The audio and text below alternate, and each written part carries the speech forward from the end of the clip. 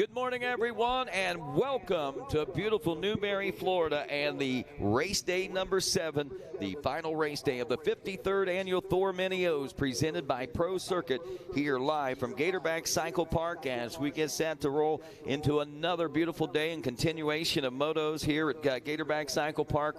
Welcome. It's a chilly, chilly morning, and of course, folks are chomping at the bit and ready to go racing for sure here this morning. Thanks again to our friends at Thor and Parts Unlimited, supporting the sport at every level and every way. And of course, Thor, the title sponsor of this great event for many years, and we appreciate that and all the dedication that they give to the event and to the riders here at the grassroots level. Also, thanks to our friends at Pro Circuit, a monumental sponsor who's been a part of the Mini-O's for many, many decades as well, and of course has always provided great service and product trackside each and every year and at great prices as they have once again this year. Thanks as well to VP Racing Fuel and our friends at Dunlop Tires, UnitedMotorsports.com. Thank you, and thanks to FMF as well as our friends at Scott Goggles and Scott USA, and thanks to the American Motorcyclists Association, the wonderful sanctioning body of this great event and many other great events all across this land, and protecting our rights and freedoms as riders here in the United States. And of course, thanks to you, each and every one, whether you're tuned in across the world on racertv.com or whether you've made the trek here to Gatorback Cycle Park in Newberry, Florida. We thank you very much for being a part of this 2024 experience we call the Mini-O's. And of course, before we get the race day underway, as we always like to do, we'd like to ask a blessing, get a positive start into the day. And once again, from the FCA Motocross here in Florida, we say good morning and welcome to Mr. Kyle McGraw, and ask that Kyle, if you would please ask a blessing on today's race. Absolutely. I'm so thankful to be here this year. This has been amazing. So cool getting to know you guys. And let's just take a minute and go to the Lord in a word of prayer. So, God, we come to you not for one last time, but for one last time this year. God, thank you for Mini-O's. Thank you for everybody that makes this happen year after year. Thank you for everything that the Curran family does, everybody in staging, everybody working back in the booth. God, all the flaggers. Thank you that we all get to come together and spend time together here at this track. God, thank you for a year that we've been able to sit back and make memories as a family. We've seen new champions get crowned, and there's more to come. And God, we thank you for that. But we thank you that the ultimate win that we could ever have is your son. And we thank you for heaven. We thank you for eternity with you. God, I just pray that every person here hungers to know you more and gets to know you better. God, I love you. I thank you for the week that we've had. Just be with these racers today. Keep them safe. Give them straight minds and fast lines. God, we love you. We thank you so much for another year.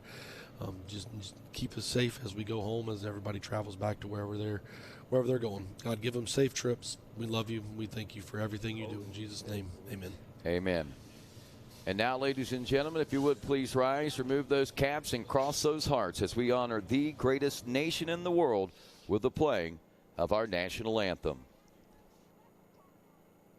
Oh, say, can you see by the dawn's early light what so proudly we hailed at the twilight's last gleaming, whose broad stripes and bright stars through the perilous fight o'er the ramparts we watched were so gallantly streaming, and the rockets' red glare, the bombs bursting in air, gave proof through the night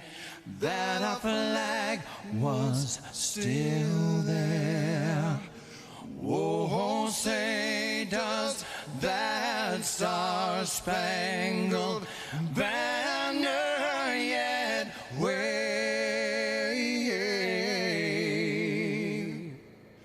o'er the land of the free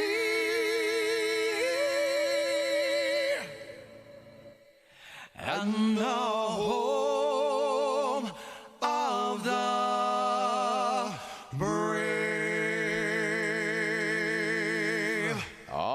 let's go racing, folks. One final time. Race day number 7 getting set to depart off the starting line here at the 2024 and 53rd annual running of the Thor Mini-O's. And, of course, the 450C getting ready to blaze the first race lines out here on the track this morning.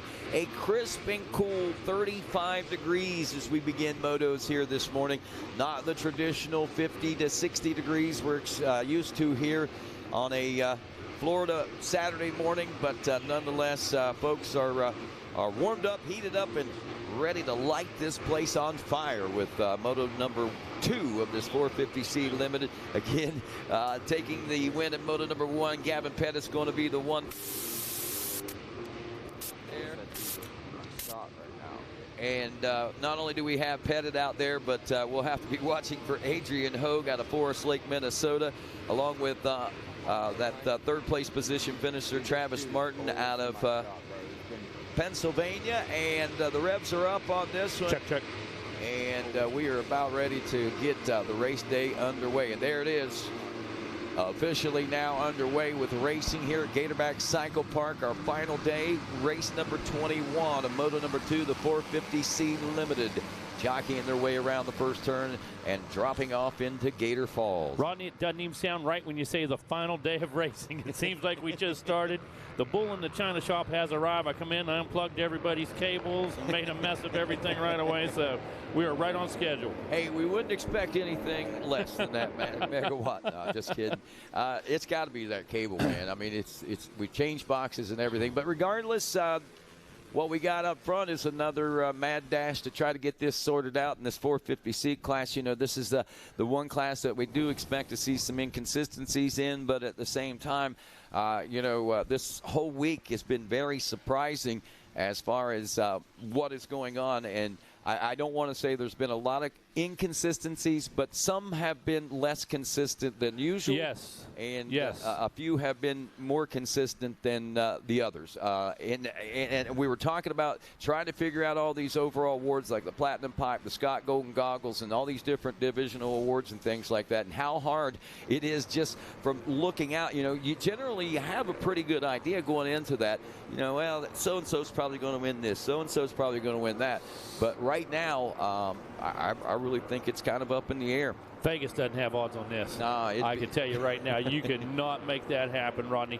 And with this many qualifiers, with this many divisions and that type of thing, it's going to be tough to see the same guy win all the way through. I mean, it's just not going to happen. Absolutely. Well, speaking of consistency, Gavin Pettit running consistently out front as he picks up with the early lead on the FXR. Also, Moto Clinic, PDR Performance, Black Diamond MX backed machine. Pettit will wrap up lap number 1 in the lead spot. And as we check back just a little bit further, that's actually showing Minton Raymer. I don't know if he got that. That was up there. Okay, so Pettit in Maverick Gold. Adrian Hogue is the number 3 position. Jacob McPherson. Meatball opening up in a number 4 position. He actually finished 18th in moto number 1. There's some of that inconsistency we're talking about. Joseph Buskirk, 5th place, the 606. Ryan Sampson running in 6th. 7th is Nathan Blackford. 8th, Louis Edsel. Travis Martin in 9th. Charlie Morrison rounding out the top 10. And just real quick to let you know where everyone settles in on the first lap. Declan Carmody, Isaac Henderson, 11 and 12. Jake Robertson, 13th. Thomas Scaponero in 14th. Austin Fluharty, 15th. Robbie Goad in 16th. Christian Nyman is 17th. Lucas Scaponero in the number 18 spot. Lucas Corcoran in the number 19 spot. And Jacob Johnson rounds out the top 20. Hey, gang, remember when you're done with your transponders, when your racing is done, please return your transponders. Jim Wells really appreciates it because Mrs. Wells will be really, really happy if you return those transponders. So we appreciate all the thing they do for us over at Live Timing and Scoring. Those guys are awesome over there.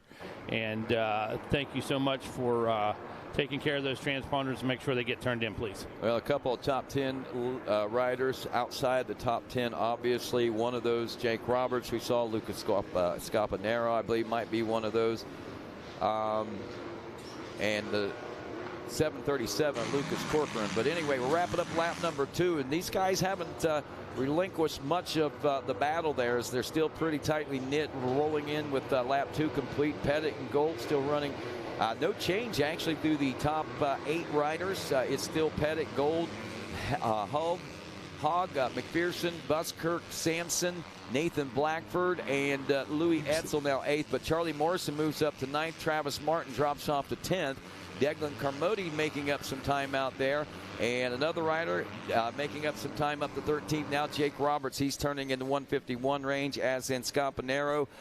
They just got to hope they can get around a few of these riders ahead of them. It's tight. Rodney, that was almost the perfect example of running order. When you say that those guys came around the exact same running order, that tells you one thing. These guys are full speed.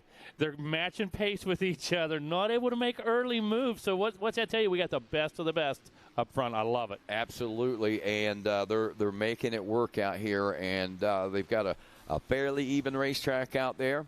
There's no 140s back here in the back, okay? No. Now, was it Kevin that did that yesterday, or who was it? Said, here, let me help out. No, Stu Baylor. Here, let me help out, and blew the system. So, again, megawatt at work here. We'll there we go. Touch of a button, and we're back up and running.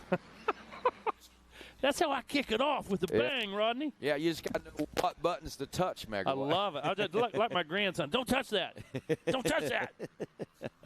Oh, goodness. All right, and I can tell you right now, Gavin Pettit's thinking, don't touch this, and you can't touch this as he's stretching it out just a little bit over the rest of the field. Gold, Hogg, is that McPherson maybe? Let's check. Did he gain one? I'm not sure. It looked a little different there in the number 2 spot as they came by the tower here. Oh, that might be. So we'll see. Maybe not. Yes, McPherson was in the number 2 spot. Sampson up to the number 3 spot. Nathan Blackford is 4th. Adrian Hogg in 5th as he drops a spot, as does Joseph Buskirk. Louis Etzel now up from 10th there on lap number 1 to 7th. Travis Martin in 8th. Charlie Morrison running 9th. He's steady there. Declan Carmody, we were talking about, he has now graced us with the top 10 in 10th place, but outside the top 10 now, Isaac Henderson and Jake Roberts. Again, Roberts a top 10 finisher, and the 345, Isaac Henderson, also a top 10 finisher. So they're trying to get back into where they finished Moto number 1 to get some of those top 10 awards here at the end of this second Moto. Yeah, Pettit doing exactly what he needs to do right now. McPherson's charging. He dropped a 148.5 last time, picked up 2 positions, and you can see he's in the attack mode. You recognize that body position of McPherson, and look at him. He had one bad moto, I believe, all week long. Other than that, that guy was up in the top 3, top 4 all week. Look at him. Wow. On the charge, but Pettit, undeterred, okay, just racing forward, but he has closed the gap right now on Pettit. The meatball's rolling right now. He's laying some sauce to it. Yes, he is. The meatball is a-rolling as we make our way here in front of the announcer's tower. Not only passing up into the number 2 spot, but that head full of steam isn't slowing him down any. He's still chomping away at the gap that we're looking at here in the number 1 spot. There is our leaders. Look at that. That gap is more than cut in half of what it was between Pettit and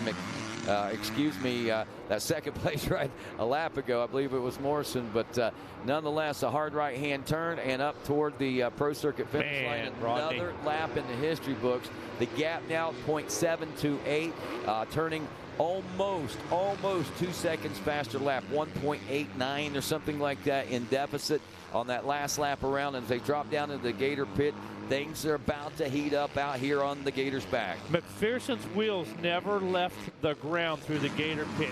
He unloaded the bike early, and when he went down over there, he never broke contact. You see how much ground he gained right through there? Incredible. And as they exit their way off the top of the Gator, McPherson still right there chipping away. Hasn't been able to show him a fender yet, but as we head out back, I think we're about ready to see some glimpses of who's behind him. For Pettit, the 45 machine, he knows someone's back there. I'm sure he doesn't recognize who just yet. Oh, look at this, Rodney. Jacob on the move, goes around the outside because he has to, not because that's the line he wanted. Took the line that was open, Rodney. Watch this. He's on the extreme outlide, the Thor line. I thought he was going to try to rail there for him. I did too. Yeah, wow. And Sampson got a front row seat in third place. He's watching all this unfold right now. He's watching both their lines. Wow, I'm sorry. I'm holding my breath right now in anticipation of what's about to take place here as these riders now work their way down the spectator fence once again and back towards the finish line region through the twisties, if you will, that split lane. McPherson nearly using that inside line to capitalize there. Definitely. I believe that Pettit knows exactly who he's battling with now. Holy cow, this is the closest they've been, tire to tire, front to rear, as they work their way down in this final right-hander. There's the white flag, Rodney. That one's this quick. One more to go. McPherson now .374 right there on the rear door. 0.3 of a second faster. Pettit has risen to the occasion at a 148.9 and a 148.6. Now, just keep an eye back in third. He's not back a player yet, but he just turned about a second and a half faster lap time than both of our leaders right here as they continue to battle up front. This can and looks like it's about to shape up into a three-way battle for the #1 spot as Ryan Sampson, the 76 machine, is on the move now. He absolutely is, Ryan. Rodney, he has hit the afterburners on this one. Picked up, like you said, about a second and a half. Now, Pettit, he has absolutely answered. Opened up about 3 bikes over Meatball last time around. But here comes Jacob McPherson. This is where he's faster, Rodney. When we get up into 20 miles of bad road, watch him. And here we go. He's going to slingshot around the outside once again, but also Pettit. To the inside. Switched up lines that time. Doesn't pay huge dividends. Let's see what happens through the end of this roller section. Actually cost him some interest right there. Trying to position himself a little bit. Yep, I think that one little line choice right there might be the difference in Rodney. This one's going to go to the flag. I'm telling you that right now. Here we go, the split lane, the twisties. McPherson really making some gains through at that time, and he is in a much better position as we get set to dive down into the Gator Pit one final time as we charge for the checkers. Will he be able to make a last lap? Stand him up. Pass right here. Hard right here. That's your only option right there, Rodney. Look at this. On the gas to the finish. .251, but man, Gavin Pettit wins that one by the skin of his teeth. Let me tell you, he looked over and said, "Got you, son," but he knew he was in a battle. Meatball bringing it on. And Sampson in that thing. Holy cow, amazing ride. Yes, absolutely. They all, amazing ride all the way around because we lost track of what was going on out back right now. And here's what took place there.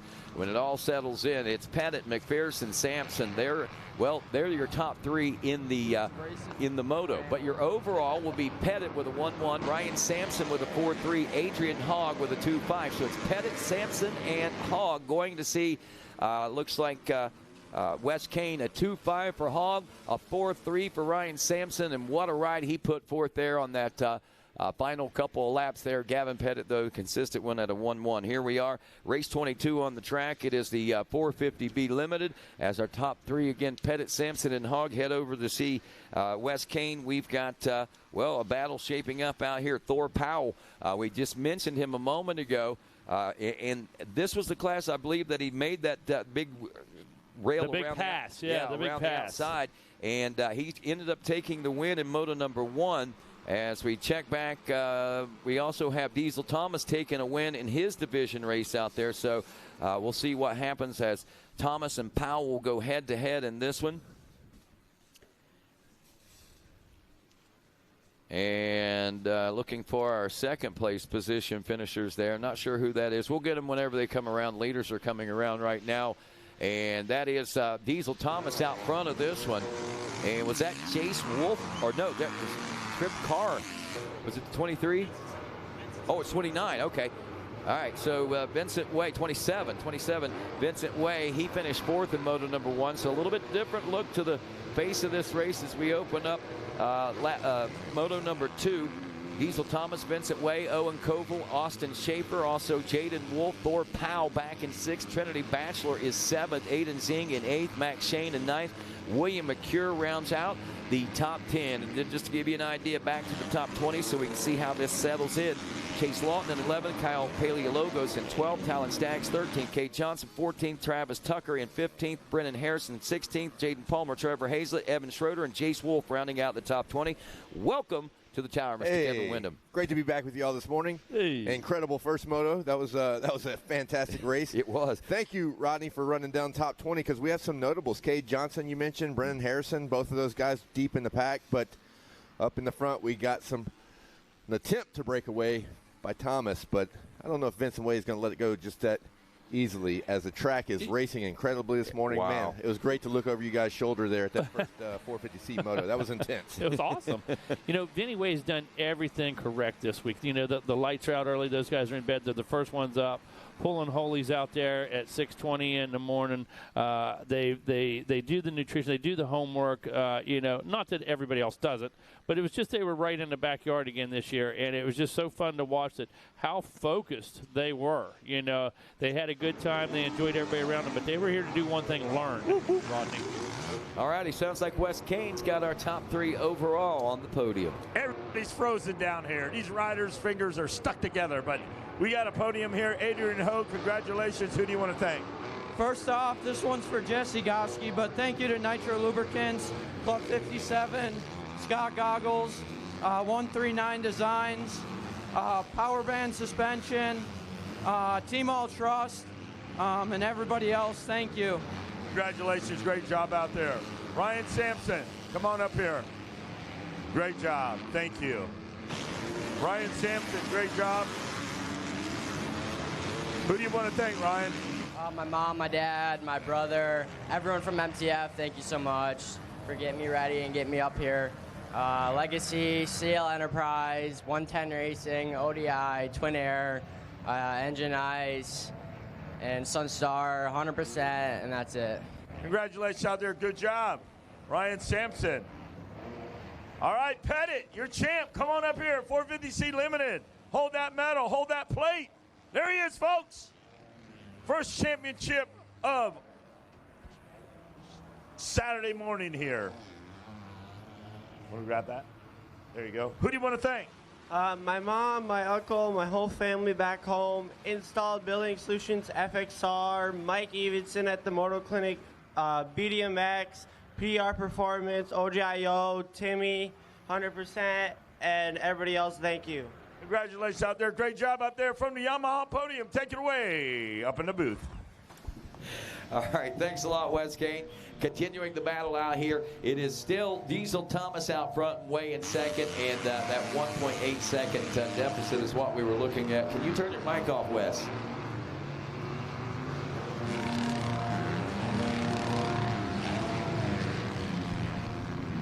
Wes Kane. Wes, turn your mic off. All right, Judge, shut it down. Anyway, Diesel Thomas, Vincent Way, Owen Koval, Thor Powell now up to the number 4 spot.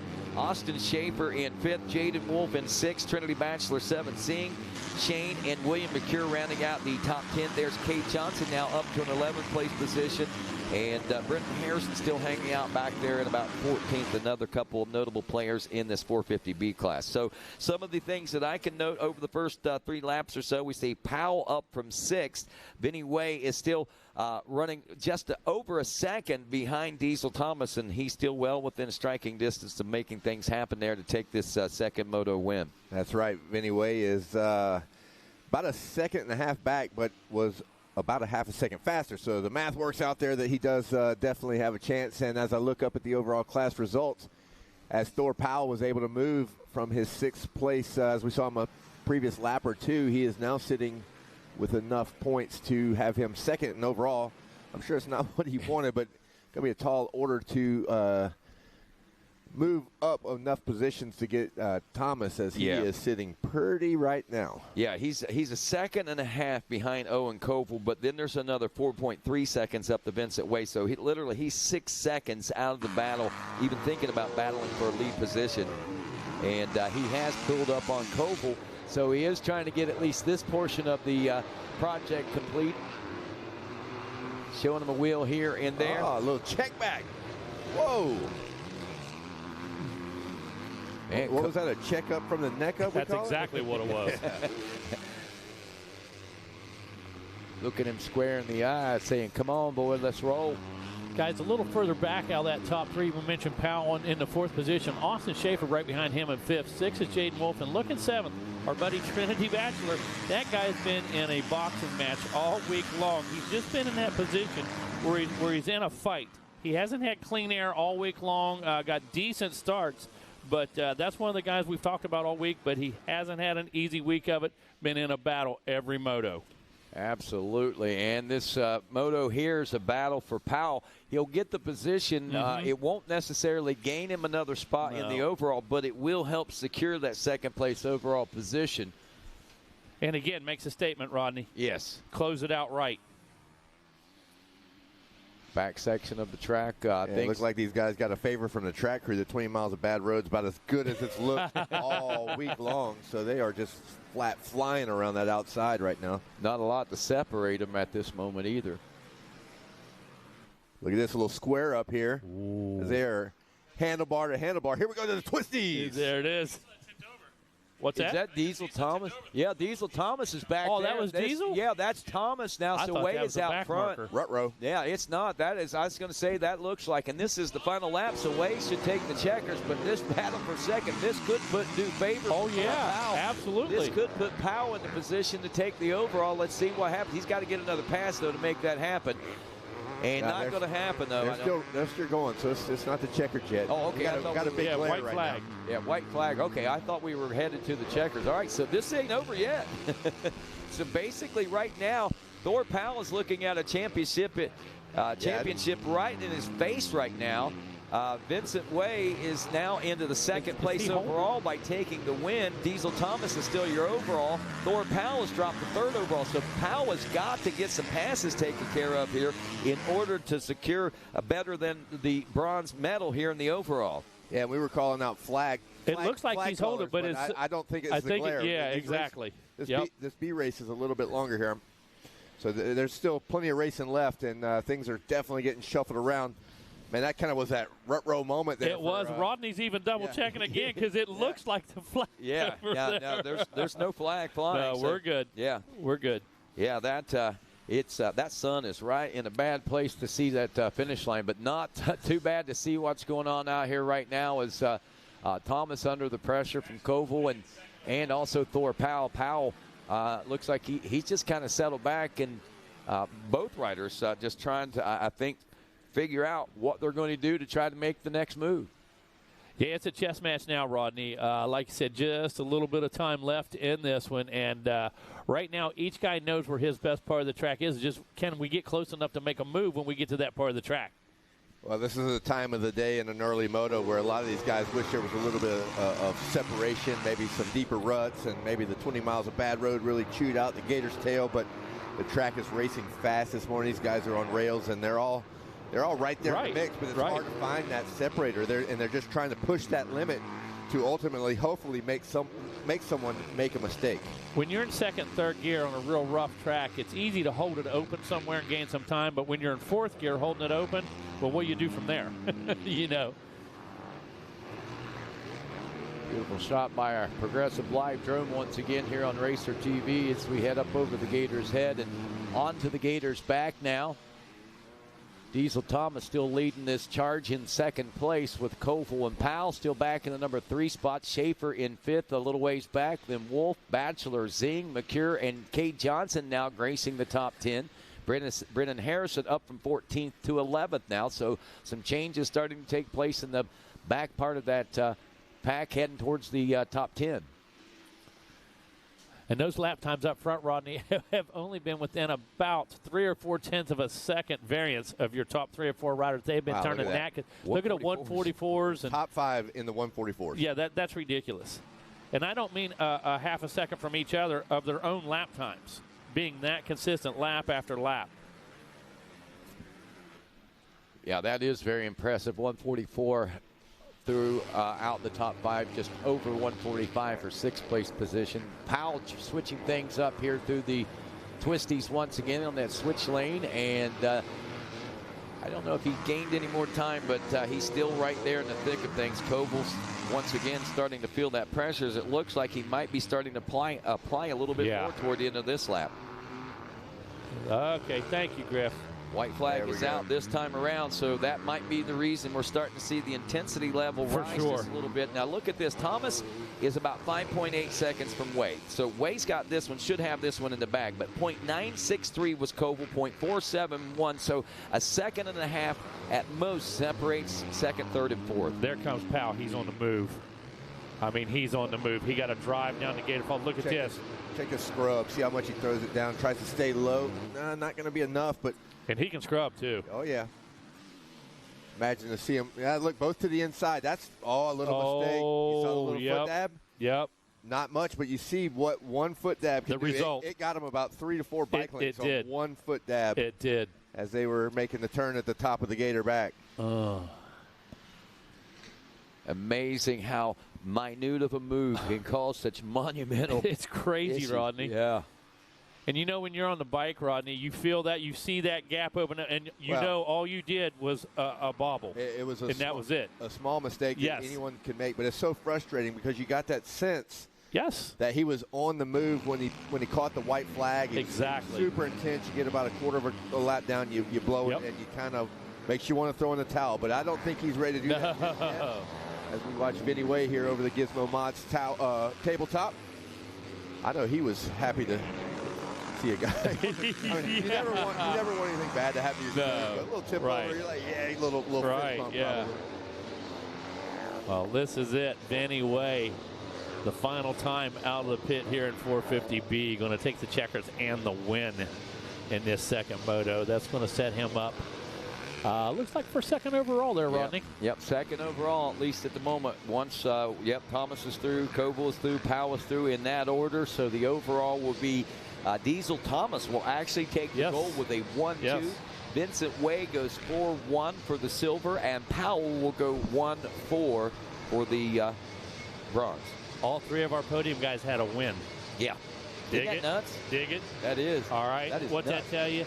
Got the three proper guys on the podium. Not that everybody didn't put down a beautiful race, a fantastic effort, but three guys with 3 wins on top of the podium. Good point. Touche Megawatt. Again, here's the way it breaks down in the top 10 for the second moto. Way, Thomas, Koval, Powell, Schaefer, Jaden Wolf in 6th, Trinity Batchelor in 7th, Aiden Zing in 8th, Kate Johnson 9th, and Brennan Harrison moves into the 10th place position. Again, going to the podium with Wes Kane will be Thomas for gold, Way for silver, Powell for the bronze. And we are set and ready to go next with race number 23. Still haven't taken off the gate. There they go. They're headed off the gate now. This is the 85 cc's.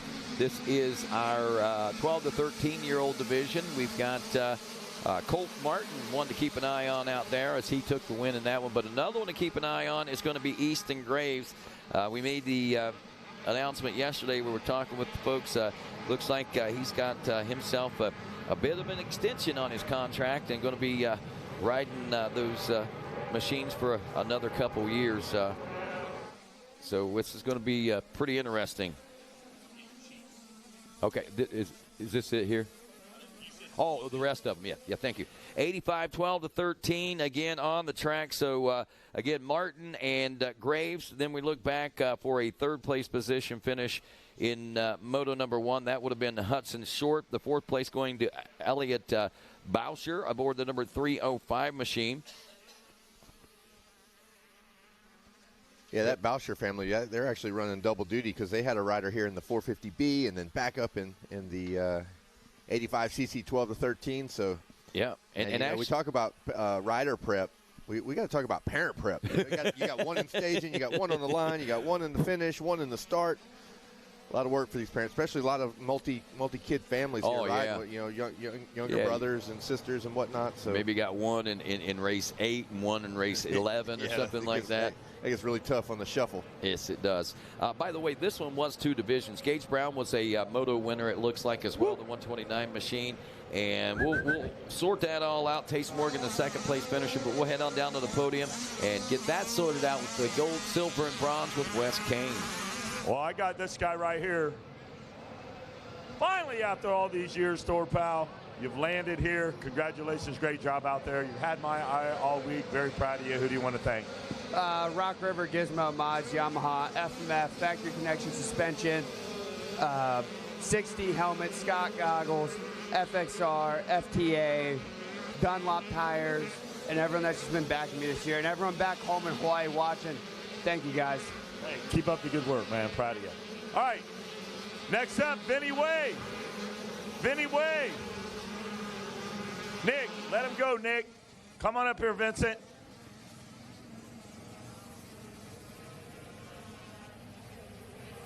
Here we go.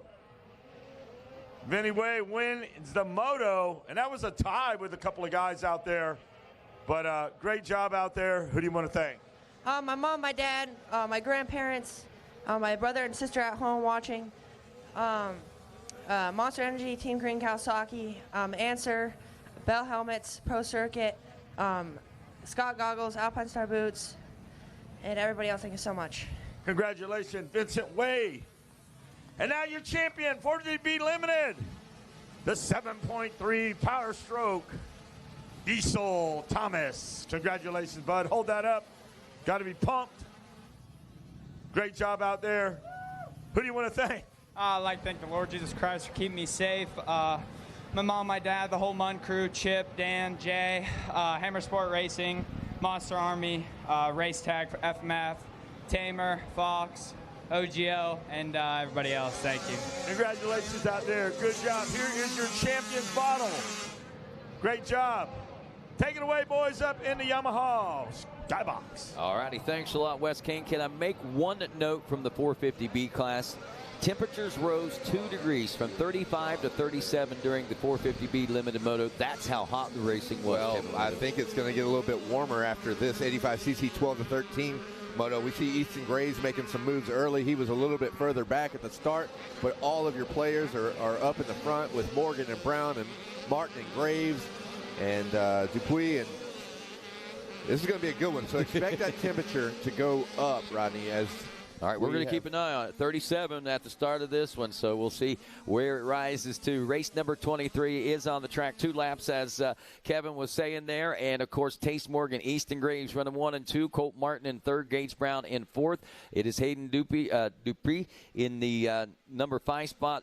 Boucher in 6th. Hudson Short in 7th. Brace Danauer, in the number 8 spot. Max Daniels in 9th. And Easton Kirby rounds out the top 10. That's what we're looking at right now. And as we look onto the Racer TV screen, look at that nose-to-tail battle, Kevin. Yeah, well, I think there's a man on the move, and the color may have changed from blue to orange, as it appears to me that Easton Graves, as we watch Racer TV, has made the move. And I believe I saw him back as far as like 7th or 8th, so that is bad news for the competition. You do not want the 31 to break away, as it appears as though he's over the Gizmo mod table that he has the number 1 spot. Yep, and whether or not you want him to break away, I don't think you're going to have much to say about it today. We'll see, though. Morgan and Martin and those guys and Brown, they know how to run a good pace as well. We're now 3 laps solid into this race. We're getting toward the back side of things out there, but things have spread out a little bit. The guys have gotten themselves into a flow and into a groove, and this next couple of laps could get pretty exciting here. So Easton Graves is your new leader. Tace Morgan in 2nd. Martin, Brown, and Dupree holding on to consistent 3rd, 4th, and 5th. Same thing for Boucher. They're back in the number 6 spot. Yeah, and as they run right now, it's still with laps to go. So Easton Graves just got bumped to the top of the overall class results for 85cc 12 to 13. That bumps Morgan back. So I think Tace Morgan understands the significance of that pass that just happened that last lap. So he will do everything that he can to latch on to Easton Graves.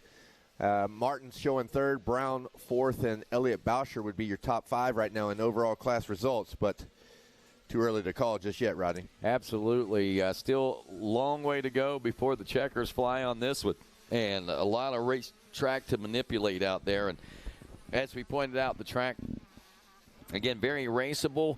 But the separators are starting to show out there a little bit as each race goes around. And right now, Graves, he seems to be the separator. The lap times is what's separating him from the rest of the field. Almost 2 seconds faster than Tace Morgan. Colt Martin, though, turning in the 150 range at about a 150 and a half, so he's dipping down there trying to get around Morgan. We'll just have to wait and see. Now, this is a big moto for Easton Graves as he's in the driver's seat right now. But if you remember yesterday, he had a tip over. And then late in the day, late in that particular moto, we saw him kind of riding around the track. No harm, no foul. Right. Obviously, his body is fine. Something that happened in that moto, so I'm sure he feels like that was a drop ball, so to speak. So it's really important for him. I mean, everyone knows how great he is and will be in the future as he continues to drive ahead and solidify his chances to move through the ranks and have great, bright things for this young man's future. But nevertheless, the ball was dropped yesterday. He's good to see him rebounding and in a great position right now is the 31. Absolutely. And if he takes this win, then, you're only as good as the last race. That's pretty good. You think about your last race the most, and absolutely, that's a point well taken right there. This will be the one that you want to have as the last. Exactly. Let's forget about yesterday. Yesterday was the past. We're moving on. Nobody says, man, last year. Remember that time I had a third last year? Well, I sometimes talk about 2008 a little bit. You remember that time in 2008? Bad part is I do. That's the bad part. But they're good stories, too. Yeah, they're good stories. Oh, man. Yeah. So lap 4 down, working on lap 5 now for Easton Graves. He should be checking in here soon. 1.9 seconds is what they've separated themselves out. He has separated himself out to the rest of the field. Tace Morgan now looking at 1.1 over Martin. Well, not anymore as we have him on Racer TV. Martin has made the pass on Morgan. Good job, Colt Martin, as he was in the 20-mile of bad road, setting it up through the gator tail and through the rollers. Made the pass. Now they're already to the split lane as they go over the Gizmo Mod. And I got a feeling like Colt's looking ahead. He is on a charge right there, and in the windshield, not very far ahead is Easton Graves. So as we watch timing and scoring as they come around, Rodney, I'm thinking you're going to see a heater from Colt Martin this lap. So white flag coming out. We may see 2 heaters in a row. Graves checking in out of Walker, Louisiana, a 149.279, right at a whole second faster than Easton Graves, but he is 2 seconds behind heading into this final lap. But, again, we know how quickly time eclipses and is made up whenever you get in this situation right here. You see it, the blood's in the water, the sharks are circling. And the shark today is Colt Martin. Over the back of the gator now. Around the key and heading down to the heart of the racetrack now. Graves, Martin. Look at Racer TV here behind you. This is really tightening up. I think that Graves has to know what's going on, right? Oh, He's yeah. a smart rider, no question. but Martin is there. One little bobble right here as Martin dives to the inside. He is wide open through 20 miles of bad road. Look, as Graves goes inside, Martin outside. Let's see what happens here. Side by side yet again. This is where he made the pass a lap ago over Tace Morgan. So this is the bread and butter of the race course for Martin. He knows right where he wants to be and trying to take a bite out of Easton Graves right now. We may get a chance to see this pass unfold right before our very eyes as they're making their way through the twisties now. This is reminiscent of Pettit and Powell there a little earlier. Looks like Martin might have lost a little bit, but at the same time, as we dive into the gator pit, he's got some good momentum going. Wow, running out of time, one corner left. Easton Graves just needs to protect as he does. Good drive out of the pit, but here they come.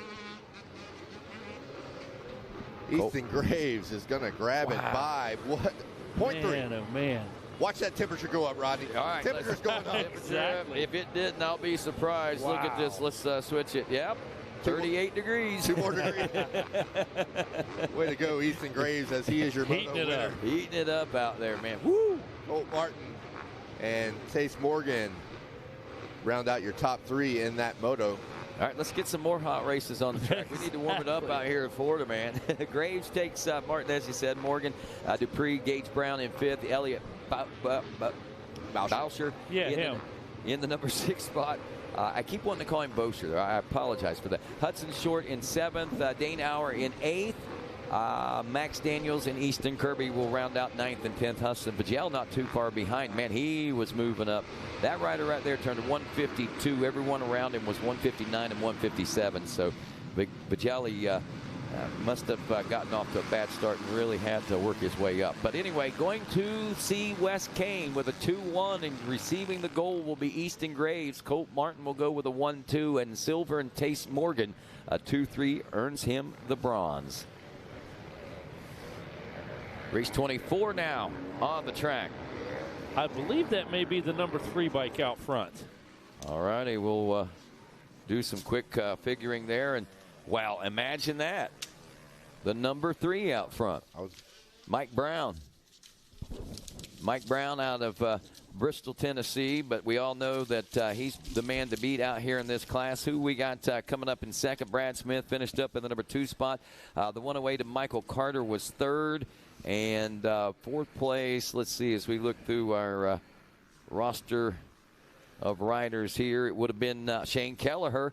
And rounding out the top 5 then was Robert Fitch. So I can't remember. Is this the one where did Smith in one of these classes? I can't remember which one it was. But maybe over in a Supercross class might have put a little pressure on Brown at one point. No, it was here. It was over here. Was it over here? Okay. Yeah. All right. So this might be the one then. So we'll have to wait and see if we can see that excitement level rise again. And how about Paymart, Gruey, and Kelleher? Those guys battling it all week and stuff. Yeah, you know it, man. Battle. Absolutely. Every time. All right. Look at that. Brad Smith right behind Mike Brown as they wrap up lap number 1 back there in the number 3 spot. The 13. Was that Martin Garcia, possibly? Or did I misread that? I didn't care. That glare's killing us right now, Rodney. Garcia got 7th in Moto 1, so it's not out of the realm of likelihood or possibility either one. It is Garcia. Brown, Smith, Garcia, Keller are in the 4th place position. Casey Clark in 5th. There is Frenchie, old Gregory Paymart, the 444 in the number 6 spot. The judge himself, Mike Judge, 122 in 7th. Justin Pfluger is 8th. Jeremy Tiffany in 9th. Adam Osborne rounds out your top 10.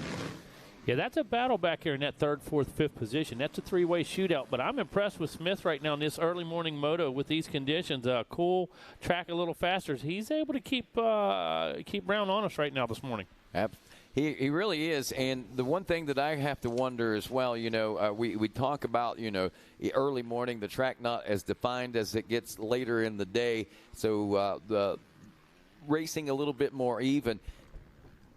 What kind of speed does Brad Smith has? Can it match against Mike Brown? Because we know he is so able to race on any type of surface, any condition. I mean, he still is able to push out ahead. And it sounds like, speaking of pushing out ahead, our top 3 finishers who were able to make that happen there just a moto ago are down on the podium with Wes Kane. All right, I got him. These poor guys, hands are frozen, faces frozen, but they're up here soldiering on.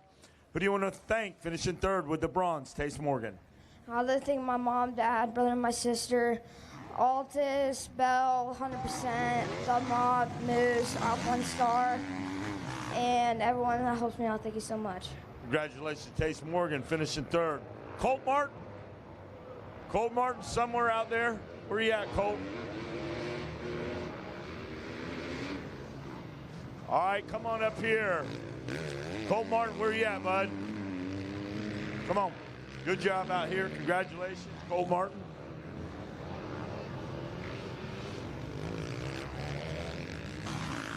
All right. Hold that medal up. Good job, bud. Guys are tough, man. You guys are amazing. Who do you want to thank? I want to thank my mom, my dad, my brother, my Margie, my papa, my TT. I'll thank 60, Oakley, FXR, Up on Star, Deft, EVS, Major Metals, Tierra Saddles, Factory Connection, Roos, Bellray, Hydro Power, Monster Mike, Monster Army, and everyone else. Thank you. Hey, man. Good job out there, bro. Good job. All right, Colt Martin, come on up here, champ. Got a blanket wrapped around him. Come on up here, Easton Graves. 12 to 13 champ. Hold it up. Get that medal up. Good job. Champions bottle. Hold that. Who do you want to thank? My mom, my dad, my brother, my sister, KT Morris Brigade, Dunlop, Scott, Seven, Bell, Lynx, FMF, Pro Taper, Asterix, Alpine Star, Monster Army, Bees Moto Lab, Tamer, Ethica, ASV, everyone else that helped me out. Thank you so much. Congratulations out there. Easton Graves from the Yamaha podium. Take it away up there, Rodney.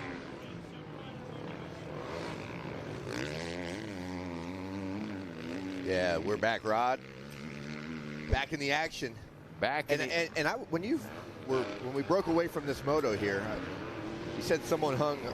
You were talking about Brad Smith hanging with Brown. I was like, what in the heck? Because I don't think I was up here for that, right? Mm-hmm. Like, what the heck's this dude talking about? As it turns out, he's talking about Brad Smith, and he's doing it again. Like, you know, it's not about 2 seconds. That's not nipping at the heels, so to speak, but very impressive ride. As anyone who can hang with Mike Brown is pretty dang fast. Yeah, I mean, consistently they've been turning in the 147s, though he's 2.2 seconds back and a couple of tenths off the pace. He's only losing a few tenths a second, or excuse me, a lap. And Smith is right there on the pace, or has been so far with Mike Brown. You know when a rider is doing well and getting on Mike Brown's nerves, when he actually checks his six. That doesn't happen. He did a little check back on him over the tabletop here. Like, let me see where my comp is. I don't know the last time Mike Brown had to do that. I don't remember it by any means. Hey, another battle. You know what's funny is Mike Brown looked like he was plus 50 eligible when he was racing 250s. You know, he's looked the same for 45 years, and he's been bald for 35 years, and he's had the same look his entire life, man. I love it. The guy hasn't got older. He just grew a little older quicker than some of us, and he has stayed the same for 35 years. Well, I've watched him and obviously raced against him and many different things, but a couple of years ago, when he was, you know, kind of in his second prime, you know, obviously you can see him. I can see a little age starting to come on Mike Brown's riding style. But just 2-3 years ago, I thought mechanically he was as sound as he had ever been. Now this is a champion, like you know, he's won on the pro ranks. He's raced every form of racing that you can see. But he was just crisp and just super precise on his bike, and honestly, his pro career wasn't that precise. No. He was fast as he could be. He was a banger, dude. He was a banger, but it was just, you know, his precision, and I guess that part of that's coming because when you're 40 plus and whatever, you don't want to be a banger. You don't want to hit the ground no more. Right. But he's just super sound rider late in his life, and it's fun to watch. Hey, you know, always on point, always up to the times, and always listening to us. Jeff Cernick over there says, hey, you got cold fingers, got cold digits this morning? I have the 100% Brisker gloves, the winter gloves, the cold gloves. So stop over and see Jeff at MX Tire and Cernick's Racing. Hey. He's going to fix you up with with winter gloves. Yep, absolutely. Hey. As well as tires on I know they're doing it. I know they're mounting them. I know they're doing their deal. But could you imagine mounting a tire in 32 degrees, 35, whatever it was this morning? That rubber's hard. Yeah, the hands absolutely. are cold. Have you seen the hands on Jeff Cernick, though? All right. His fingers look like bananas. Yeah, all right. Well, he grabs a hold of a sidewall. He can break a bead by just leaning over and crushing it with his hands. So he's mounted a few tires in his life. Could you imagine? Like, we talk about how many laps these riders complete. Oh, this how many rider knobbies? does work. This rider, he's in the grind. How many tires has Cernick changed in his When life? I call him the knobby ninja, that is the highest form of respect, bro, that you can throw on a guy like him, for sure. Mike Brown coming around to check in with 5 laps complete. This will be, is this the white flag? White flag flies, Rod. Now, what I will say, on lap 4, it looks like Brad Smith may have broke a little bit because he went back to a 152. That gave Mike Brown an opportunity to slow his pace down a little bit as he opened up the gap to about 5 seconds. Smith stayed pretty consistent with a 151 that time, so he actually gained a little more time back on Mike that time. But Mike eased it up to a 152 all the way from a 147. So we know he's got more in the tank. He doesn't feel that pressure, so he doesn't need to go that fast. Now an 18-second gap back to Keller in 3rd, Martin Garcia in 4th, Casey Clark in 5th, making some gains on Garcia, it looks like. Kelleher going to leave out of here with a couple medals, man. Yeah, and he that's a rider that had to do a little bit of come from behind here. He didn't get a bad start. talking about Kelleher, but he wasn't where he's at now. He's moved to the front. Yeah. And, that, again, that's what you would expect as our 3 in this moto will also be our top 3 in the overall. So, So it's shaking out where it's supposed to be, and some riders, if they're not getting the start they want, they're making their move towards the front. And Shane Kelleher was one that was on the early move, as he's probably found his home as he is in 3rd place right now. Yeah, he's had to dispose of a couple people over the weekend and did a good job of it, man. Very consistent, very steady. Speaking of consistent, look at the overall finishes. The top 9 riders, the way they're finishing there is the way they go to the overall as well. That's incredible, dude. 11th is 10th to 11. Overall. Yeah, the 11th place rider is 10th overall in this moto. Right, backwards. Yeah, just flipped it up. That's crazy. Yeah, that's consistency amongst these senior 40-plus riders, though, too. Well, they get to work every morning within 2 minutes of the same time. They eat dinner every night within 30 seconds of the same time. They're pretty used to routine, Rodney. And the routine is... Go ahead. It continues as for Mike Brown. He just takes the checker and started to jump on you there, Rod. Nope. Run him down. Nope, you were absolutely right on point there, Kevin. And Mike Brown does take the win. Brad Smith, again, still on the clip there. Turns just under 3 seconds gap behind Brown. But we all know Mike Brown pretty much commanded and controlled all the way. He'll take the gold. Brad Smith will go 2-2 for an overall second. Shane Kelleher will finish in the number 3 spot. He goes 4-3 for the overall 3rd, and he will pick up the bronze. Garcia and Clark will finish 4th and 5th, and that's the way they'll finish for the overall as well. Garcia actually going 7-4 for 4th, and Clark going 6-5 for 5th overall. 250C Junior on the gate, set to roll next, 12-17. Race number 25 in your program. Moving quick, couple. And they are off. Players in this one include the 050 Jack Smith. I think he's the one to beat, even amongst both divisions. Jacob McPherson, as fast as Meatball is, I think that he's going to have his hands full out here. But time will tell if it could be another rider rising to the occasion out there. We also see Drew Roberts finishing strong in moto number 1 with a 2nd. Christian Knight. Oh, is that McPherson down? He might have got run over, as a matter of fact. I don't know that it was Jacob, but it looked like it may have been. See him picking his bike up on the first jump there. Oh, he's definitely okay. But I think that may be McPherson. He may be one of our key players in this one. Well, if that's the case.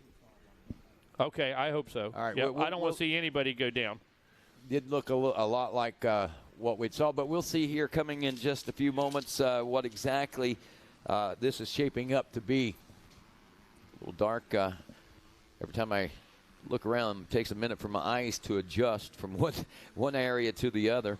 Shadows long this morning, but the sun coming up and temperatures are rising. Started out at 35 degrees, I think, this morning, and now pushing up near 39. So we've gained a few degrees here this morning.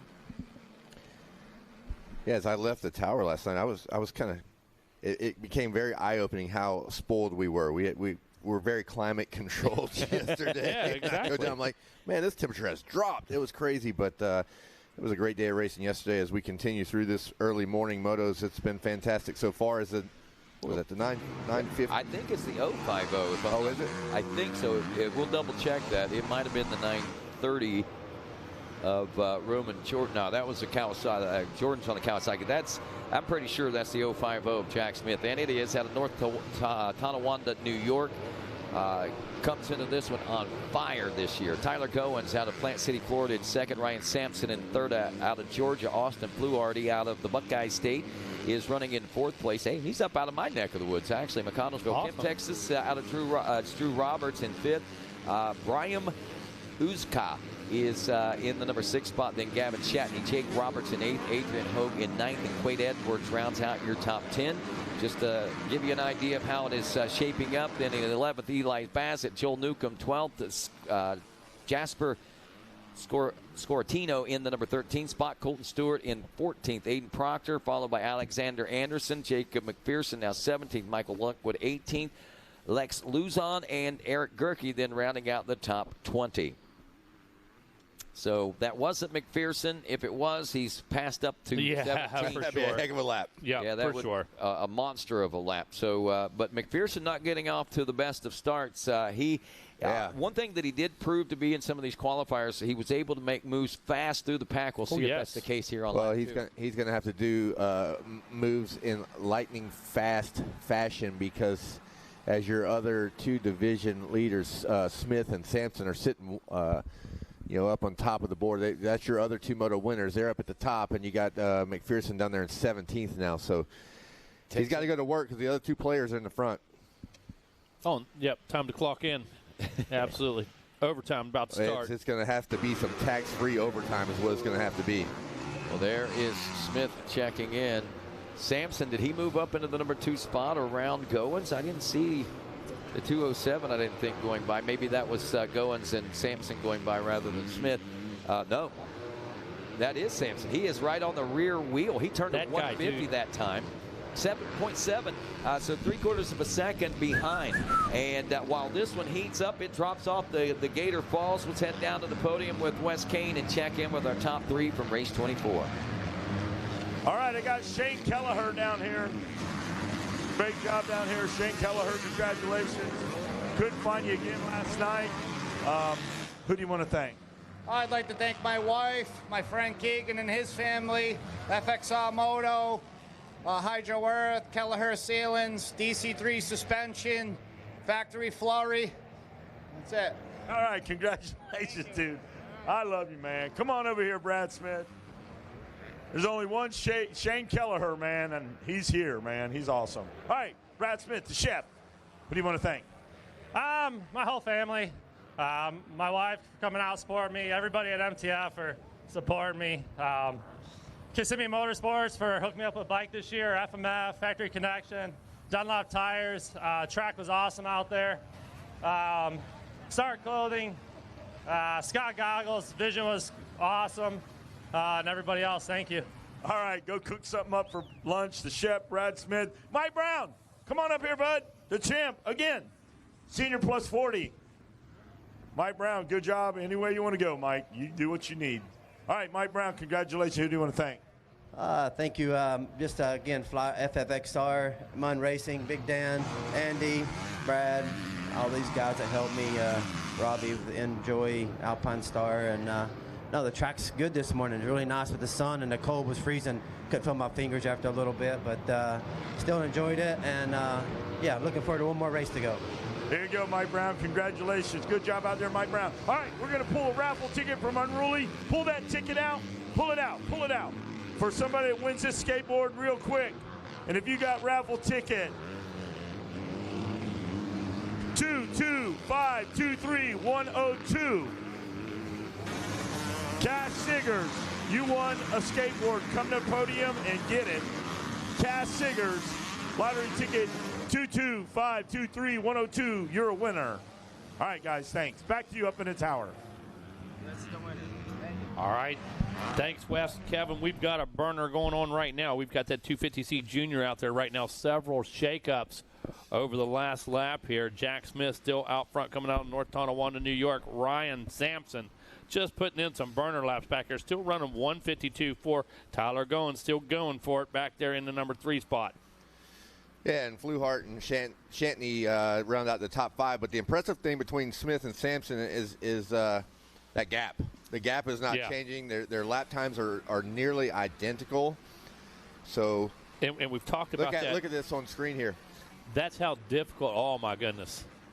I mean, this is handlebar to handlebar, tire to tire, in the air at the same time. No following. Look at them trying to find some different lines. Again, early in the morning, track's not super rough. Where they at, Kevin? Whoa. We do have some. Oh, the twisties. The twisties got just a little bit Sampson, as he was. I was just about to say the track's not super rough yet, and he bumbled in a rut. Yeah, he did. So they are starting to establish. What are we? 3 motos in this morning? 4 motos in this morning. 4 motos in yeah. this morning. So the ruts are starting to develop a little bit, but no harm, no foul, as Sampson's still right there in tow as they're in the air at the same time over the finish. Jack Smith holding them off yet again, but look at the gap. 0.5. The same. It's not changing. Staying right where it is, absolutely. Now look at this. Shatney picking one up there. He picked some speed up. He's on that number 845 Honda. That means Fluharty gave one up. Quade Edwards picked one, or stayed in the 6th place last time around, all the way from Fresno, California. Another notable that is outside the top 10, Jacob McPherson, one of your heat winners there in Moto 1, still outside of the top 10. He is trying to do work, but it is tough this morning. He's picked up 5 spots. Yeah. But in Moto 1 winner, so, Sure.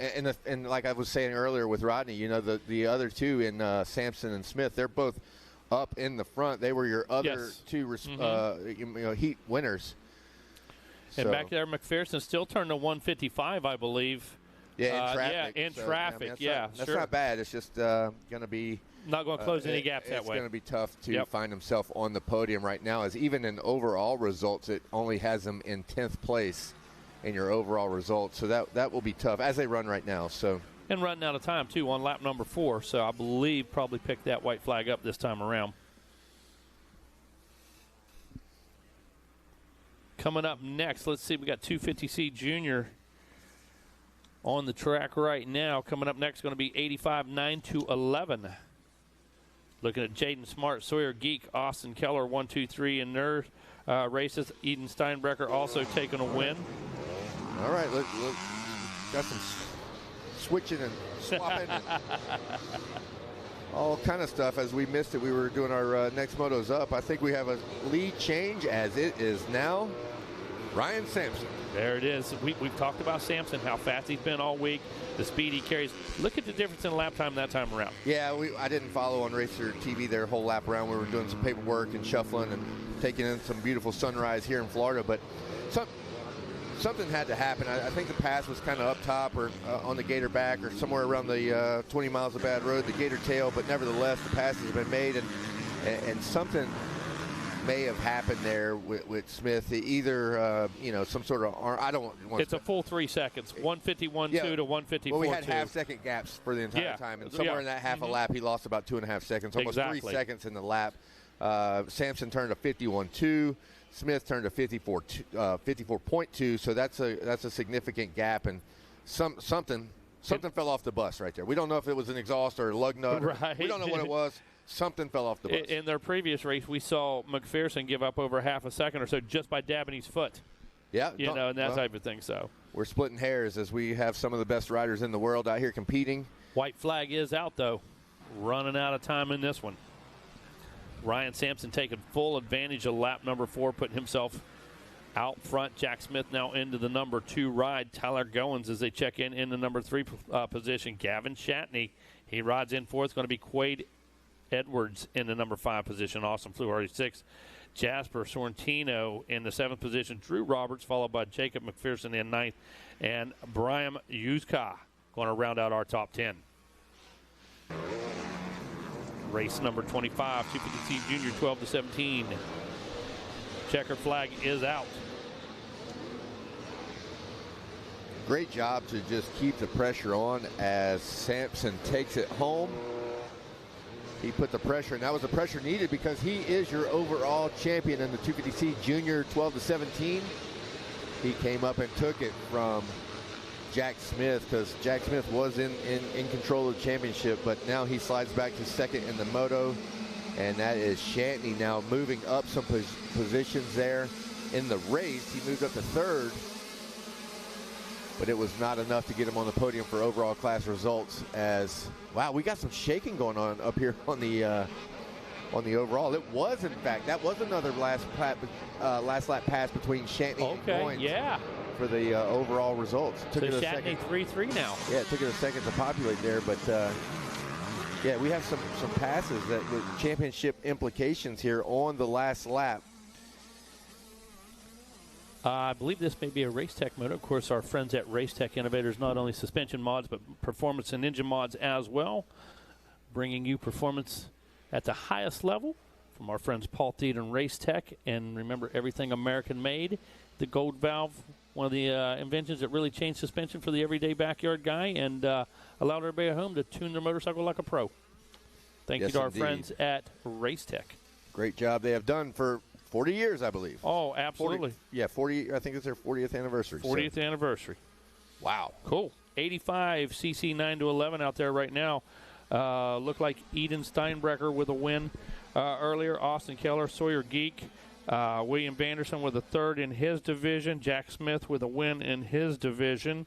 Looks like Kristen Nyman with a second. So this one's shaping up just like the rest of them here as we continue to wind things down.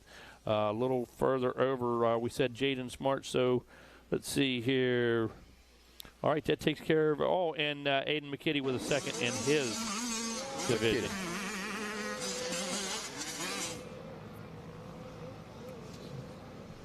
Down into the Gator Pit on lap number 1, Kevin. Here we go. Up and out through timing and scoring. Who's it going to be? Jaden Smart. Oh, it is that number 4 machine out of Berry Creek, California. Jaden Smart, Trip Glasgow out of Cairo, Georgia on that 152 gas. He's in the number 2 right there. Steinbrecher, Joey Vicari in the number 4 ride. Steinbrecher in 3rd out of Fair Oaks, California. Carter Pilgrim comes through in the number 5 spot. Tiago Gross in 6th. Holden Lampkin in 7th. Going to be Chance Holberg in the number 8 ride. Eli Herrick sits in 9th. And rounding out our top 10, going to be Talon Leach here in 85 9-11 after 1. Good to see Holden Lampkin out here in the 7th place position. I had actually talked with that family yesterday, and he had taken a fall and was not able to finish the moto, kind of down and out. He actually missed the next moto at the moto after his fall. He decided to set that one out. Let's try to recover a little bit. And now he is back up and ripping as we will see how this thing shakes out after a podium interview from Wes Kane. Take it away, Wes. All right, I got Shatney up here, going to finish up 3rd. Who do you want to thank? My mom, my dad, Active Ride Suspension, H&R Power Sports, Step Up MX, my sister, and everybody else. Congratulations out there. Good job out there. Get the shot. Hold that medal up. Let them know. All right. Where you at, Jack Smith? Good job, bud. Take one of these. Hold it up. Oh, there you go. Turn around. Good man. Jack Smith, congratulations. Who do you want to thank? I'd thank my mom, my dad, Hablers, and everybody else that was watching it back at home. Great job out there. Congratulations, Jack Smith. Where's my champion at? Ryan Sampson. Great job. Going to let you get there. Hold that medal up. Hold that number 1 plate up. Congratulations. You are the champ. Good job, man. Take that. Who do you want to thank? I'd like to thank my mom, my dad, my brother, everyone from MTF, Lil B, Colleen, Jacob, Forget Me All, like all prepared and ready. 110 Racing, Legacy Graphics, CL Enterprise, Twin Air 100%, Sunstar, ODI, and that's it. Thank you so much. Hey, love the gloves, man. He's got the Dan Marino isotoners on. Good job keeping them warm. Back to you guys up in the booth. All right, thanks a lot, Wes. Congratulations to our winners back out on the track. Action hot and heavy. Jaden Smart continues to lead after 2.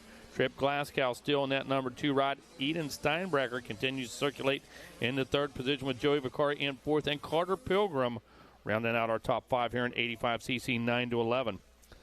Coming up next going to be our 250A. That's race number 27 on the gate. 250A in staging race number 28. That's going to be your mini senior 2, 13 to 15. Pre-staging for race 29, 250B.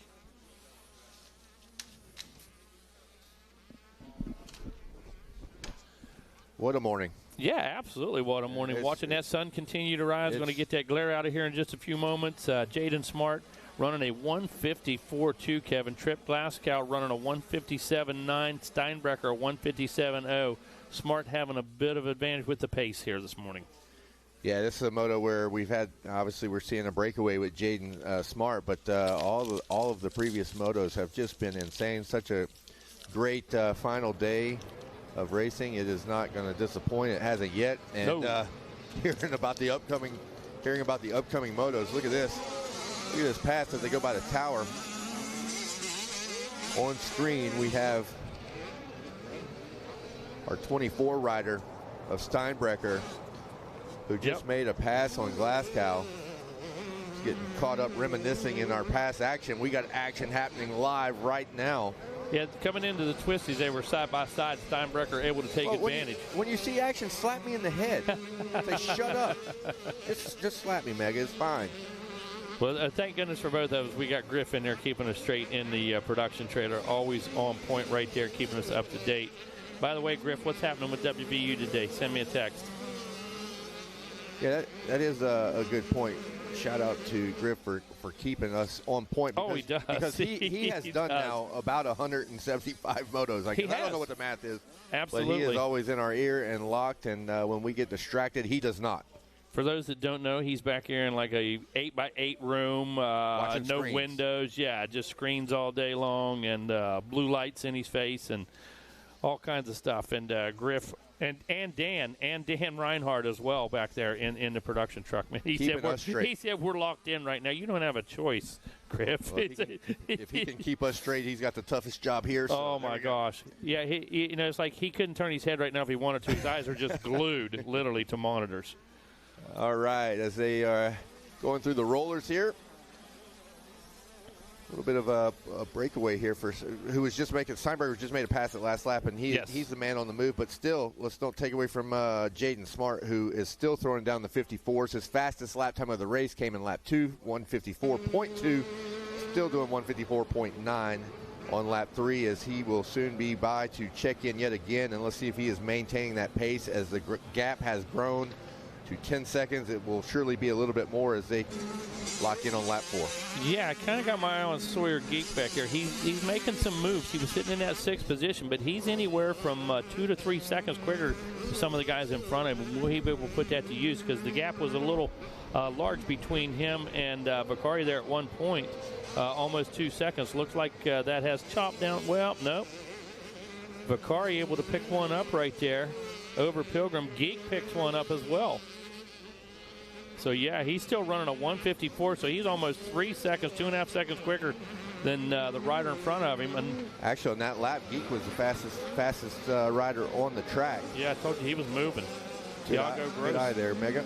Tiago Gross in that 7th, Austin Keller 8th, and Holden Lampkin round out that top 10 as this one starts to run deep. Now we're 4 laps in. DePino now in the top 10 as well. Man, those guys are fighters. KK and Kevin DePino, those guys always in it, always fighting, slugging it out. I believe they're down at SOBMX area. I believe Hammer, South Carolina. That's exactly where they are. Been down there, done some of the championship races and stuff, and those kids, the family got a great program. Got a battle on screen again. That is, I believe that's Vicari and Glasgow. So the pressure being applied as I believe Vicari is not done. Yeah, Glasgow right now, he just has to focus forward and race. I believe going to pick up the white flag this time around. Looks like the white flag is in finish line flagger's hand. Yep, absolutely. So 4 laps in the book here. Yeah, white flag is out now, Kevin. So this is it. Going to be go time. It is definitely go time. As if Pilgrim wants to make a move, Vicari, they need to get up there on the rear fender. Glasgow trying to defend right now. As I'm watching them through the twisties, both of the riders taking the same line there. So that will be interesting. As with 1 to go, you need to start planning. You know, if you're in position here, because between Glasgow and Vicari, we're only talking about either a second or less than a second now. Right. You need to start planning where you're going to attack. Yeah, right? well, yes, absolutely. It should be set up by now. And I'm starting to think about, heading down to the checkers. If we're in the same line in the twisties, does that leave only the gator tail to get it done? Yes. Or where you got to be? Well, right now we're going to see him trying to put some pressure over the gator back as now we jump to our leader as we see him drop back in. But if the camera stays where we're at, watch this battle here, because they were side by side over the gator back. Steinbrecher and just here they came come. Through. Yep. Oh, now we're back to the leader. So Jaden Smart on the number 4 machine. There he goes on that rear fender down 20 miles of bad road. Rocking the flannel this morning, Smart looking ride. good. Let's stand. You see how that's pretty bad already. Pretty strong, isn't it, dude? Looking strong. Good, man, huh? Yep, standing and attacking and got the sky blue helmet rocking, looking good. Well, it doesn't get to be much better than this. He's sitting on a 1-1. Yeah. All of our front runners are up there. Look at our 3 Moto 1. Yep.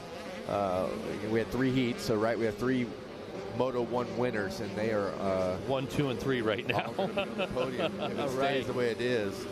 And there's no reason we should think it would change for Jaden Smart as he's by the tower one more time. Cruise this thing in, bud. You're sitting on a big one. 11-second lead right now for a big lead for him. Oh, look at this battle here. Holy cow, this one's going to go all the way. I don't know if Vakari is going to have enough to get it done. As we see on Racer TV that the checker has flown for Smart. That's a little lapper action there holding him up, but he's going to come out just fine. Yeah. He'll come out fine. Yep, Steinbrecher stays. Vakari makes the last lap pass. Glasgow back to 4th. And Sawyer Geek rounding out the top 5. Yeah, Geek was on the move there in the last couple of laps, like you said. Look, 54 on the last lap. That's super hot. I mean, that's a fast lap. The fastest of the race was 54.2. He did a 54.5 on the last, but just ran out of time. Yeah, he did, and hats off to him. An amazing ride, amazing effort right there.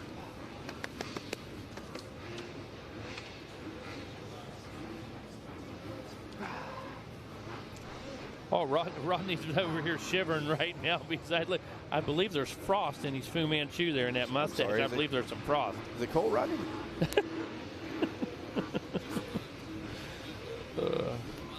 There we are. Yeah. Just a little bit. I do not want to tell the fans. I don't want to tell the fans here. All right, look who's off. We're going to bet on the start here. I'm going to go with green bike. If that was a question for, that's my vote. I'm wrong. I'm going with Avery Long. I think I'm wrong. Wow. Oh, Gavin Betts. There you go. And what's crazy is, well, look, that's a bad start for Gordon because he's in 3rd. Like, generally, he gets the whole shots. He's been having some great starts, but not this time. Like what Griff did to them. Anybody want to bet? So I love it. It's our guy. Well, I don't know what we bet, but I lost. I did too. The only smart one was Mega. He didn't put in a bet. Now you know that. Mega don't bet. How were the results in this one here on from Moto number 1? Avery Long actually took the Moto 1 win in this one. Decaden Dudney took 2nd. 3rd went to Landon Gordon. So they started out pretty consistent, I think, here in this first lap, best I can tell out there. But we got some great battling already starting to shape up amongst the Long having his issues. On screen here, we're watching Avery Long, a Moto 1 winner. Picking it up out of the ruts. Not a great morning. No. Well, that'll probably take him out of contention. That's going to do it. Wow, tough break for Avery Long. So that should open the window, the door, the opportunity for several different riders, including Dudney, Getz, Landon Gordon, Bernardo Tiburcio back there finishing in 5th in Moto 1 as well. And as we are wrapping up lap number 1, our leaders making their way in here below the Yamaha announcers tower. It is Dudney on point with the 18 machine of Landon Gordon running in the number 2 spot. So I'm thinking that would probably put them finishing overall like that. But again, we're still early. This is a long way to go in this 258 class. They're still very tightly knit. It is a long moto, but I can tell you if the past tells you anything about the future, you do not want the 40 to break away early. No. Typically, he has been stronger later in the motos, and we'll see how this one shakes up as we'll let it settle for a little bit and send it down to the podium with Wes Kane. Hey, thanks, Kevin. Got my guy down here. It's Joey Vicari. Congratulations, Joey. Who do you want to thank for that bronze medal? I'd like to thank my mom, dad, MCR, Club MX, 6D, Scott, Dunlop, Magic Racing, FXR, and that's all. All right, hold that medal up. Let them see it. Hold the medal up. Turn it around. There you go. Joey Vicari with the bronze. Eddie and Steinbrecher got the silver. Great job up there. Hold your medal up. Let them see it. Good job out there. Eddie and Steinbrecher. Who do you want to thank? Lord, just gotta keep me safe. My mom, my dad, my brother, my sister, Fox and Cent, Dunlop, SM Racing, Factory Connection, FMF, Asterix, and everyone's supposed to me. Thank you. Congratulations out there. Good job. All right, our champion, 85, 9-11. It's Jaden Smart. Hold that up there. Good. Great job, Jaden. What a way to persevere. Who do you want to thank? My mom, my dad, my brother Eli, my trainer Martine with World Moto, Donnie Lou, Simi Valley Cycle, and my whole Yamaha Blue Crew team, Enzo Suspension, FMF Exhaust, Dunlop, GoPro Fox, EVS, Ethica, Gold Country Casino, Skyline Steel, AM King, Hydro Power, Moto Club Jerky. I really appreciate all what you done. All right, well, here's your champion's bottle right here. Your champion on the number 4 ride, Jaden Smart. Indian Seegers. Come see me on the podium. Back to you guys up in the Yamaha Skybox.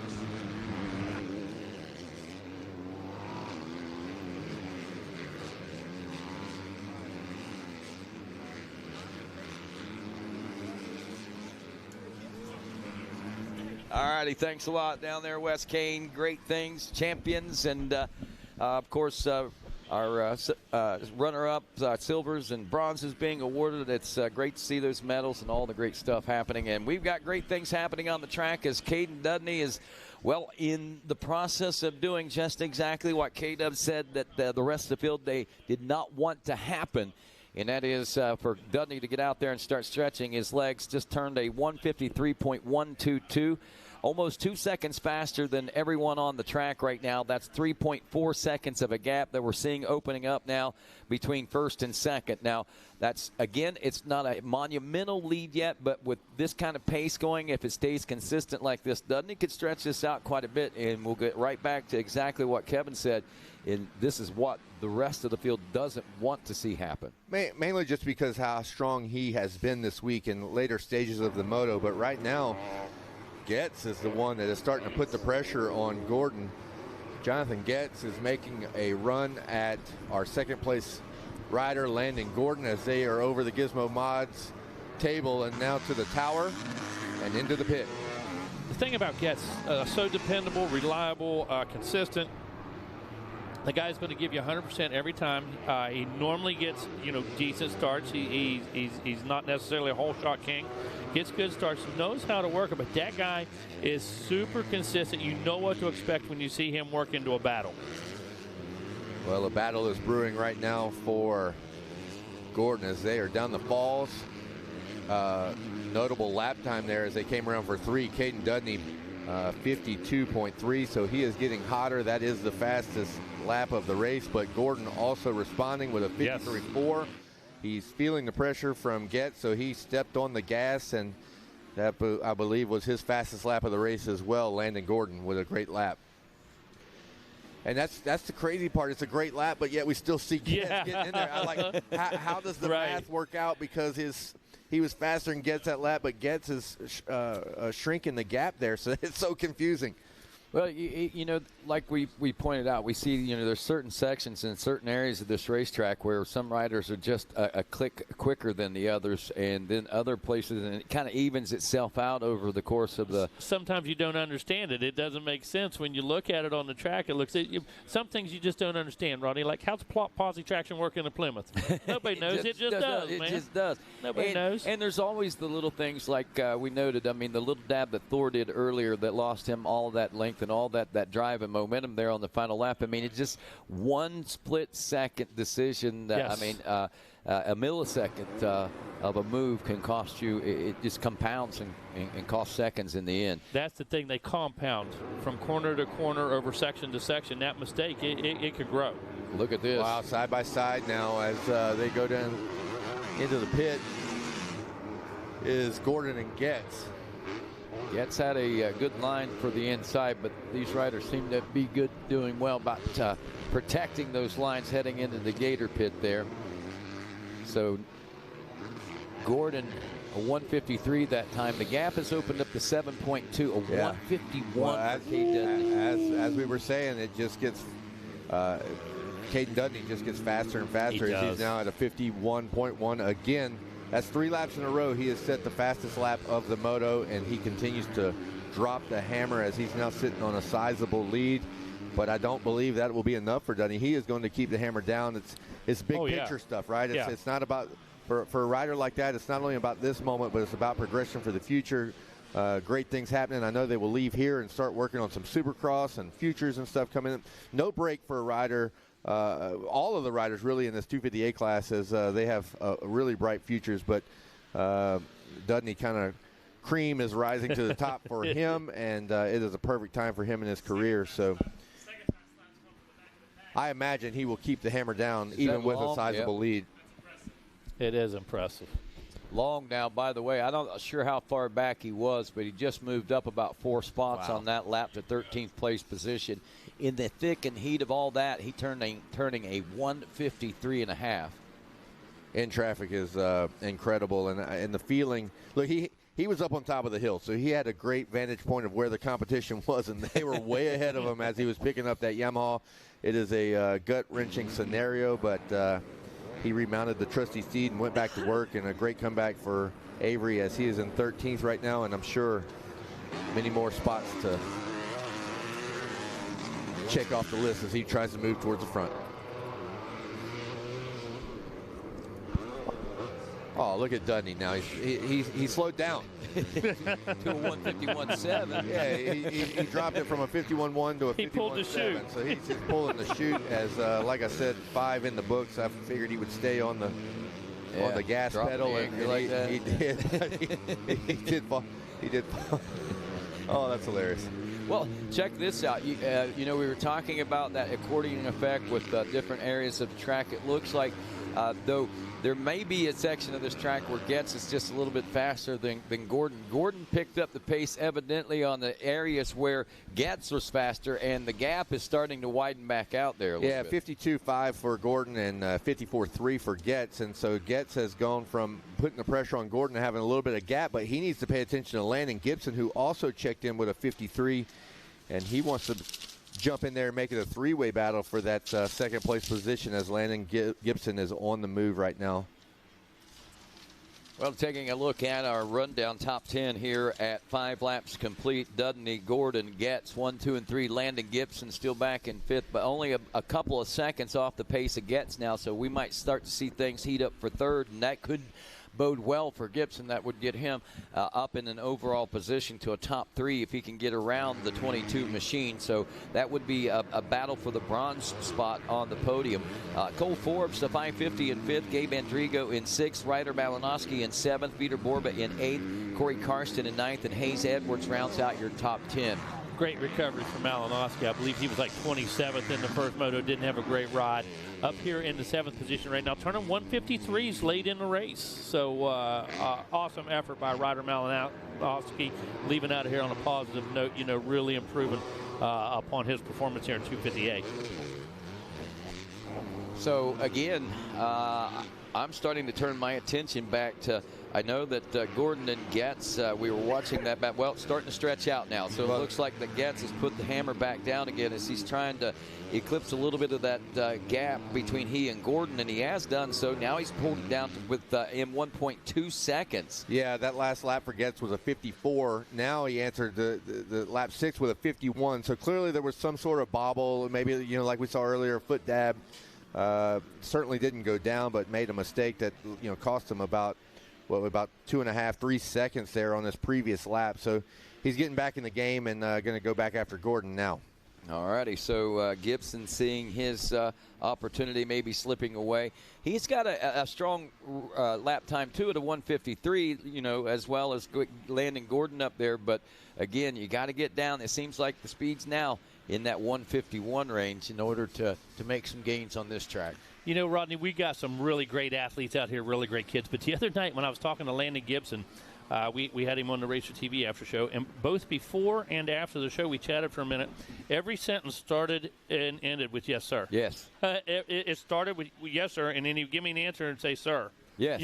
When he was done. We've got a ton of great athletes out there, but this kid might be one of the most polite athletes I've ever met out there, the number 23 at Landon Gibson. Absolutely. I agree with you. I noticed that, too. I picked up on that in watching, just overhearing the conversation, and I agree. Very impressed. His parents should be very, very proud of that. Yes, yes.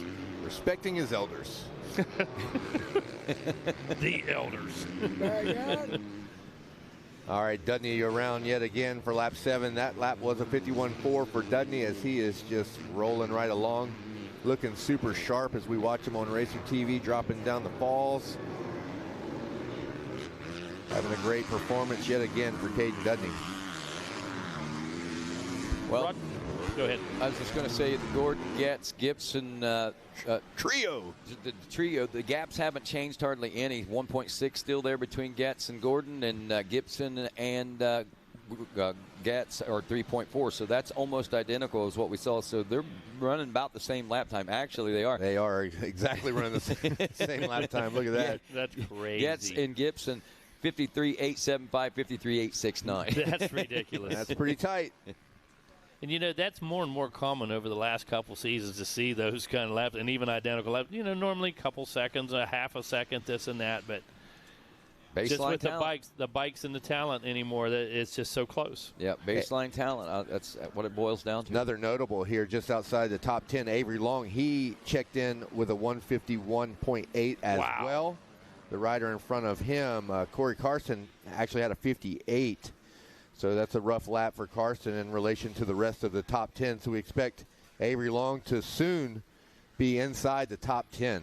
Fellas, coming up next, we got our Mini Senior 2, 13 to 15 Mini Senior 2 coming up next. They are on the gate. In staging going to be your 250B, and free staging going to be 250C. Avery Long still top 5 overall. Killing it. Yeah. With a 111. And went down. Yeah. Dudney around yet again, checking in. Lap 8. There's a white flag in hand. It's not waving. No, yeah. Don't look at the screen, Roddy. Take a guess. What was his lap time, Caden Dudney? Yeah, well, he's still throwing the hammer down, so yeah, he's still checking in with a 51. Consistency and so late in the moto, and not even under pressure, not under fire. I mean, this is just the pace that this rider is riding at right now. And you know, if he is truly putting that bike on, like not sitting on the bike, he's putting that bike on.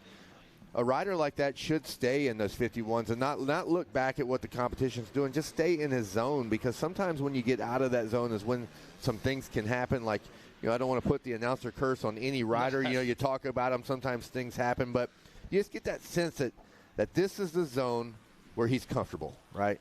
He has put that bike on for the moto, right? Slipped it on like the glove. Exactly. It's cold outside right now. Put the gloves on.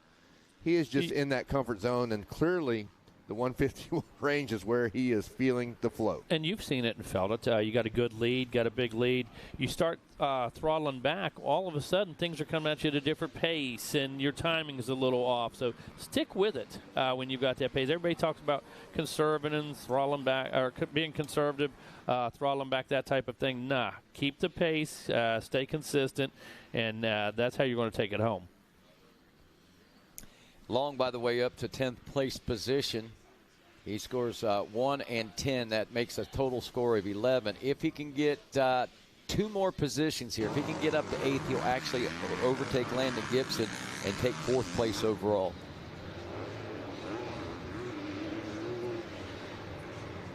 So that's one thing to watch out for. So Long is not only racing for the pride of it out there, but he's racing for positions at this particular point.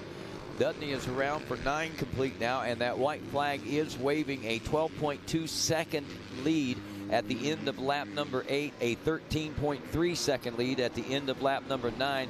Gordon and Getz still back there in the number 2 and 3 spots, nearly identical lap times. Well, again, a 53.855 and a 53.944, so 1.5 seconds still separating second and third. As Gordon and Getz are going over the gator back right now, it is important for Landon Gordon to hold off the charge of Getz. Getz looks a little tighter than what our screen is saying right now. Earlier in the week, Gordon was having some struggles late in the moto, but now that's 2 motos in a row where Gordon has held strong and consistent, so I don't know if it's been some change to the mind or change to the bike. I don't know what's going on, but Gordon looks like a different rider late in the week here. Yeah, absolutely. Whatever it was, there has been a couple of clicks in the right direction, and it's kept the flow moving forward for sure. Just a note here real quick. Avery Long did get into the number 9 position. He's tied right now with Landon Gibson. Absolutely. Gibson's got a 6.4 for 10 points, 1.9 for Avery Long. That's 10 points as well. They're tied for 4th place. If if Avery Long could get Vitor Borba in 8th place position, then that would move Avery Long into that 4th place overall position. But the unfortunately, big 10-second gap heading into that last back. And when they finish like this in the tie, it's going to go to Gibson because he finished better in the second moto. Yep. Well, right now it's going to none other than the 40 of Caden Dudney as he is out of the final corner and takes the checkers and removes his goggles in the air. One-hander lander with the goggles on the arm. I think that's the first time I've seen that. That was slick right there. Congratulations, Caden Dudney, as also Gordon is going to hang on to second with a hard charge, and Jonathan Getz right on his heels. Folks, final chance to make your way over to MX Tire. Take home some extra knobbies. Cheapest price of the season. I will promise you tomorrow tires cost more than they do today. Take them home with you. No shipping, 10% off. Still plenty of tread patterns and sizes available, so stop over. Take full advantage of the best prices, lowest prices of the season.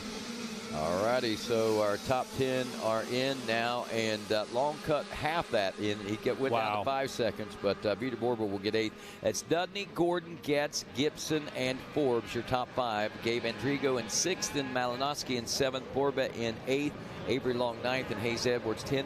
That translates into the overall. Dudney taking the gold with a 2-1. Landon Gordon taking 2nd with a 3-2. And Jonathan Getz will take home the bronze with a 4-3. So those guys will be headed over to see Wes Kane in just a moment. We turn our attention to the racetrack one more time, where we've got another great battle ensuing with Mini Senior 2, 13 to 15. Easton Graves, the rider to beat in this one, as he took a Moto 1 win. Chase Dashiell was 2nd. 3rd was Brody Moss, the 7-10. Tace Morgan, the 8-10, was 4th. Gage Dunham rounded out the top 5, but I have to think that with this battle with these Mini Senior 2 riders, this is going to get pretty intense, and we could see some shakeups in this one in Moto 2 as well. Also, this moto being brought to you by your friends at SLR Rifle Works. Be sure and log on to slrrifleworks.com. Check out the store-wide savings that you can get, of course, in many different departments, but including 15% off everything on site. Wow. Listen, from AKs to ARs, handguns, you name it, these guys have got it covered. And I don't talk off-the-shelf, stuff. This is all custom. These are precision parts to take your gun and make it better, or get a full custom build just for you from SLR. A little notable here. I hope my wife is listening this morning, because that would be a good plug for a Christmas present for your husband. You want me to accidentally send the wrong text to Dottie? You could send a text to her and tell her to check out slrrifles.com. It is, I'm just going to drop it. I'll be like, could be something to make her husband happy for Christmas. Subtle hint, right? Subtle, very subtle. All right, Chase Dashiell, look at this. We've got, as expected, some changes here, at least on the first lap. Dashiell out front only by a half second over Easton Graves, your Moto 1 winner. And they're making their way across the gator now. Tace Morgan back in 3rd. Colt Martin, another strong shooter out there in 4th place position. Brody Moss in 5th. Hudson Vajal in the number 6 spot. Chase Moynihan in 7th. Gage Dunham is 8th. Jake Willis in 9th. And Cash Anderson rounds out your top 10. With that, we head down to the podium with our top 3 from race number 27. I got your favorite over here, Kevin Windham. Jonathan Getz. And what Jonathan wants, K-Dub? Jonathan Getz. Hey, you're on the podium. Congratulations. Who do you want to thank? My mom and dad, Tutu Graphics, Dunlop, Monster, Ithaca, Adventure Moto, Fast Flex, Fly, 100%. Everyone else, thank you. Congratulations. Good job out there. Here, one of those is for you. All right, Jonathan Getz. Landon Gordon, come on up here. Great job out there. You guys had a good battle. Congratulations. Who do you want to thank? I'd like to thank the Lord to keep me safe, my whole family, Team Green Kawasaki, Monster, Alpine Star, Throttle Syndicate, Renthal, Monster Army, everybody, my trainer, Will Hahn, thank you for all the hard work, and yeah, we'll finish out strong with this last moto. Congratulations out there. Landon Gordon, come on up here, our champ. Caden Dudney, 258 champ. There it is right there. Hold it up high. Congratulations out there, Champions Bottle. Who do you want to thank, Caden? My mom, my dad, Monster Energy, Star Racing, Yamaha, Swanee, Jensen, my mom, my dad, and everybody that supports me. Thank you so much. Couldn't do it without you guys. There he is, Caden Dundee, folks. Take it away up in from the Yamaha podium to the Yamaha tower. Take it away, boys. All right. Thank you, Wes. Rodney has a little mic issue again. I was throwing my mic on because I didn't know you were going to throw it back up to us, Wes. What gets once gets. So congratulations to that podium as we have another heater here, Rodney. Yeah. Things shaping up. Yeah, and Chase Dashiell rising to the occasion out here as we see he and Graves going at it wheel to wheel basically for the first couple of laps. They're on screen right now, and they are definitely still wheel to wheel as you put the blinder up there, Rodney. Look at Graves darting to the inside. Not going to be enough in that corner as Dashiell stays on the gas, but Graves not letting up. He's right there. I mean, he just that's can't. Pressure. Yeah, he can't. He's trying to thread a needle. He's trying to sneak by, but man, Dashiell just keeps finding that throttle and just twisting it a little bit harder, able to keep that. Twisting the throttle and the twisties. Yes, as they come through. They took different lines, but the outside in versus inside out left the riders in the same position. As also we now have I believe that's Martin that has moved up. Case Morgan was in third on that prior lap, but Colt Martin also making a move there.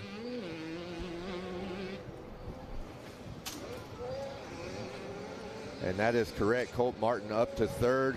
And actually Brody Moss moving to fourth and Tace Morgan back to fifth. A very frustrating lap for Tace Morgan as he loses 2 positions.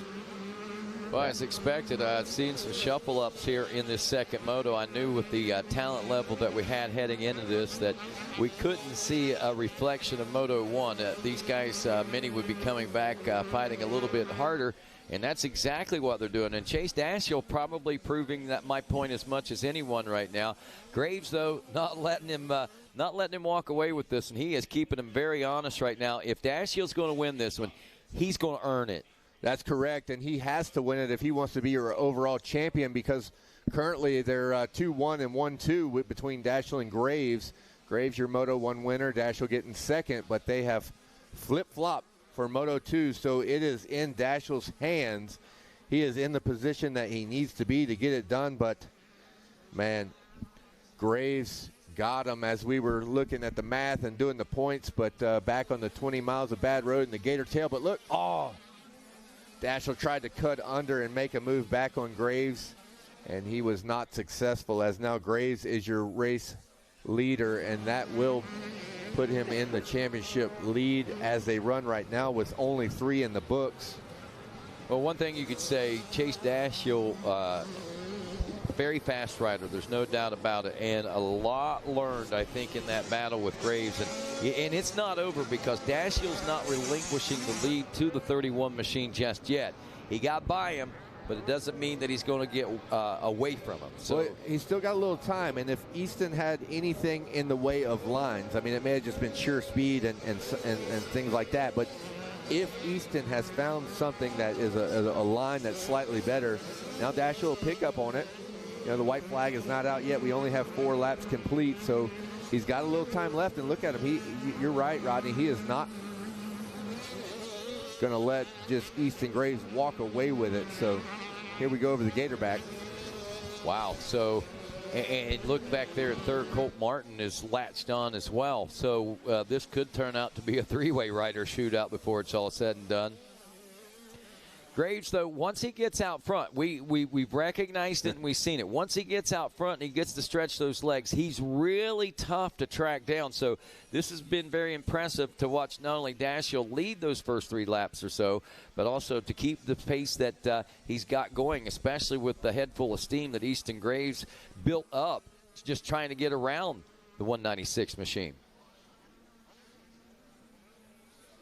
Yes, that is a tall order as he's successfully staying on the heels right now. It's pretty much an even spread between our top 4. They're all essentially in one corner at one time. So, you know, Graves has a little bit of a cush there, but not enough to rest as he's got to keep the hammer down as we start to get into a few back runners. So that's going to make things even more difficult for our top 4 right now. Graves, Dashiell, Martin, and Moss, as they're trying to go to work and make things happen here. As our flagger has the white flag in hand, he's also waving a blue. They will be looking at the white flag here in just a sec, Rod. Wow. This is maybe even more exciting than I expected that it would be. I knew it was going to have some turbulence and some mix-ups and some shake-ups, but things are really settling in now as we check heading into this final lap. We're looking at a 1-1 for Graves if it finishes this way, a 2-2 for Dashiell. Brody Moss looking at a 3-4. That would score him a third overall. Colt Martin, one of the top runners up here, had and even though 6th isn't a bad position, I would say that Colt Martin would say that'd be a lackluster spot that he finished in. But regardless, Martin right now running in the 3rd place position. He's trying to make a bid for one of the top 3 overall. But right now, the way it stands, Graves, Dashiell, Moss would be going to the podium with Wes Kane, and that's just exactly the way they finished in Moto 1 also. Yeah, great moto to have all of your front runners up front. No one has dropped the ball here, as they all have done what they needed to do to put them in a position to at least have a chance. Well, I don't know whether the white flag inspired Graves or deflated the hopes of Dashiell, but the gap is widening a little bit out here as we wind our way back toward the spectator area and back toward the finish line region of Gatorback. At the tail end of that pack there, I believe the pressure is now between Moss and Martin, as, like you said, Rodney, it seems like Graves should have it if he can just stay present and stay focused and do what he's been doing. Dashiell might have 2nd as well, pretty secure, but that battle for 3 and 4 looks like it's getting testy. Well, as they are side by side as they drop into the pit one final time.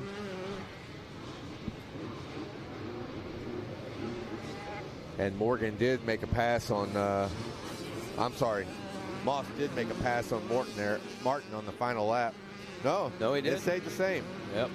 Graves, Dashiell, Martin, Moss, 1, 2, 3, and 4 at the checkers. And as we look at the overall, it will be Graves, Dashiell, and Brody Moss, 1, 2, and 3. So once again, Brody Moss taking the 3rd place overall position with a 3-4 in the scores. It was a 6-3 score for Colt Martin. That will put him in 4th place overall. As we move next to the 250B class, as always a good one. It is, most definitely. And Thor Powell going to be one to watch in this one as he took a division race win. Also looking through the field here, we should have another division race winner, and that would have been Landon Hartz. Hartz is the one of the riders that I know that Wes Kane is really, well, we all have really honestly been touting this rider. He's been kind of one of those breakout kind of guys in a way, the one that, you know, we've always known the name, but it's really been able to put some great effort forth here at Gatorback. Joined now by the voice of Florida Motocross, Mr. Dean Diaz. And Dean, I know this 250B class brings a lot of excitement as the gate drops on this one. Absolutely, and a lot of memories for me being a B rider out here at the Mini-O's, man, going through it, putting in the work, trying to showcase your skills here. A lot of highs, a lot of lows, but it's all about making it happen at the end of the week. Hats off to Dean here. He's not only been announcing, but doing a great job running the light system and being eyes in the tower, keeping the riders safe, as he's been hitting many of the buttons that will show caution to these riders when riders go down. So great job this week, Dean. Thank you, I do appreciate it. Budman shoes are the big ones to fill, but I'm trying my best up here. Do your part, and you certainly have been. As we were off and running, which looks to be a good one. I see. Is that Harrison? Yeah, Brendan Harrison, number 49 machine with that whole shot out there and early lead in this one. And I tell you what, Brendan's a rider. He's been showing some really fast lap times, but never really got off to a start. Well, I was going to say, what has he not been showing? Exactly. I've talked to his parents and the young man himself a couple of times this week. And just buried in the pack, been very unfortunate. So let's see what this rider does, as he is off to a great start in this one. He is off to a great start. I'll tell you who's off to a great start as well as Cade Johnson. And, man, that kid has been flying out here. He's had fast lap times about in the 5th place position, so I can't wait to see how this battle shapes up. Watch it now as they go through those rollers on the far side of the racetrack after the gator tail. So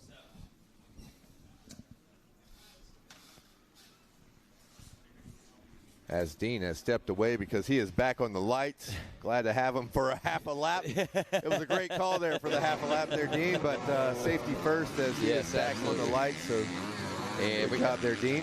Got the 27 away, moving up. So a lot of position jockeying going on throughout the course of this first lap of racing. And there are a lot of notables in this. We're going to let them sort it out as Harrison and Johnson run 1 and 2.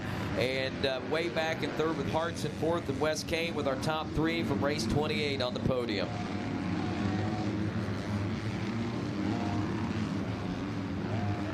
All right, thanks, Rodney, up there in the Yamaha Tower. I got Brody Moss here. Congratulations, finishing third. Who do you want to thank? My mom, my dad, Master Linden, Master Dry Cleaners, FMF, Mellon, Master Gas, Hinson, FMF, Dunlop, Twisted Development, my mechanic, and everybody else. Thank you so much. Congratulations out there, Brody Moss. Grab one of those. Thank you. Chase Dashill, come on up here, bud. Got to be pretty pumped. Up on the box, doing a great job out there. Who do you want to thank? My mom, my dad, my brother, my grandma, my papa, everyone over at the Future Max team, Kyle Cheeseman, RJ Huss. RJ Huss is the greatest. Aaron Kane from Oakley, Lynx Racing, Todd from Factory Connection, Rob Fox from Dunlop, Jeff Cernick from MX Tire, Lynx Racing, and everyone else. Thank you so much. All right, Chase Dashiell, congratulations. Mini Senior 2, 13 to 15, the champ. Easton Graves, come on up.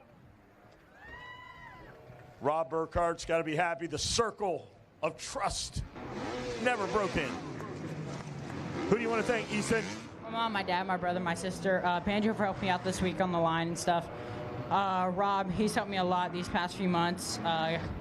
Georgie, Cage Morris Brigade, Daniel, Miss Jennifer, Lynx Racing, Dunlop, FMF, Scott, Bell, 7, Ethica, Pro Taper, Monster Army, Monster Mike, Moto Sandbox, Ryan Sipes, and everyone else that helps me out. Just thank you so much.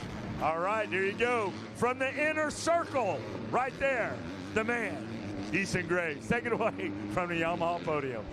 All right, thank you, Wes Kane. Congratulations to all those champions and winners and podium finishers. We have got a hot one right now with some big stuff happening.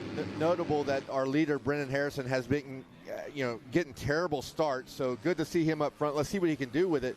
But the other big factor in here is Landon Hart's currently sitting in 4th place. I think he's undefeated this week. Yeah, I can't recall a moto necessarily that he's not won out here, and he's been a player, if not in every single race that the gates dropped down that he's been in. And anyway, he is, like you said, back in the 4th place position. A couple of things to note here. Brendan Harrison and Kate Johnson first and second as they were coming around there on lap number 2. I noted that Brendan Harrison looked back. Hart's around way, so he's up one more spot there now. But Harrison was looking back over his shoulder, and it was kind of a large gap, about 2 seconds back to Cade Johnson. But it was almost as if he wasn't necessarily looking because he felt pressure. It was almost looking to see where is everyone at. Yeah, well, this is a guy that is not used to looking back this week. He's had to look forward every moto as his starts have been just, quite frankly, atrocious. I mean, he has not put himself in a position. Clearly great talent. He's running a 45.4. Wow. I believe that will be the fastest lap of this race so far. Still got a lot of action left to go as Hartz, we do see checking in, moving ahead of Vinny Vincent Way. And again, not a bad ride sitting in 3rd, but we got to make note of it because he has just been on rails and undefeated. He somewhere in his mind, he knows that that streak might be in jeopardy, so he will be definitely throwing down heaters. He threw a 45.7 that lap, making a little bit of ground on Cade Johnson, who was a 46.5. But, man, something about having a win every moto. You can see it in the riders in Supercross and Motocross. Riders who typically win every weekend, they'll get a 2nd and 3rd and be disappointed because they know what they're capable of and what they have been doing all week long. So Hartz is definitely going to put his head down and try to make a run for this one, as his week has been phenomenal. Very good point, Kevin Wyndham. And right now, the point on the track is that Landon Hartz has got a little bit of a deficit to make up, but he's in a great position. There's about 4.5 seconds that he was looking at whenever we went into this fourth lap. But, again, nobody ahead of him, and he's got a great opportunity here to really wick it up and bridge that gap fairly quickly. As we're watching on Racer TV, Vincent Way also not just letting Hartz check out on him. He lost that position one lap prior, but old Vinny hanging in there, so he's wanting to latch on and go back to work, as well as Brennan Harrison now checking in yet again on lap number 4. And he has now picked up a 5-second lead over Cade Johnson. So he's making a pretty big statement with this start, if you want to know the truth. I mean, like we know, and like you said, he's got the speed and he's got speed. But I think this is kind of a mission statement ride that he's trying to put forth out here. Well, right now, the thing that's going to make this even more interesting as we get to the later stage of this moto is that look at the overall leaderboard. Brendan Harrison 3-1 for 4 points. Cade Johnson 2-2 for 4 points. And Landon Hartz 1-3 for 4 points. So Harrison is currently our overall champion. But any move that look, Brendan can't get any better, right? He's in the lead. Yep. So Hartz is the guy that needs to make another move that will make him a champion. If he can do that. But tall order is he's still 3.8 seconds back as they checked in on lap 4. Making up about right under a second, about 9/10 of a second or so is what he was able to make up there on Johnson to try to bridge that gap. But like you said, at the end of lap 4, this 250B class, will he have the time to make it at this consistency, this consistent lap time? He will, I believe, have to pick it up just a little bit to bridge that gap a little quicker in order to challenge Johnson for that second place position. But we know that Johnson may have a little more in the tank too, so this could get very interesting for the overall second place position. Also a reminder, as I'm sure everyone knows, but this is a 250B moto, so as they come around for lap 5, they will not see the flagger with the white flag in hand. This race is a little bit longer, not as long as our pro motos here, but Hartz will have a little more time to make up ground, as he is now checking in 2.9 seconds behind Cade Johnson, and Vinny Way still hanging in there 1.1 behind Landon Hartz is Vincent Way. So both those two riders checking in with a 46, making a little bit of ground on Cade Johnson. We'll see how this thing shapes up. Hitting marks and making up some time out there. Yeah, on Racer TV, they're going over the gator back. And like I said, Vinny Way just hanging in, being a pain in the side of Landon Hartz. Welcome back, Mega. Thanks a lot, you Caleb. want to give us a weather update? It is chilly out there. I'm going to say it's probably about 38 degrees right now. Just went over to say goodbye to Jeff Cernick. Thank him for everything this week, for everything he's done for everybody. And as well as Rob Fox over there. Rob still had the clipboard in his hand late in the week, last motos, and Rob's still over there getting it done. But just wanted to take a minute and thank those guys and listening to you out there. A lot of people to thank here. A lot of people make this event go, right? My goodness, yeah. And a lot of great sponsors. And when we start doing that, you always feel bad because somebody gets left out at one point or another. Everybody gets mentioned, but in one breath or another, somebody gets left out. And I really appreciate all the efforts of everybody. We've just had a phenomenal week. Weather's been fantastic, from crew to sponsors to help to just everything. Well, still a little chilly outside. Thanks for the weather update, but it is not the riders' fault because they have been turning on the heat. Absolutely. They have kept it toasty on the track, no question about that. Hot and heavy. And here we go, as we have in our ears that Hartz appears to be catching Johnson, and that is a great call because he is. 46.1 for Hartz, 46.9 for Johnson. Again, this will have championship implications as our top 3, the entire podium sitting on a 4-point total. Wow. Holy cow. That is impressive, and Hartz is turning on the gas as he has got a little bit of gap over Vincent Way. And look at the flip-flop.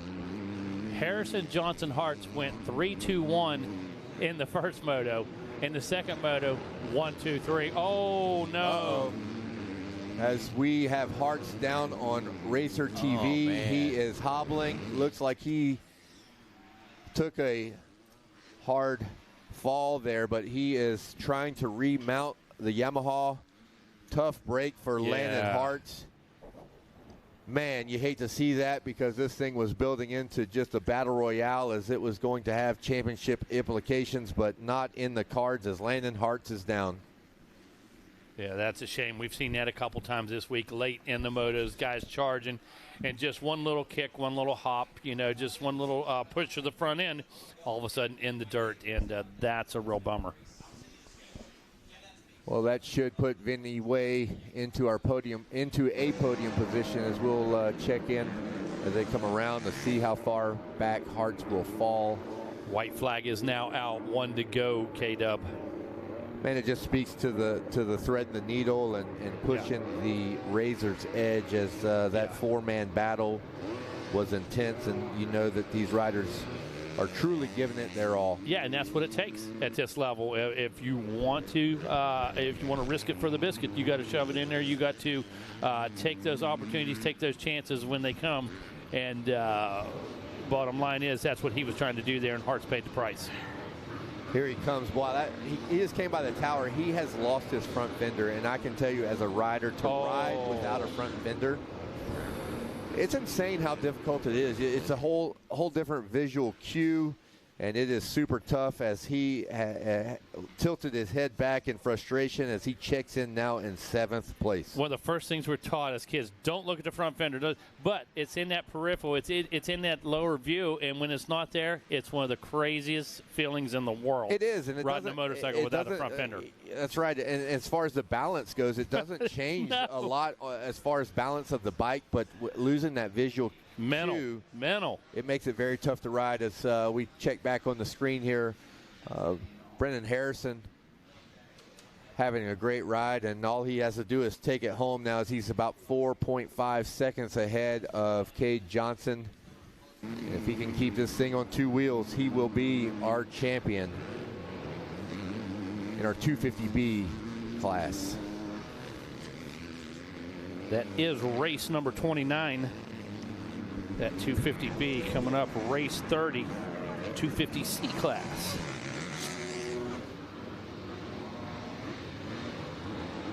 Well, I got to say it, man. Impressive ride for Brendan Harrison. He hadn't been getting the starts, and some people said if he could get a start, watch him roll, and he got the start today. And again, he didn't look like he was under any pressure. The one time I saw him look back, like I said, it wasn't because he was feeling pressure. It was because he was wondering where everyone was. That's right.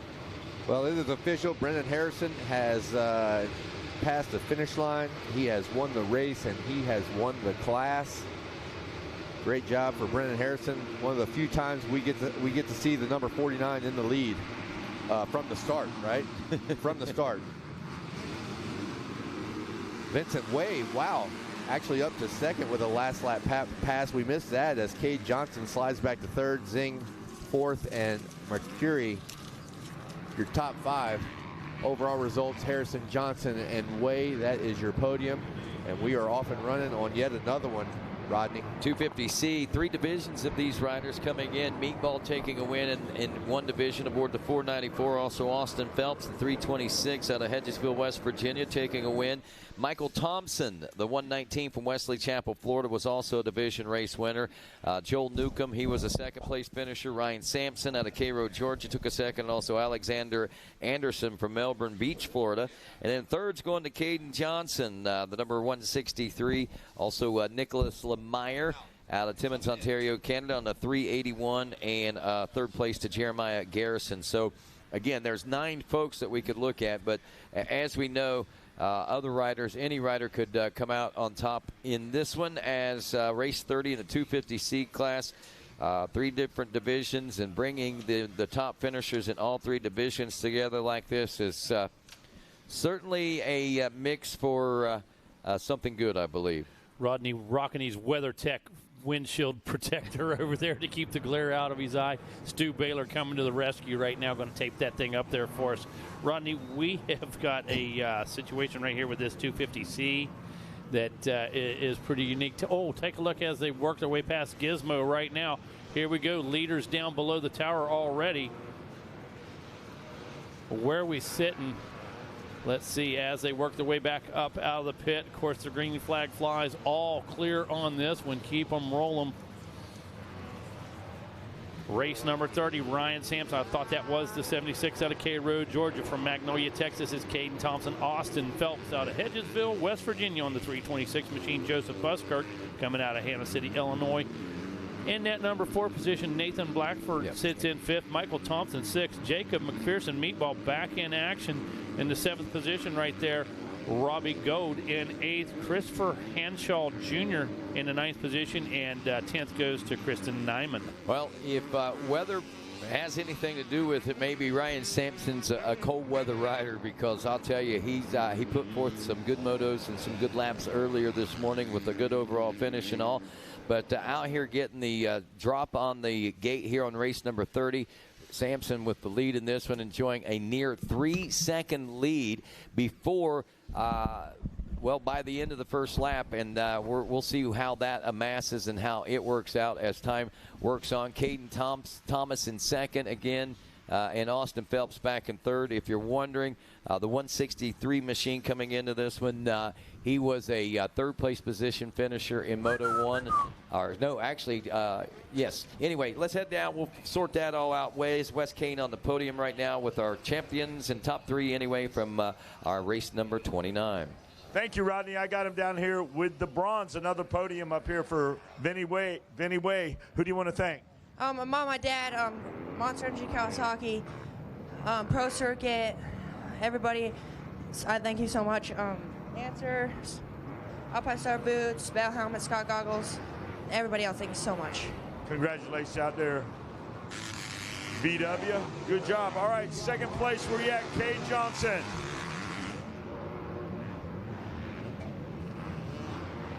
Who do you want to thank, finishing up second with the silver? Swanamax, BJ Burns, my mechanic Jay, FX University, Bell Helmets 100%, Monster Army, Dunlop, Moose Racing, Parts Limited, Alpine Stars, Dirt Care, EVS, FMF, the crew of crew. Thank you guys so much. There he is, Kate Johnson with the silver. Brennan Harrison, the champ. Come on up here, bud. 250B champ, excited. I saw the level of happiness over there. There you go, man. Working hard. There it is. Here's your champion's bottle. Who do you want to thank? Yeah, Jesus for keeping me safe. My mom, my dad, Daniel and Jed at Gas, everyone, just the whole team, super supportive. Brad at Club 57, Oakley, FMF, Ethica, Alpine Stars, FTA, and anyone else. Thank you. There he is. Congratulations out there. Take it away, boys. They are happy down here on the podium. All righty, thanks a lot, Wes Kane. And Ryan Sampson is happy out on the track, enjoying a 5-second lead over the rest of the field after 2 laps of racing complete. He is laying down the law. Second place again, Caden Thomas, Austin Phelps in third, Nathan Blackford in fourth. Jake McPherson now up to the number 5 spot. Joseph Buskirk in 6th. It's Michael Thompson in 7th. Bobby Goad in 8th. Christian Nyman in 8th. And Christopher Hanshaw rounding out the top 10. Again, championship implications looking like this. Early on, a 2-1 would score a championship for Ryan Sampson. Austin Phelps right now looking at a 1-3. Caden Thomas a 3-2 for third overall. McPherson with a 1-5 is looking at a 4th place overall position. And he's going to have to make some passes if he hopes to score better than that. But what a valiant ride and a great effort he's been able to put forth as Stu Baylor joins us in Hollywood style and glamour here this morning. And Stu, I've noticed that some of the off-road racers seem to be excelling in some of these colder temperatures. You think that that there's anything to do with that you guys ride early in the year like that or anything? I don't know that there's too much to do with it. Like obviously there's a couple off-road kids here, but I think one of the things that I mentioned yesterday was hand guards. Like a lot of these off-road guys are going to throw flags on that bike when it gets cold. We're prepared for it, and even Ryan Sipes and I were talking about that this morning. Like when it's cold like this, you've got to be prepared for the elements, and just the hand guards or a little bit of tape on those levers, it's going to keep your hands a little bit warmer, keep your hands from going to sleep. And hey, if you guys got a moto coming up, it's cold, run by one of these tents, one of the awesome guys here that are sponsoring this event. I'm sure there's plenty of guys that you've got a list of. I think United Motorsports also had some hand guards for sale. There's plenty throughout the pits. I personally choose the Acerbis, but yeah, just keeping your hands warm are that's a big piece to these motos, and just being prepared. I mean, it's no different than making sure you got roll-offs for the rain. Yeah, and you may not, may be one thing that you don't even think about, but I mean, keeping that airflow off the hands, especially at this temperature, or slowing the airflow down across those hands, will help keep those a little bit warmer, and like you said, keep them from falling asleep. Absolutely. Yeah, so who else do we have a list of guys that maybe some of the guys here in the parking lot could visit? You're catching me off guard right now because my focus is on what's going on this battle on the track right now. So dropping Looks down. Like Meatball. Meatball is actually making some gains out there. He's up to a 4th place position. Let's see. We know that moving up even further might be able to bode better for the implications of a top 3 overall. And now he's moved into the number 3 spot. So Sampson, Thompson, McPherson, Phelps drops to the 4th place position. Michael Thompson moves up. Joseph Buskirk moves up.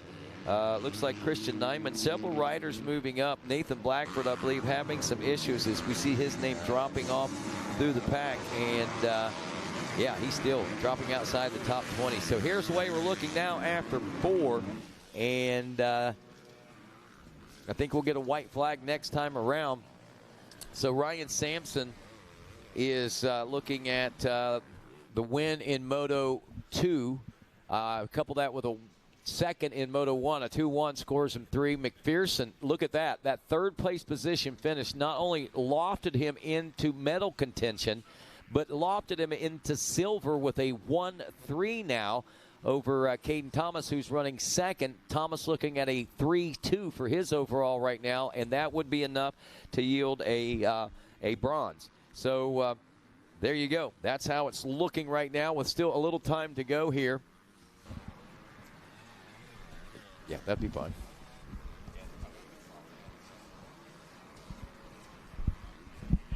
So white flag is in hand there, and trying to watch and see if we can see any more gains that could be made. The only other thing that could happen is that McPherson or one of these, or well, if something would happen to Sampson at this point, would be the only thing that could change things up front at this particular moment. Looks like right there, if he can dive to that inside, not quite enough right here in front of the announcer's tower, but looks like McPherson is definitely going for blood for that that next position. But I'm not sure if he knows, but he is sitting 2nd. Yeah. At this point, with 6 seconds between him and the leader, I think this is a good spot to settle in. But yeah, if you don't know, you don't know. And when you got the spirit of competition in you like that, it's hard to back down, especially when you see a window of opportunity opening up like that. McPherson is a racer, so that's what he's going to do. He's going to race to the checkers, and we're going to see this race to the checkers. Sampson, again, 6 seconds, like you said, out ahead of the battle for 2nd between Thompson and McPherson. We look a couple more seconds back. Phelps, who was at one point the owner of that 3rd place position. Michael Thompson running in the number 5 spot. Christian Nyman now 6th. Bobby Godin 7th. Alexander Anderson 8th. Lemire and Joseph Buskirk rounding out the top 10. But again, Sampson, McPherson, Caden Thompson are the ones battling for the top positions. A couple of riders that could change things up. We'll check in there with Michael Thompson, who is running 5th. If he could get a pass made on Phelps, obviously he would take overall 4th. I actually watched these guys just come up the hill, and something's going on. The rider we've been talking about with the last lap was, or the lap prior, fastest lap, making moves on the track, McPherson. something's going on with his bike. Definitely just let 3 or 4 guys go by. So right now, I think your current running order actually puts Phelps moving to the 3rd place position and Michael Thompson up to the 4th place position. Yeah, that definitely changes the face of the overall when that happens as well. That should move most up 1. So that would put Thomas back into the 2nd overall, and then should move Phelps back into a 3rd place position overall. White flag is waving now as your leaders be racing around for the checkers, and there it is, the checkers, as they were diving into the Gator pit now. Ryan Sampson, a 1:57 at the end of that one, still just under 6 seconds ahead of Caden Thomas. Justin Phelps moves up in the 3rd. Michael Thompson moves into the 4th place position. And that should put Nyman up as well into about a 5th. But here's what we're looking at as far as the overall is concerned. Sampson doesn't change anything for him once we get updated here. But it does change things for Caden Thomas and Austin Phelps, as it'll move them up in the overalls. McPherson currently pushing his bike across the finish line. Something's going wrong with that machine there. But yeah, it looks like we got 17. He did check in there at 17. Wow. Saw some big things change there. He's barely able to get this thing off the track. It ain't been many people I've watched push their bike up over the finish line here, Gatorback. There's been a handful, but not many. That's a pretty good sized hill to be pushing up. Yeah, it is. What a frustrating way to end the moto for that young man. Well, Sampson, Phelps, and let's see, Sampson, Phelps, and Thomas, 1, 2, and 3 overall. 2-1, 1-3, 3-2 is the way the score rolls, and they'll go over there in that order for gold, silver, and bronze to see Wes Kane there in that 250C class. 51 4-8 limited dropping into the Gator pit now. Wave of 50s over Gator Falls now. Riders to be watching out for in this one, as we had three of these 51 4-8 limited class divisions. Daxton Dinkfeld, the 404, taking a win in his division. Shannon Tarno, the 710, taking a win in his division. Jet Raw taking a win in his division aboard the 72. Then it was Levi Meyer taking 2nd, Colton Tubbs taking a 2nd, and Matthew Semino taking a 2nd. In 3rds were Mason Wheeler, also looking at Tucker Chase and Boone Lloyd. And again, any one of those 9 riders could have easily been the 1st place position finisher in any one of those qualifiers, and or even all combined together. That's the level of competition. Again, even got baseline talent high in the 51cc 4-8 limited class, race 31 on the track right now. Coming up next, race 32, the Masters 55 plus class. Race 33 on deck behind those riders. That's the Vet 30 plus class. And race 34, Schoolboy 1, 12 to 17 BC in staging as well. Did you break it?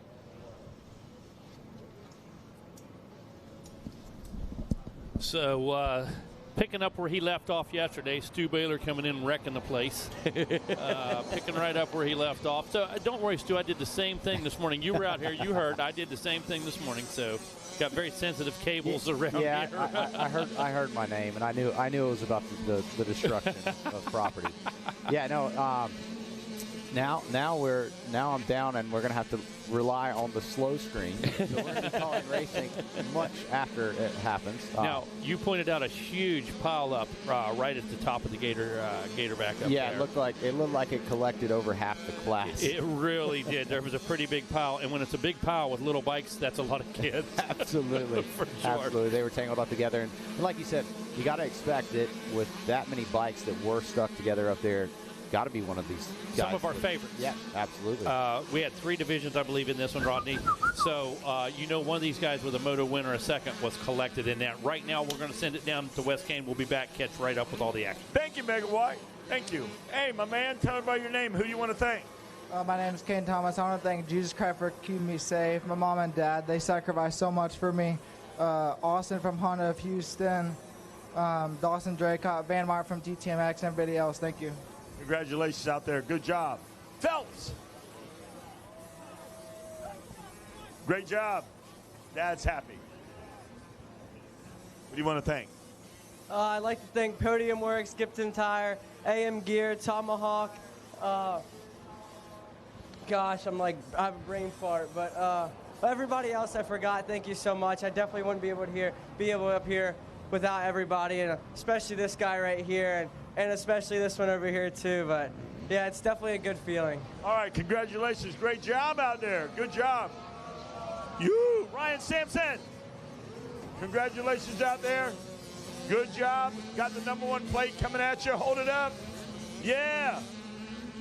All right. Champions bottle. Looking good. That's yours. Who do you want to thank?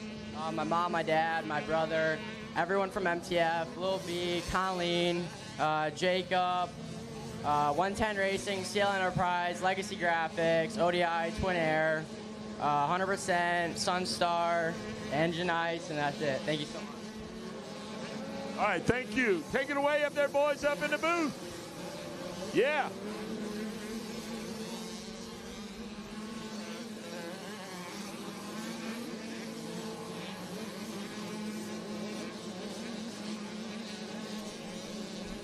And we're back up here in the tower now. Thanks a lot, Wes Kane. As we get things sorted out here, we are working on lap 3 of the 51cc 4-8 limited class, and we're getting things reorganized here with timing and scoring and seeing exactly how it's all breaking down. Tarno, Tubbs, Lloyd, Simoneau, Pastero, Jet Ra, Robert Bender the Cinder, and Dominic Steele, Daxton Dinkfeld, and Mickey Fluhart.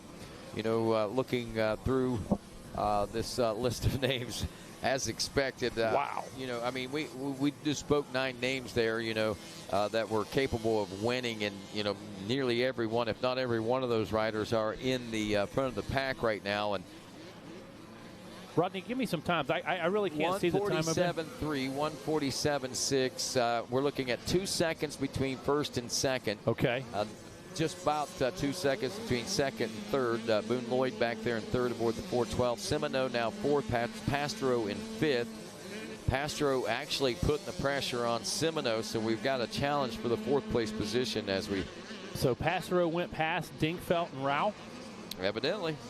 Yep. Those guys have moto wins, and they were pushing each other. I'm not sure what happened to those guys, but holy cow, Pastero went past them. That means he's pouring the coals to it.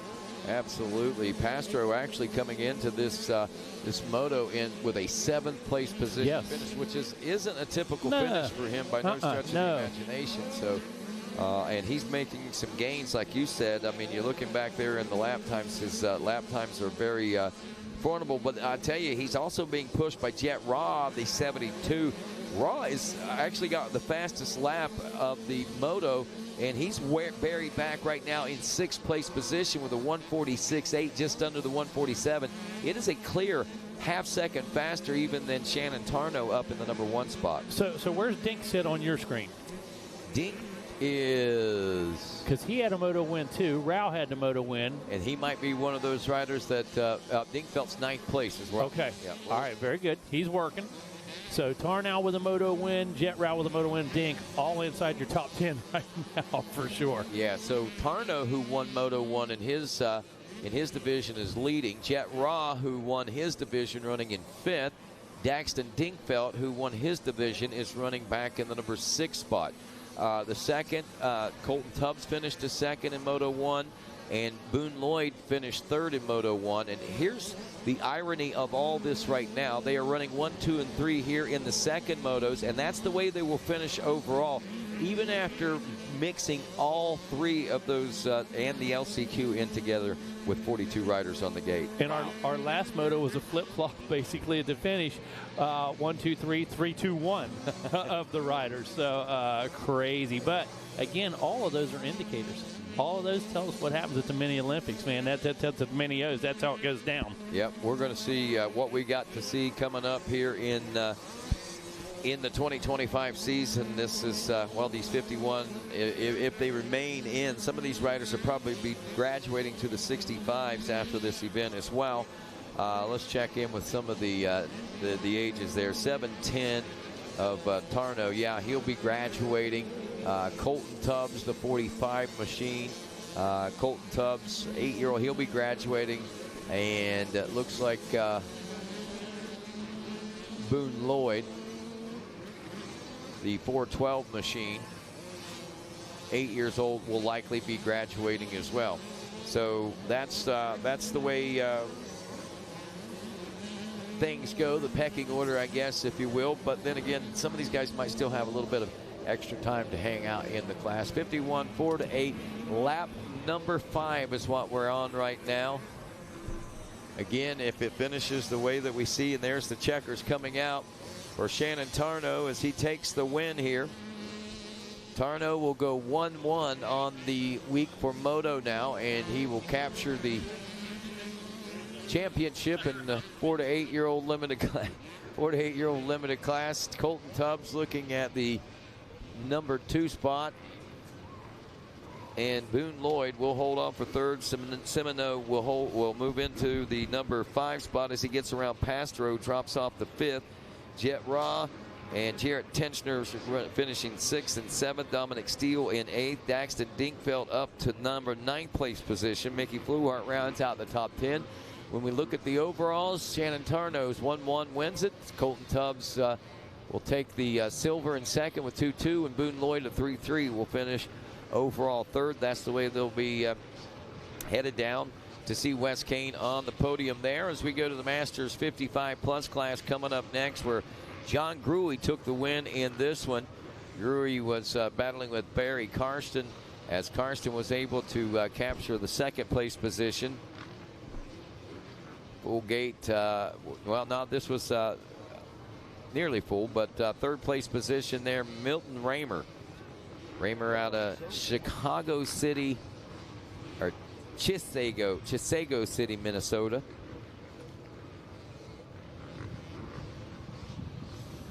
And let's see, who else did we have out there? 4th was Alan Alford, and 5th was the Pearl himself of Florida, Tallahassee, Earl May.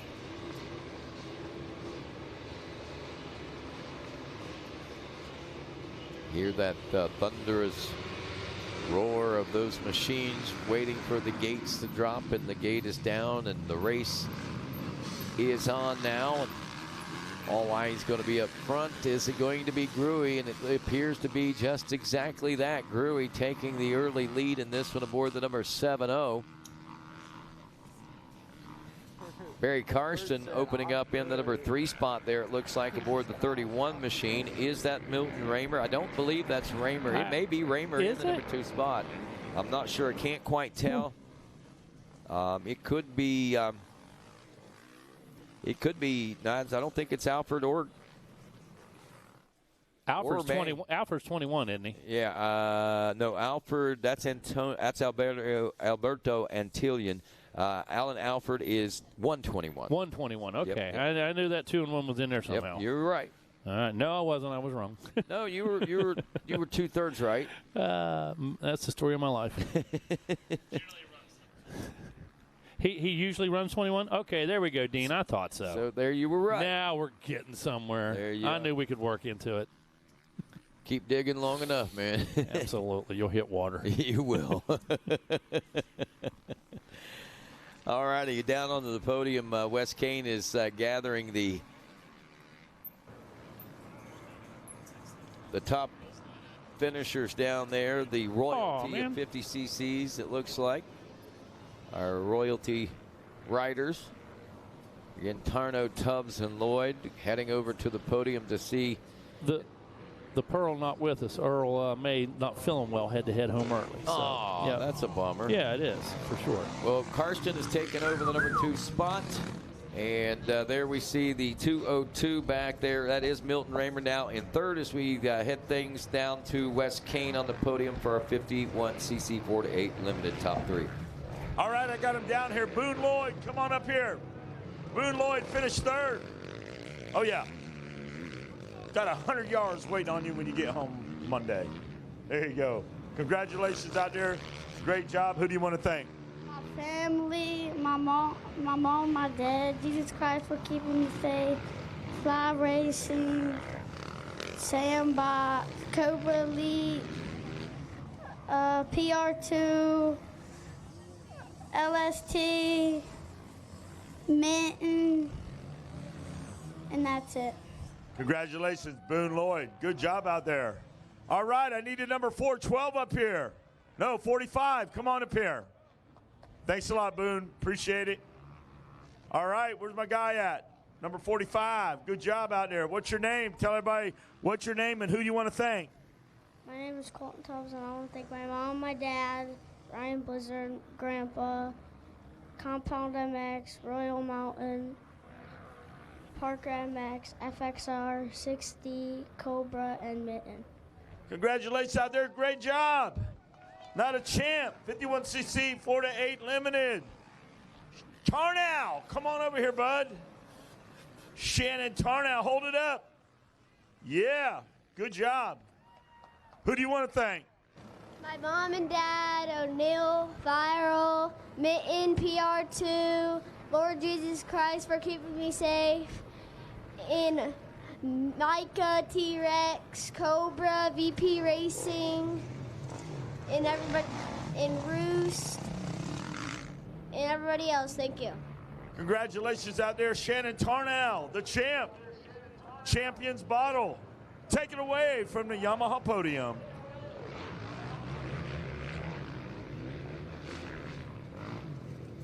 Go ahead, Rodney. All right, thanks a lot, Wes Kane. And, of course, as we check in, John Gruey still leading this one out there as Barry Carson has solidified the number 2 spot and actually picking up some pace on John Gruey.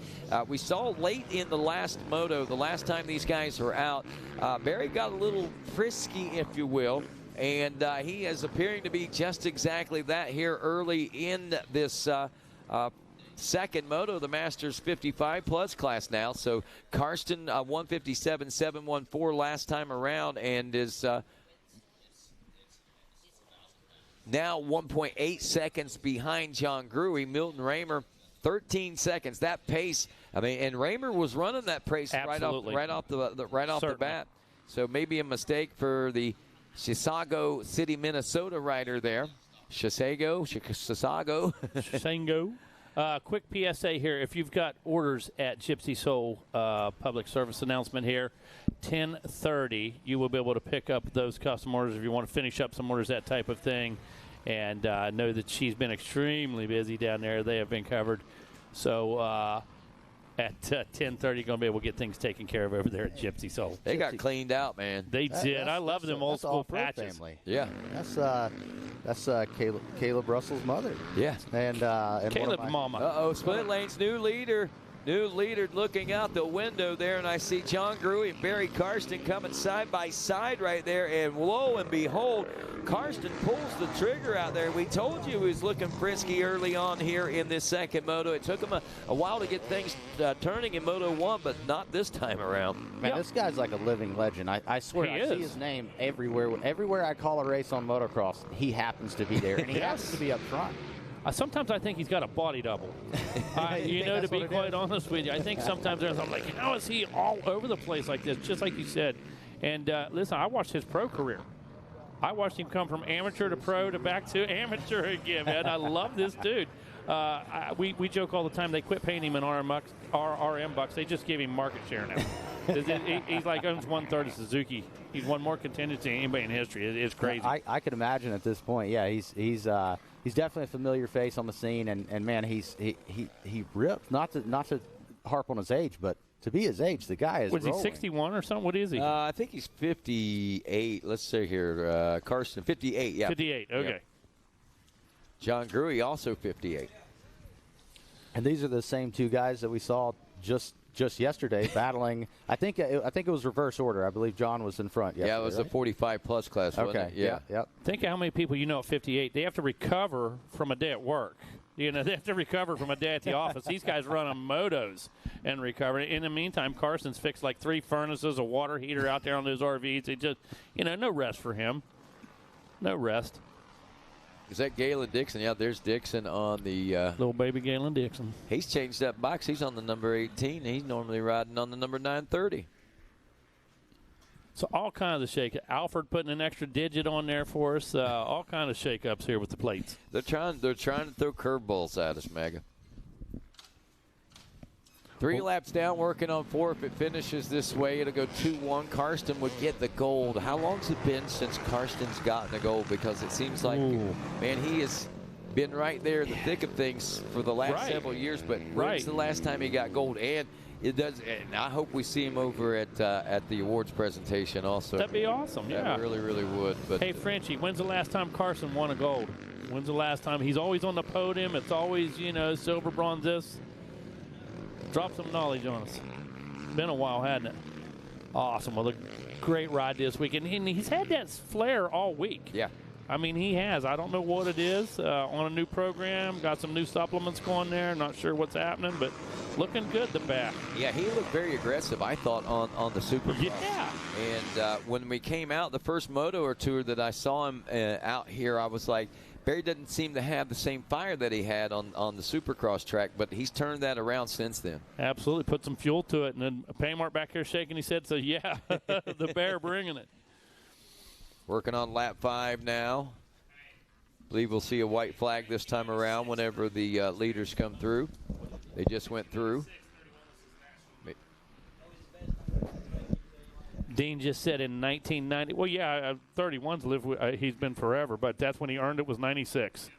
National number 31 back in 1996, bro. I actually just got to ride ISD reunion with another rider with a career number of 31 who I got to grow up watching. He rode some motocross, some supercross, and ended up Rodney Smith. Yeah. 31. Absolutely. On a Suzuki as well. So maybe it's just a thing there. My best memories of that dude aren't here, but it's the Chesterfield graphics and stuff that he ran at one time. And then he was a royalty down in Brazil. He won 5 Brazilian national motocross championships. And that's a shame. The guy couldn't get a healthy ride, but he was in such competition. The guys he was racing against were so deep. The guy goes to Brazil, races for 5 years. He's royalty down there, has a beautiful home. He goes back tomorrow. People on the street recognize Rodney Smith down there. And he comes back, goes GNCC racing, wins 5 titles over there as well. The guy's absolutely incredible. Absolutely. Like I say, just got to spend some time on the track with those guys, and doing that ISD reunion was really cool. And had to humble you a little bit, didn't it? It really was. Huh? Those guys right there are responsible for the bike you ride, Stu. Rodney Smith's actually responsible for the introduction of my wife and I years ago. So yeah, absolutely, good stuff. Full circle, but yeah, back to the racing here. It looks like that gap's steadily opening up, and man, it looks like Barry's just got his head down and racing forward. Yeah, I don't know what's different about the program for Barry. I mean, we've seen him ride aggressive in the past, but he just really seems to be clicking things together and putting the pressure and applying it when it needs to be applied. Another name that is good to see up front and doing well. I know that there's a bit of a gap back to this rider, but Milton Reimer, or is it Reimer? Good consistent rides for this rider. And I'm sure we'll be seeing him out and about more and more as things go on, especially with the way that he, as competitive as he is with these riders that hit all these big races. He's going to want to see this kind of competition a little bit more often. Certainly. Galen Dixon, little baby Galen, back there in the number 4 spot. Alan Alford now checks in the number 5 spot. That's after 5. And this is under white flag conditions. We are rolling in and through our final lap. By the way, Karsten now looking at a 4.5-second lead. Again, not insurmountable for John Gruey, but still somewhat of a bit of a comfort position there for Karsten. Can't afford any mistakes, though, when you got guys like John Gruey who are hungry and used to winning a lot of these motos out here. So, he wants to fire back. There goes Karsten right below us, Stu, and takes that left-hander down into the pit. Man, I've seen so much hit. I've seen so many passes in there at the pro level. Final time, final pass. Carson leaps through the checkered flag, and congratulations to him. Going to go 2-1 here. Great ride. So as I said, Karsten taking the championship there, and first gold that I can recognize for Barry in a few years, and this one will be special, I'm sure, for him, and hats off and tip of the hat to the guy, as he well deserves it for sure. A great ride out there this week. And, of course, John Curry will take the second with a 1-2. And we're looking for Milton Raymer to actually finish up in the number 3 position overall, as he'll be going 3-3. And, of course, thanks to our friends at Race Tech and Race Tech Gold Valves, providing a plush feel with drastically improved bottoming resistance and increased traction. All Race Tech products are 100% guaranteed and made in the USA. We are off and rolling now. Race 33. This is our vet 30-plus class, I believe, that we see with us now, and looks like Mike Brown's going to be the rider to beat in this one once again. See if he's got any competition. Roland Cole back there. Also some of the favorites, Brad Smith, who actually we saw him challenge in a class earlier. He finished 3rd out there, but Steve Roman, and with Roman and Brad Smith at the helm back there, you know that Mike Brown does not take this vet 30-plus class lightly today. Race number 3, moto number 2. So going to have his hands full in this one. And we're going to have maybe our excitement level really raising to the ultimate here. So far back side of the racetrack, we're watching our riders transition onto the Gators Tail, a.k.a. 20 miles of bad road, the Scott Highway back there. And today, honestly, again, with the way the track was prepped, it's a little smoother. Hasn't roughed up as quickly as we see it normally doing so. So the track, again, as always, very raceable, but a lot of opportunities for folks that can even things out here. And we see Adam Chatfield. There's a name I didn't even mention just a moment ago. Chatfield could be a major player. I think this was the race that he went down in and went down right in front of the announcer's tower, was able to battle all the way back up to a 5th place, an impressive 5th place position finish in that first moto. And he gets off to a fairly decent start out here in the number 2 spot, only 2 seconds flat behind Mike Brown. Then Brad Smith running back in the number 3 spot. It's Steve Roman in 4th, Michael Clark in 5th, Shane Keller in 6th, Zachariah Rouse in the number 7 spot. Jay Law, the 338. Jason Lawrence in 8th. Ben Robinson 9th. And Michael Fowler rounds out the top 10. The implications of all this, after one lap of racing, it would be 1-1, 3-3 for Mike Brown and Brad Smith. And then Steve Roman's looking at a 2-4. But again, we know we're early in this, so won't really look at that overall score so tightly right now in order to know that we recognize and expect changes to be taking place, especially late in the moto as time moves on. Stevie Roman seems to move up. Kevin Windham joining us back here in the booth along with Stu Baylor. Yeah, quick shout out to our 11th place rider right now. He is Anthony Goulon. Yep. Well, I'm not Frenchy. How do you say that? I'm trying hard. What is it? Guidolan. There you go. A word I cannot say. Did you say get along? Like get along? But nevertheless, a rider that made the trip in for this race from France. All right. Hey, let's head down to the podium. Wes Kane has got our race 29 on the podium. Thanks, Rodney. Down on the Yamaha podium, Milt Reimer. Congratulations up here. What a way to be. You got 3rd. You got the bronze. Who do you want to thank?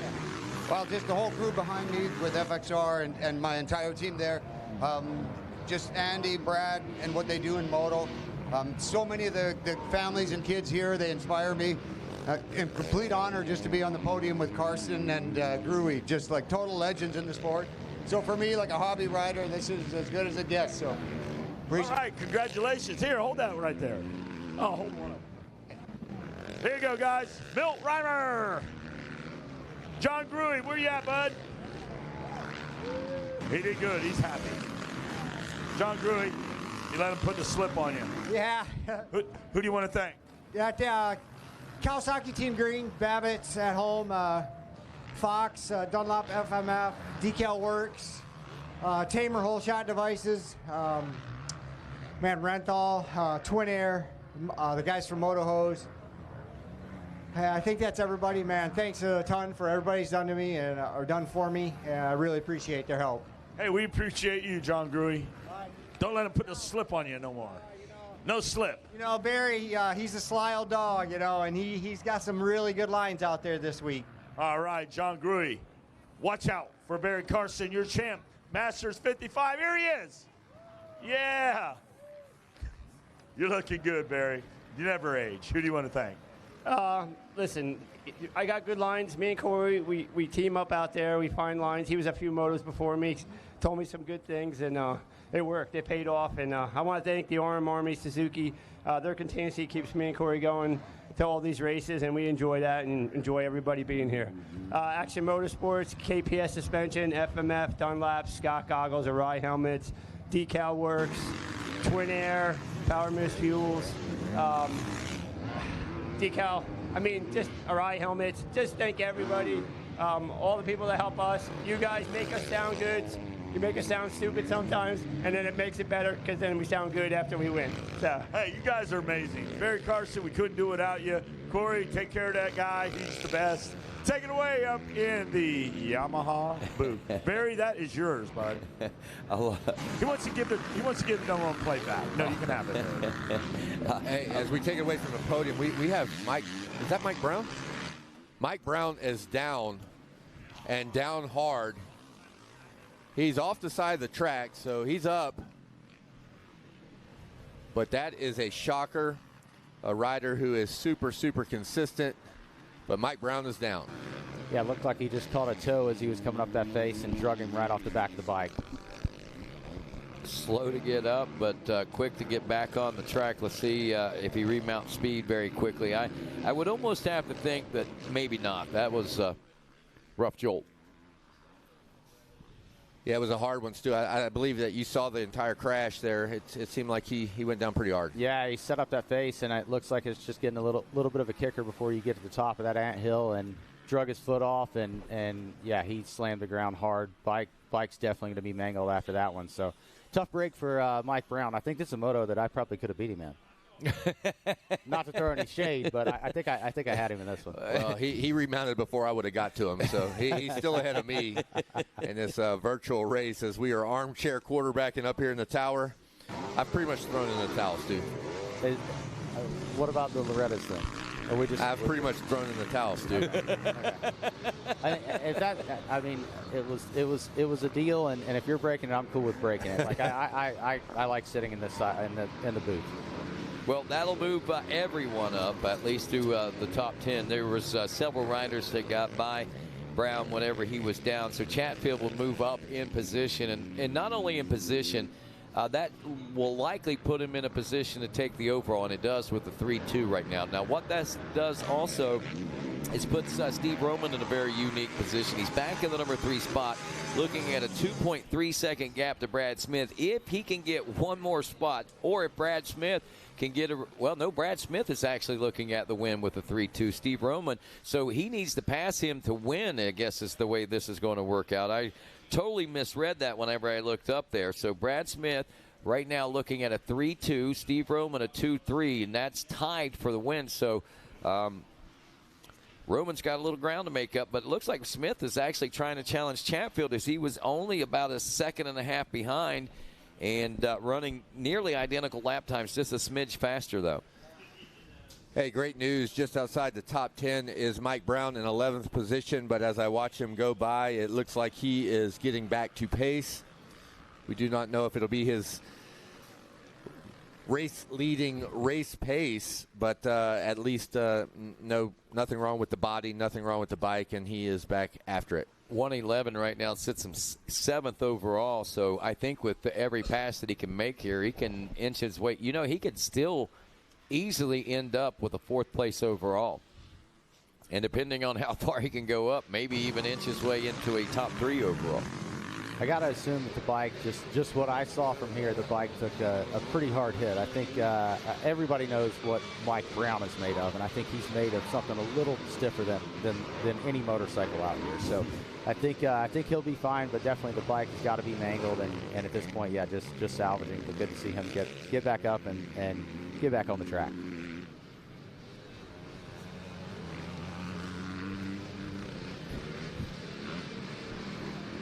Chatfield in for 5 laps, which is the white flag lap. Brad Smith in second, Steve Roman in third, Shane Keller in fourth. Michael Clark rounds out the top 5. Chatfield and Smith 2 seconds separating. Only 1 second between Smith and Roman now. Somebody must have given Roman the update, because he turned a 1.2 second faster lap time than Smith the last time around. In theory, if lap times would win the race, he could theoretically finish ahead, but we're not racing theoretically out here. No, and Racer TV's got a great shot at this battle right now, because it is the battle for the championship as they make it down the Gator Tail and the bad road and now through the rollers, running out of time. But Roman's got his eye on the prize right there in front of him. He wants to make a move now as he's staying in tow as they head towards the twisties.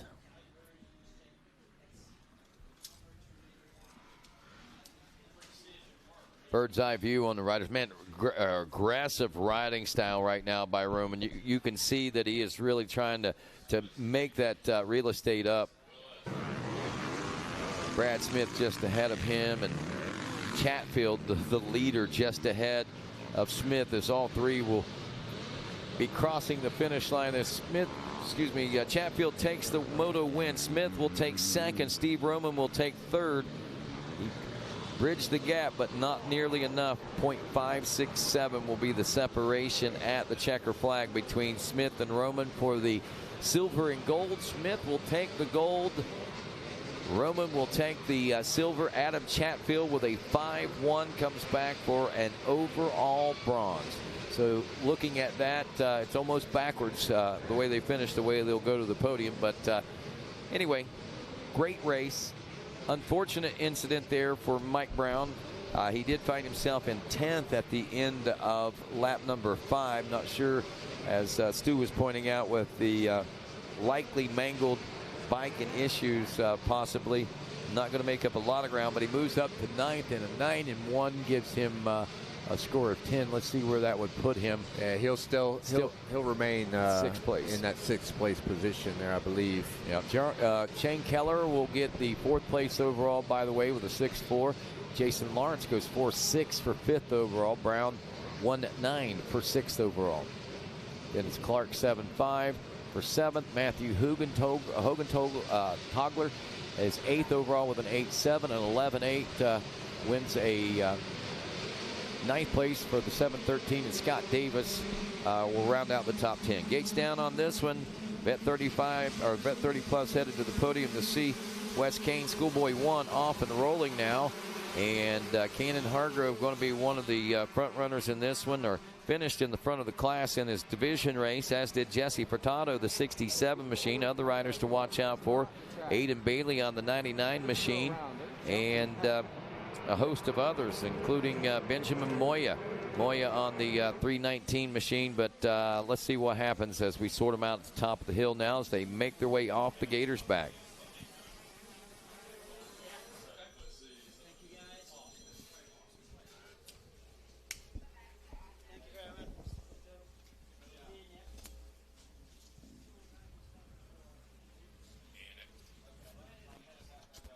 There it is. All right, so as they as they work their way onto the Gators' tail now, still missing those numbers as they made their way through the shot there. But, man, a lot of passes, a lot of like jockeying back and forth, a lot of riders being able to make gains real quick out there. So when we settle into the first lap pace finally here at the end of this first lap, it'll be interesting to see who's able to work their way out and up into the front of the pack.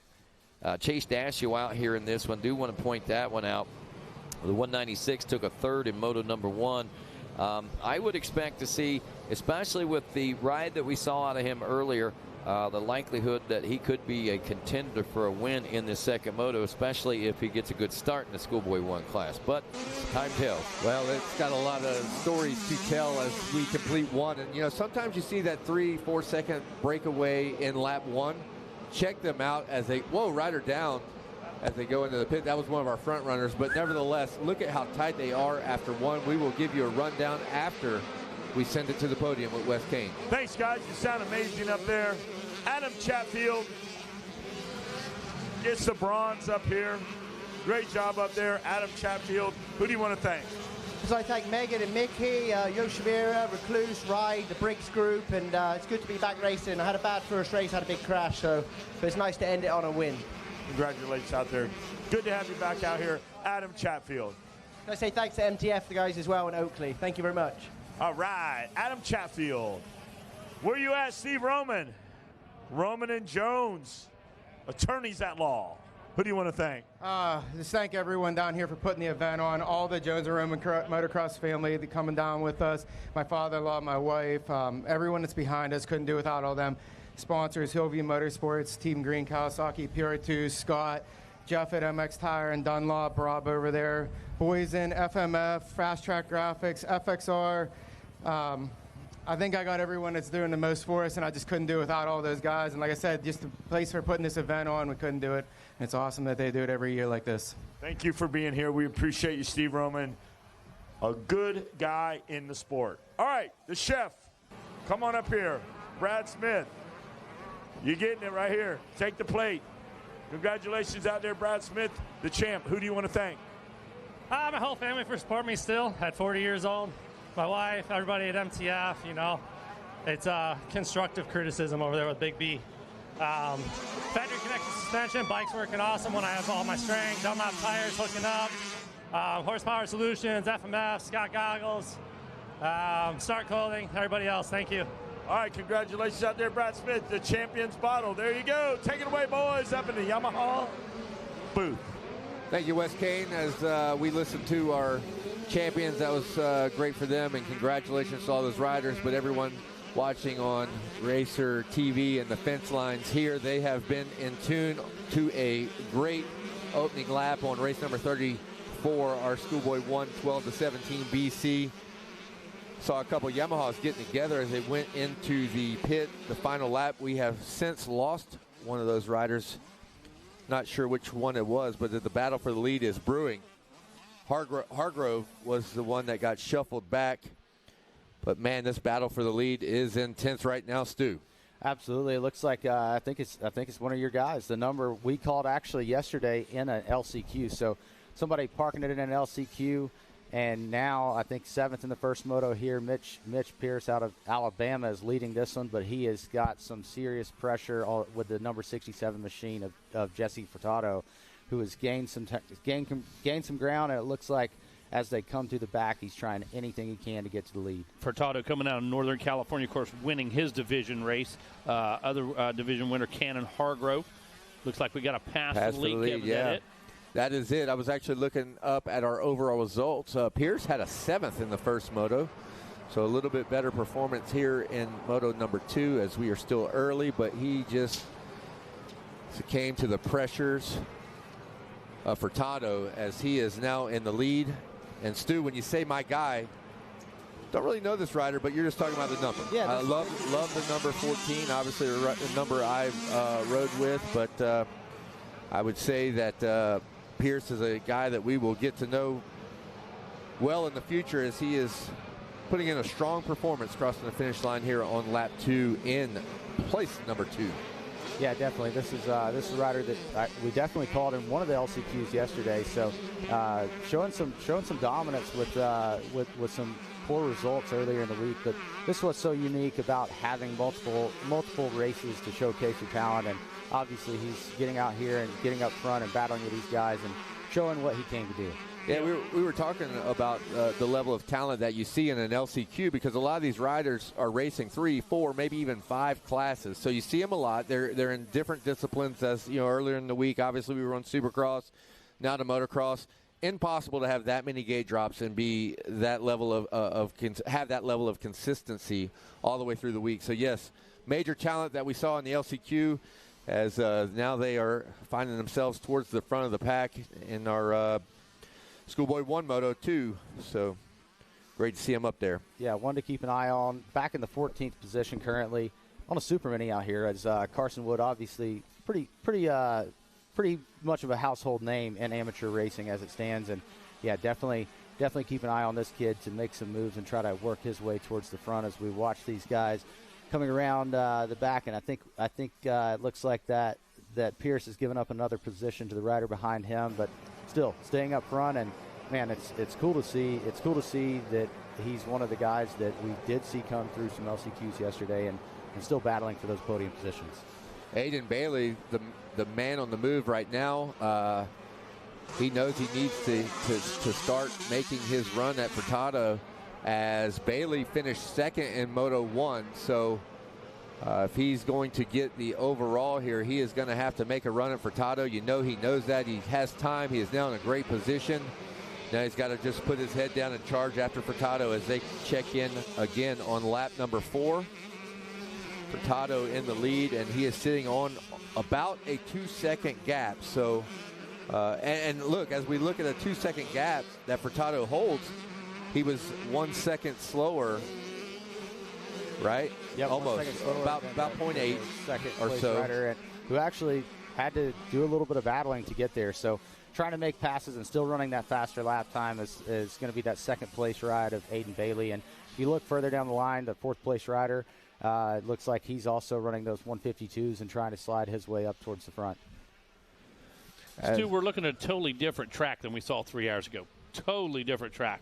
When we look down here going into the Gator pit, when we look up the Gator back, the track just doesn't even resemble. So as we get a little later into these races, there's a lot of racing left in this 65 class. Kevin, you were talking about some guys making some moves right now. Going to have to be careful because in the schoolboy class, starting to get a little rougher. So as you make those moves, going to have limited choices, where this morning had a little more room to move. Yeah, this track will continue to increase the difficulty levels, as we just in the last moto, we see the Gator take a bite out of Mike Brown. Yeah, so he's a guy that has, we've mentioned he has the most experience of probably anyone out here. I would venture to guess that. And so, yeah, you're pushing for the championship, but you got to stay in control. And look at this. Look at this battle. This championship battle we got as they drop into the pit. Things have really started to heat up.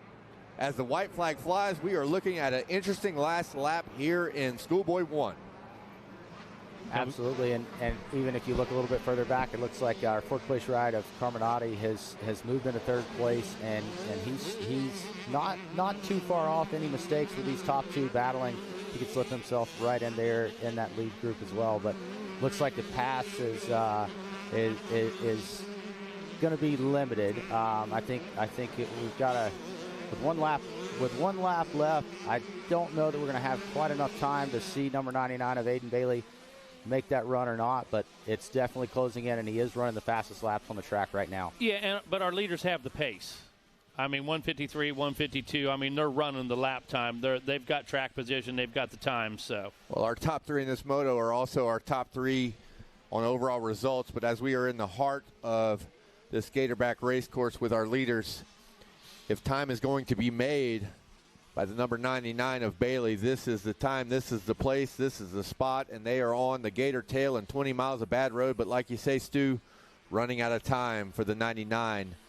Absolutely. I think our 67 ride definitely felt the pressure, knew he was coming, and he was able to answer everything that the number 99 was putting on him. And looks like that lead has stretched out just a bit as they close towards the finish line with only a couple corners remaining. But hey, we've seen some crazy stuff happen here in these last couple corners.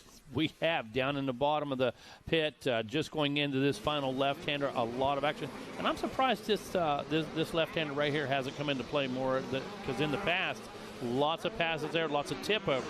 Not crashes, but simple tip-overs. Just put your foot down, it's not there. On the low end, you catch a hump in one of those ruts, and it's over that quick.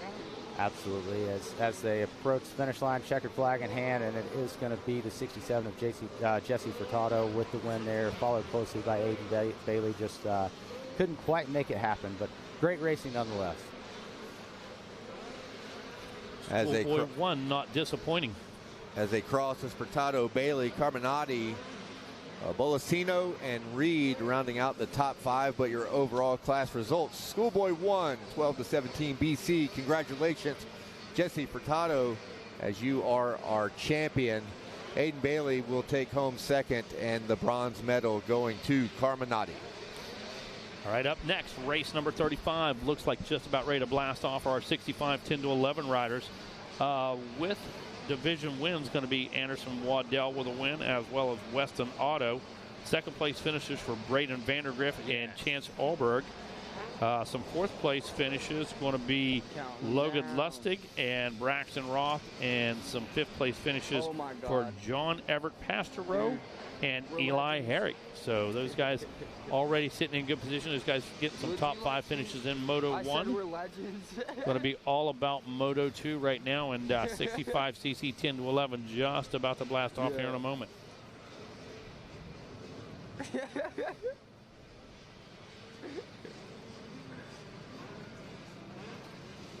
Gang, if you haven't done so, final opportunity. Make your way over to Pro Circuit. Make your way over to MX Tire. Pro Circuit still has all the cool hats. Got some exhaust left over there. I know that they were pumping them out yesterday. I saw a lot of titanium leave out of there. So a great opportunity. Save 30%. 30% on a new exhaust, dude. You know as well as I do. That turns 1,500 into 9-something. You know, I mean, that's a big deal. Absolutely. Everybody's gearing up for next year, next season. It's time to make your way around to all of the vendors here. Make sure you support those that support the sport. And we have a ton of people. But as we look down, coming around into the pit, it looks like we've got a pretty good lead by one of these 65 riders. See if we can see who that is. But gates down and racing well underway here on the 65 class. Again, race number 35, 65, 10 to 11. And got a whole host of, I believe, 2 divisions in that one. Yep, 2 divisions. So got a whole host of hungry riders up there working their way back down into the center of the course. Now going to make their way over to 20 miles of bad road, Kevin Windham. Well, we're not able to read the numbers just yet, or at least I'm not able to read the numbers. But I believe there is a pass for the lead that had just happened. Waiting for the gods to speak into our ears. Maybe we can. Who do we hear? Who do we see? We'll give you a rundown of who that rider is. But nevertheless, there was a pass for the lead on lap 1, so our whole shot recipient is no longer in the lead. Back through that roller section. I love watching these smaller bikes through those rollers because these guys just attack wide open, able to just bounce off the face of the next one. Going to set this thing straight here in just a moment. Right now, going to make our way down to Wes on the podium. All right, come on up here. Our third place finisher, he got the bronze. Great job out there. Come on up here, my man. Good job. All right, tell by your name, where you from? Hello, my name is Alessandro Carminati. I'm from Mexico and Italy. Yeah, I want to thank EBR Performance, Altus Yamaha, Dunlop, One Industry, Heatwave, SKDA, Tamer, Holshot, ODI, Get, EVS, Alpine Star, Bills Pipes, MX Tire, ACV, Carminati Motorsports, Yamaha Fairwell, TTMX, Van Martin, my mom, my dad, my sister, my Mexican family, the Italian family. Thank you very much. Congratulations. Viva Mexico! All right, my next man, come up here, Bailey. Great job up here, finishing with the silver. Congratulations. Who do you want to thank? I'd like to thank my mom, my dad for working their butt off, and they do everything for me, drive me to the races and all that. And Brad at Club 57, training, making sure I'm grinding all day. TZR, 67, Drake, Vol, and Ailish, and everybody else, thank you. Congratulations out there. Good job. All right, your champ, Schoolboy 1, 1217 BC, Jesse Furtado. Great job out there. Shannon Nide, got to be happy with you. Who do you want to thank? Yeah, I'd like to thank the entire EBR Performance team, Altus Yamaha, Dunlop, One Industries, Heatwave, SKDA, Tamer, ODI, Get, EVS, A-Star, Bills Pipes, MX Tire, ASV, Warren Edwards, Seguero Engineering. I'd like to thank my trainer, Nide, my mechanic. Couldn't do without him out here. And everybody else, thank you so much. All right, great job up there. Champions bottle. Going to Jesse Furtado. Good job. Celebrate, man. All right, take it away. Rodney up in the Yamaha booth. Well, thank you very much, Wes Kane. Back to the action out on the track. That is race number 35, 65, 10 to 11. Anderson Waddell leading the way. Chance Alberg in the second place. Braden Vandergrift running 1, 2, and 3 in the overall. But right now, Alberg in the second on the track. Vandergrift third on the track. So Waddell, Alberg, Vandergrift, 1, 2, 3 as they run. Yeah, I was watching those riders. It was Olberg on the white bike. He is on a KTM, but it is white, and he was the rider that got the whole shot. And Waddell was the one to make the pass very, very quickly within about a half a lap of the start. So, yeah, definitely. And you know, we talk about it. I know you and I have talked about it a good bit, but it still impresses me watching these 65 riders go. Like, it's mind-blowing, you know, knowing where I was 20 years ago on a 65 and how far this sport has come. I'm glad you mentioned it, because what you and I didn't catch, and Dean had to tell me, the winner of 51 did the second one. Really? Oh, yeah. We saw several of them clear that first one on the 51. He cleared the second one this morning, and I'm sorry I missed that. That's a hook. That is a hook. Definitely. But when we look at these bikes, they look like mini works bikes. Yeah. Okay, look like they just rolled out from under the factory semi-tent, took these kids to the line and said, here you go, works bike. It's such a fun bike to ride, and I'm glad you can remember 20 years ago, Stu, because I rode 65s 40 years ago, and I have very, very it was actually a 60. Yeah, it was before. I don't know when they bumped these things up to 65s. I rode the 60. Back about 40 years ago, Stu, so there you go. I can tell you the bikes were not anywhere close to this fast or as light. Oh, and it bums me out. I walk through the pits and I hear, oh, this piece of crap, this piece of junk. These kids have never ridden a piece of junk. These kids don't know what a piece of crap is. They've never ridden a TM75, a KD80. Okay, they've never ridden anything like that, a GT1. Okay, they have no idea what crap is. Yeah, I love when we talk about, the purist. You know, we now are looking at future that is leaning, at least OEM starting to dabble in e-bikes and electric bikes and live electric coming. That, the 4 strokes were the hot thing. The purists are talking about the two strokes and the 4 strokes. Well, the real purity is when we got the mono shock. Okay. These bikes that had the duals on the back, that's when you were really riding a piece of junk. Air-cooled drum brakes, rattle, vibrate. Hey, when you start down the falls with drum brakes, you can't stop even if you want to. And listen, they vibrated so bad, you had arm pump on the starting line. Just from the You're rattle. waiting for the car to turn, and just from the vibration, you had arm pump. I mean, that's how bad these things were, dude. I got to ride a 90s 500 recently, and anybody that rode that bike, that was a man. You were a man. You were a man. For 30-plus, too, at national and world-class speed, you better believe it. Absolutely. What's crazy is that bike was fast. I overjumped every single jump on my track. First lap, I like 20 feet past it. No, you couldn't hear the RPMs. Like, you're just cruising, and you think you've got it, and you might case it, and you're 20 feet long. And that's amazing. Just before we get back to the race, I'll add one thing to that. How some of the best 500 riders in the world, Jeff Ford, Johnny O'Mara, these were small guys. Okay, now your champs, David Daly and guys like that. But it's amazing how the 125 guys weren't the best 250 racers, but somehow they went on and rode those 500s really well. It blew my mind. Yeah, absolutely. And I'm no small guy, so that bike scares me. I can tell you that. Looking back to the racing, it looks like we've still got the same leader, and he's definitely clicking in some lap times that are impressive.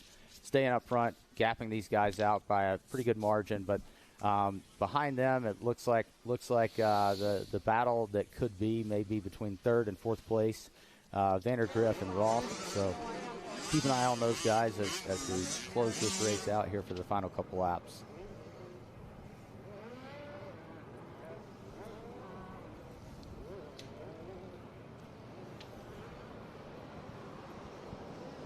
So 10 to 11 on the track right now. 65, 10 to 11 coming up next. 65, 7 to 9, and going to be another exciting race there. A couple divisions, of course, getting funneled down into one gate. Looking forward to that. And let's see, lap 5 out there, I believe. No, lap 4. Lap 4 in the books. As Waddell continues to have just a banner week, he has rode well. So no surprise here in this moto. Olberg, Vandegrift.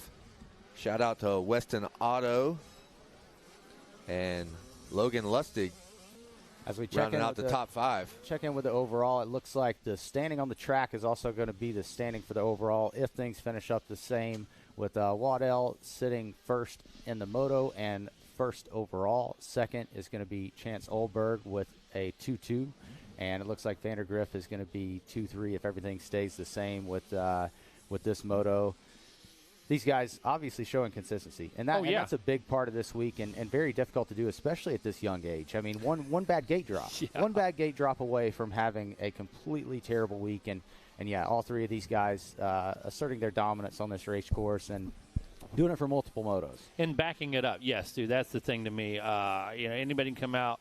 Not anybody, but guys have an opportunity to come out. You get that one good ride. You get that gate drop. There's issues, this and that. But when you back it up, when you're always that guy, and it comes for different kids at different times, but that's when you start making statements. Yeah, most definitely. I mean, we even look at the guy that has probably more seed time than anybody, Mike Brown. It happens to the best of them, and to see 365 riders, I mean, very, very consistent throughout the week. And, it's really impressive to see just how far the sport is evolving as a whole. As things start to spread out a little bit, Waddell is coming around to catch the white flag right now. But the interesting thing is going to be one of our Moto 1 winners, Weston Otto.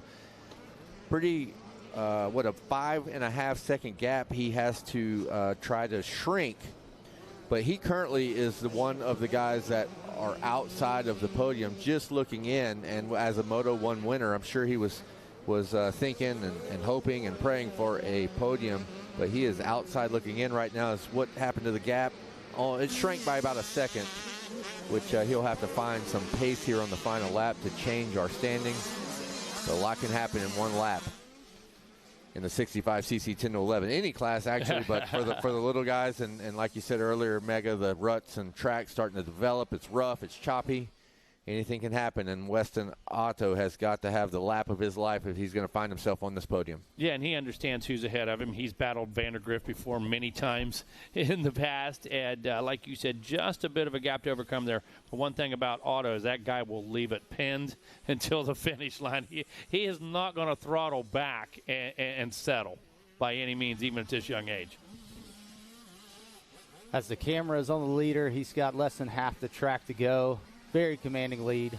Just watching this kid is, man, I keep going back to just how impressive these kids are, and at such an early age doing it and being so consistent. But you watch the structure on the bike. We were just talking about Guy Cooper and Rodney Smith and some of these guys. Like the style of the 2000s, the 90s and 2000s has just completely changed, and it's going all the way down. These kids get to be part of the facility, such as what Kevin has, myself, and you beat it into these kids, not physically, but unless you have to. But yeah, just watching how structurally sound these kids are at such an early age is so impressive. The scrub started with Stewart, right? And then it goes to the pro ranks, then it goes to the A class, then it goes to the B class, and then now we got C rider scrubbing. We got 65, 10 to 11 scrubbing stuff. I mean, it's insane. Stu, Kevin and I talked earlier. A lot of times at 4 to 6, 7 to 9, checker flag is out. Go ahead and run that one down for us there, Kevin. Well, you can continue your point because the only one that passed is Waddell. He's sitting on quite a lead there, but Waddell does take the finish. The champion for the class, the champion for the moto. Good ride as now Olberg comes across as well. Finish your point there, Mega. At one point, instead of camps, these guys were still working on starting, stopping, leaning, braking. Clutch. Clutch. Introduction of a clutch. And that was the thing, was the introduction of clutch. Now we're learning how to go a gear high, slide that clutch, and make sure you don't open the door to the guy on the inside. At 7 years old. Now we're teaching racecraft, Stu. Yeah, racecraft. That was my okay. next point. Now you're managing races on right. 65. Exactly. We're, like I said before, man, we're really, concerned with whoops. And jumps. Hey, we're past that. We're going to go ahead and triple through the whoops. Okay, we're going to triple through those, and we're going to clear both jumps on the gator back. So what's next, boss?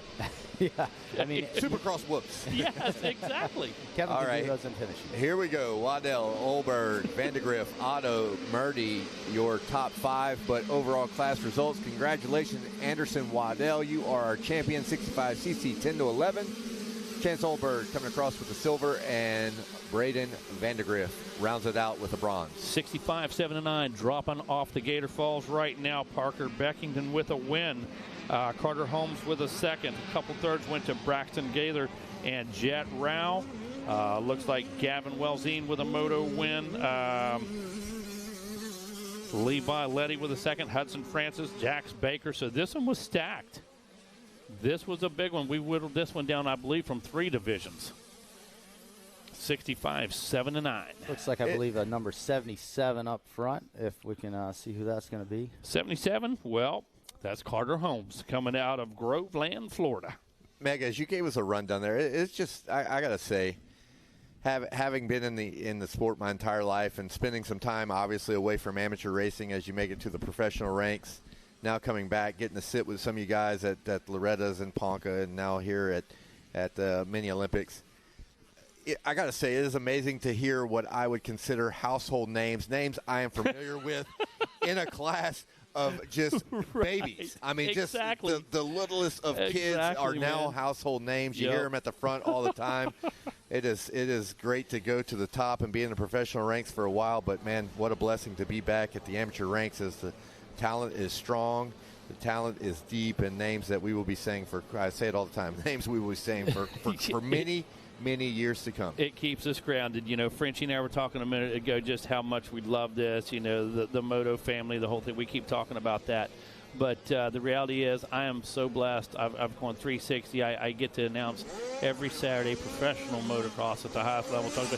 And to watch guys like Danger Boy, to watch guys come through, next Casey Crocker and guys like that. You announce their amateur career. Now you're announcing them at the pro level. Hopefully we're going to be announcing them in vet classes at one time. But it's just a great thing, and it keeps us grounded and keeps it real. Birds are flying. I think Tweedy's on the podium. Here we go, West West Kane, Kane. what's Let's up?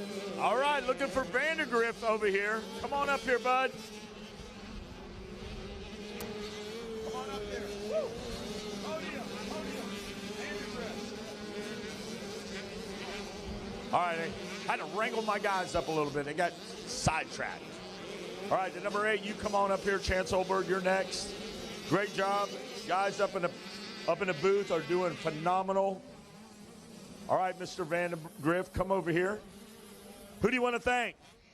Mended Racing, PR2 Suspension, PAX, Pro Spur Kit, and Fast Farms, Hoosier Tires,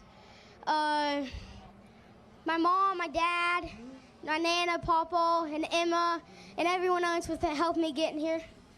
Well, congratulations. You're a good little dude. Hold up your medal. Let them see that medal. He got the bronze.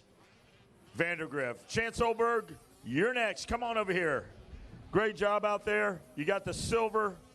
You're on fire all week. Who do you want to thank? Mom, Dad, Adventure Moto, Austin, my trainer, Matt Cleveland, MCT, 100%. Alpine Stars, Fly Racing, Skull Candy, T-Rex, Bappets, MWC, Downtlop, JJR, and everybody else and Baker for doing my suspension, and everybody else that supports me. Thank you so much. Well, thank you. Appreciate you, too. 65, 10-11, Anderson Waddell. Super pumped now. Smiles for miles. There's your champ, guys. Hold up that medal. Great job, Anderson Waddell. There's your champion's bottle. Who do you want to thank? Mom, my dad, Fly Racing, A1 Racing Suspension, Scott, Dunlop, Ethica, and everybody else. Thank you. One more time, they're going to get the shot. Hold it up. Take it away, boys. Looking good. Up in the booth.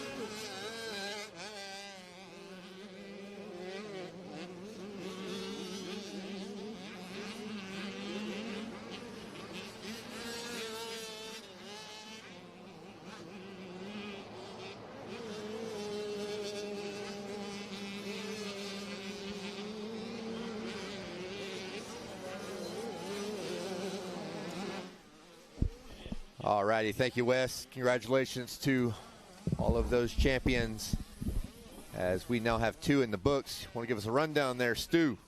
Yeah, it looks like we've got Carter Holmes sitting in first, followed by Gavin Wisen, Jax Baker sitting in third, and Ashburr Hall fourth place with J.O. Ferreira Jr. sitting in 5th place. And not too big of a gap between our leader in 2nd place and running about the same lap time. Yeah, well, we got some action on the screen, and that is the gap you are speaking of as they are through the Gator Tail and the bad road. And, yes, that is some pressure. That is our leader, Holmes and Welzine. They are going to battle. Absolutely. We should see him coming right here below us here shortly, and there's some opportunities. One rider in, one rider out. Holmes to the inside. Welzine takes a long way around, carries some momentum out of that corner. And yet again, this is a battle that is for the championship. These riders going 2-1, 1-2 as they are on Racer TV screen. And this is the battle for the championship. Looks like we have Jax Baker, another one of our first moto winners, sitting in that 3rd place. Not too far off of these guys, only 2 seconds, so we'll see if he can possibly close that gap and make it interesting for us. But right now, all eyes are on this 1st place position as we have Gavin Welzine sitting in 2nd place just behind Carter Holmes, coming in towards the finish line. Look down the bottom, one in, one out yet again. Let's see if Welzine can get the drive as they come up out of the pit to complete another lap. That's what I love about Welzine right now. Holmes is going left, Welzine going right. Doesn't matter the section. He's not scared to take an in. He's not scared to take an out as he wants to go to the lead and get this championship. And if you look back at the lap times, it looks like Gavin Welzine has run almost 2 seconds faster of a lap time than the current leader, Carter Holmes. We see him going up to the step-ups. We'll see what happens here. Looks like we got a rider that's possibly going to roll these right in front of us, see if that shakes it up any. Nope, both soaring over top of him and keeping that gap tight as, again, working his outsides as Welzine, trying to find any real estate that he can to try to make this pass. Look at that. There it goes. Can he make it around the outside? He's one got a in, good one run. out. Let's see. Racer TV has pulled back on some other riders, but we're going to stick with this battle because they are handlebar to handlebar going into the back section as they make their way down the Gator Tail. This thing is too close to call. Last time we saw the 2nd place rider Welzine follow the inside line. We'll see if he does that again. It looks like he's exploring a little bit. He might change it out. Just 4 lines out. As you're working with these riders, you know that sometimes they say, "I was inside." Well, you got to realize there's 4 insides. Okay. Oh man. Right. Which line are you going to take? And he adjusted just a little. He's hunting, but look again. Here he is on the outside. It's a long way around, but he's able to carry some good momentum. Man, the racecraft, even, we keep talking about it at these early ages. 7 and 9, these guys are, so very young riders on the track. And, man, the racecraft of the 2nd place ride now with Welzine, definitely all eyes, I know, in the booth on him. Obviously not taking anything away from our current race leader, Holmes. He's riding phenomenal and guarding those insides, doing what he knows and needs to do. But did it look like that gap has opened up just a bit? I think maybe a little bit too much exploration with that 2nd place ride. But, man, it's cool to see every time one goes in, one goes out, and that 2nd place ride is doing anything he can to try to make it to the lead. And here's a note as we sit in the tower, as we've both ridden in many situations, the gap that we call from the tower is not necessarily a gap that you feel on the track. We're like, oh, look how the sizable lead. Yeah, we're at 1.1 seconds, and that just speaks to how tight they were the lap before. So you know that although we're seeing a little bit of an accordion effect between Holmes and Welzine, Holmes doesn't feel that. He still feels the and probably still at this point hears the bike of Welzine as he doesn't know exactly the gap. But I think, to your point, it's just the searching that Welzine is doing to make these subtle changes in position, and just a 10th or 2. Nothing major. Yeah, definitely. And we're seeing that strong run around the outside again. But I think as it stands, Carter Holmes just sticking to his lines, and he knows the good line on the track, and he's kind of put himself there. He's matching his line almost tit for tat. Every time we see him on the camera shot, he's riding good, riding defensive. And, yeah, like you say, in these positions, a lot of times you could tell somebody if the rider's 6 feet or 10 feet away. And it's crazy to say that, but you know if a rider has made a 4-foot gain based on where it sounds on your outside, inside, when he's on the throttle. And, yeah, it's cool to watch how defensive this young rider is riding. Welcome back, Rodney. Glad to be back. Well, you're missing. I haven't been. No, I've been watching this whole thing. Watching over our shoulders. So welcome back to the mic, and you have been witness to a great race. Yeah, this one has been very good. Welzine is a couple of times, especially coming off the back of the Gator, I thought he was going to, with that momentum he had on the outside, but there's something on that back section as he goes to drop onto the Gator's tail that's separating Holmes and Wellsine, and Wellsine can't make up what he loses over the course of the rest of the lap in the meantime, and that just goes a great testament again to the level at which Holmes is riding at right now too. White flag in hand as these guys approach that final lap, soaring over the finish line, running in, and it looks like at this time got a little bit more of a gap than we've seen the rest of this race, or at least the last couple laps, as Carter Holmes just stretched up just a little bit, almost 2 seconds there over the second place rider Wellsine. As we look at 6 through 10, Jet Ra, Lorenzo Ricken, and Levi Letty, Hudson Francis, and Levi Geis. These are all riders who had some. Look, we got a lot of seconds and thirds a little bit further back in this moto. Got Shannon Tarnow in there, Levi Letty, I said, Levi Geis. I mean, it's crazy to see where some of our Moto 1 finishers that were close to the front, they're a little further back in this moto. Yeah, definitely, and we've talked about the track being a little bit rougher. It could just be some riders ride a little rougher track better. We don't know. I can't remember exactly where their race fell for their qualifying, but yeah, it's again, it goes to that multiple moto format. You get to see a little bit of everything at this facility, and you see who the best overall rider is at the end of the day. And again, going back to the baseline talent. Leader is down. So big trouble there. Shake up for Holmes. Wow. What a tough break as he was in. He had fought off a hard charging Wellsine, having a fantastic moto. The Gator bites again. With an 18-second lead over that third place position, Jax Baker, it looks like as long as he can keep it on two wheels from now on, I think he's going to end up with that second place in the moto and second overall for the week if everything stays exactly like it is. But nonetheless, a great battle. Honestly, one of the better races I think we called today. The 65 class, 7 and 9. Man, their racecraft was impressive.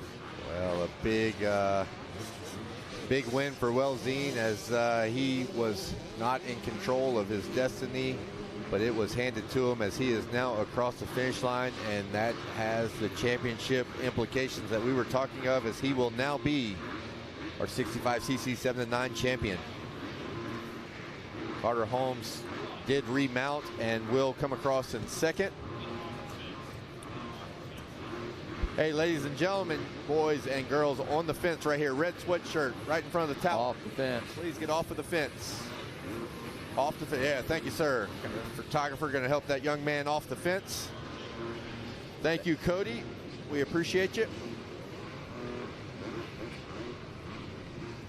All right, so once again, recapping our overall here, Gavin Wellsine will take the championship with a 1-1. Carter Holmes goes 2-2 for second overall. Jax Baker pushing up and gaining a good solid ride in the third place position, going 1 and 3 for an overall third. He'll get the bronze. He'll be going to talk with Wes Kane as well.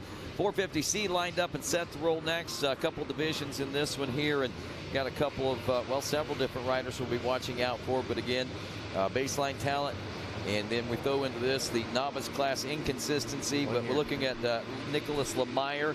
The 381 took a Moto 1 win. Roman Jordan, the 930, took a Moto 1 win in his division. Eric Gerke and Zachary Flanders, the 511 and the 711, also taking second place position finishes. And our class is off and rolling now as they drop down Gator Falls for the very first time, try to get it all sorted out up front. We've got a Yamaha pilot out on point. We also, checking back again, Austin Phelps, we saw him ride a very strong 250C class earlier today along with Caden Thomas. They both finished in third place positions. It wouldn't surprise me to see them boating well here in the second moto, the 450C as well. But is that Flanders out front? Looks like Flanders is out front, but got some battles going on screen, and looks like he's got a little bit of a gap, but that second and third place position looks like possibly a 331, 381 sitting there trying to make some moves early in this race. Well, 381 was a Moto 1 winner as well. Nicholas Lemire, out of Canada, took a Moto win as well. So we got some of the players up front, it looks like. Yeah, definitely. And watching the C-class racing is always fun. We get a lot of good battles on screen, and looking forward to this one as they are all tire to tire coming back towards the tower now. We should be seeing them approach us and get to see what we see coming down to the finish line. It's Stu, as a couple of guys have been around all of us for quite a while, how many of these riders do you believe that are actually riding the 450 in our 450C division? I don't think many are. Just being at the gate on and off throughout the week, a lot of these guys are on the 250s, and you can even hear the difference in the bike. It sounds like it's definitely split, but definitely the revving I'm hearing is a lot of 250s in this class. But a lot of these guys are comfortable. Oh! Right in front of the tower. See if we can get a number on that bike. Riders down right in front of the tower. It's not on our racer TV, but caused us to jump up out of our seat as the action was right here in front of the tower as the flags fly. Might have been, I believe it's 428, maybe. We'll try to get an update as we can see this. Yeah, it was the 428. That would be good call, Rod. Trey Pillins, Palmer, Alaska is where he's from. He's up walking around, but definitely a scary moment there for sure. Back out front, Lemire, Thomas, Jordan. Things are starting to settle in here, and some of our front runners as we check in with the way things are looking. Lemire coming in with a 1-1 is running out front. Roman Jordan back in the number 3 spot is looking at a 1-3 right now. Caden Thomas running second. He finished third in the first moto. So again, we've got a lot of consistency with some of our division race riders out there as they are running very close to the front of the pack. Eric Gerke, also a top finisher in his division race, finished second. He's running fourth right now. Jeremiah Garrison, who's rounding out the 5th place position, finished fourth in moto number 1.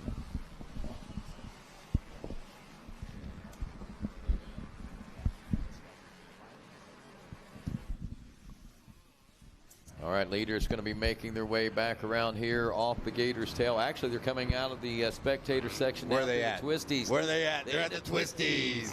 We love it.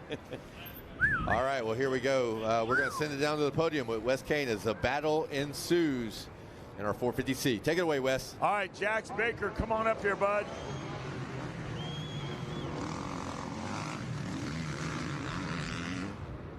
Jax Baker got the bronze. Hold that medal up. Let them see it. There you go. There you go. Who do you want to thank? Mom, Dad, Cobra Elite, Brett Bell, Scott Bell, 7, the whole Cobra Elite, Mom, my grandma, my Mimi, everybody come out to help me, and it means a lot to me, and that's everybody else. Congratulations out there. Carter Holmes, come on up.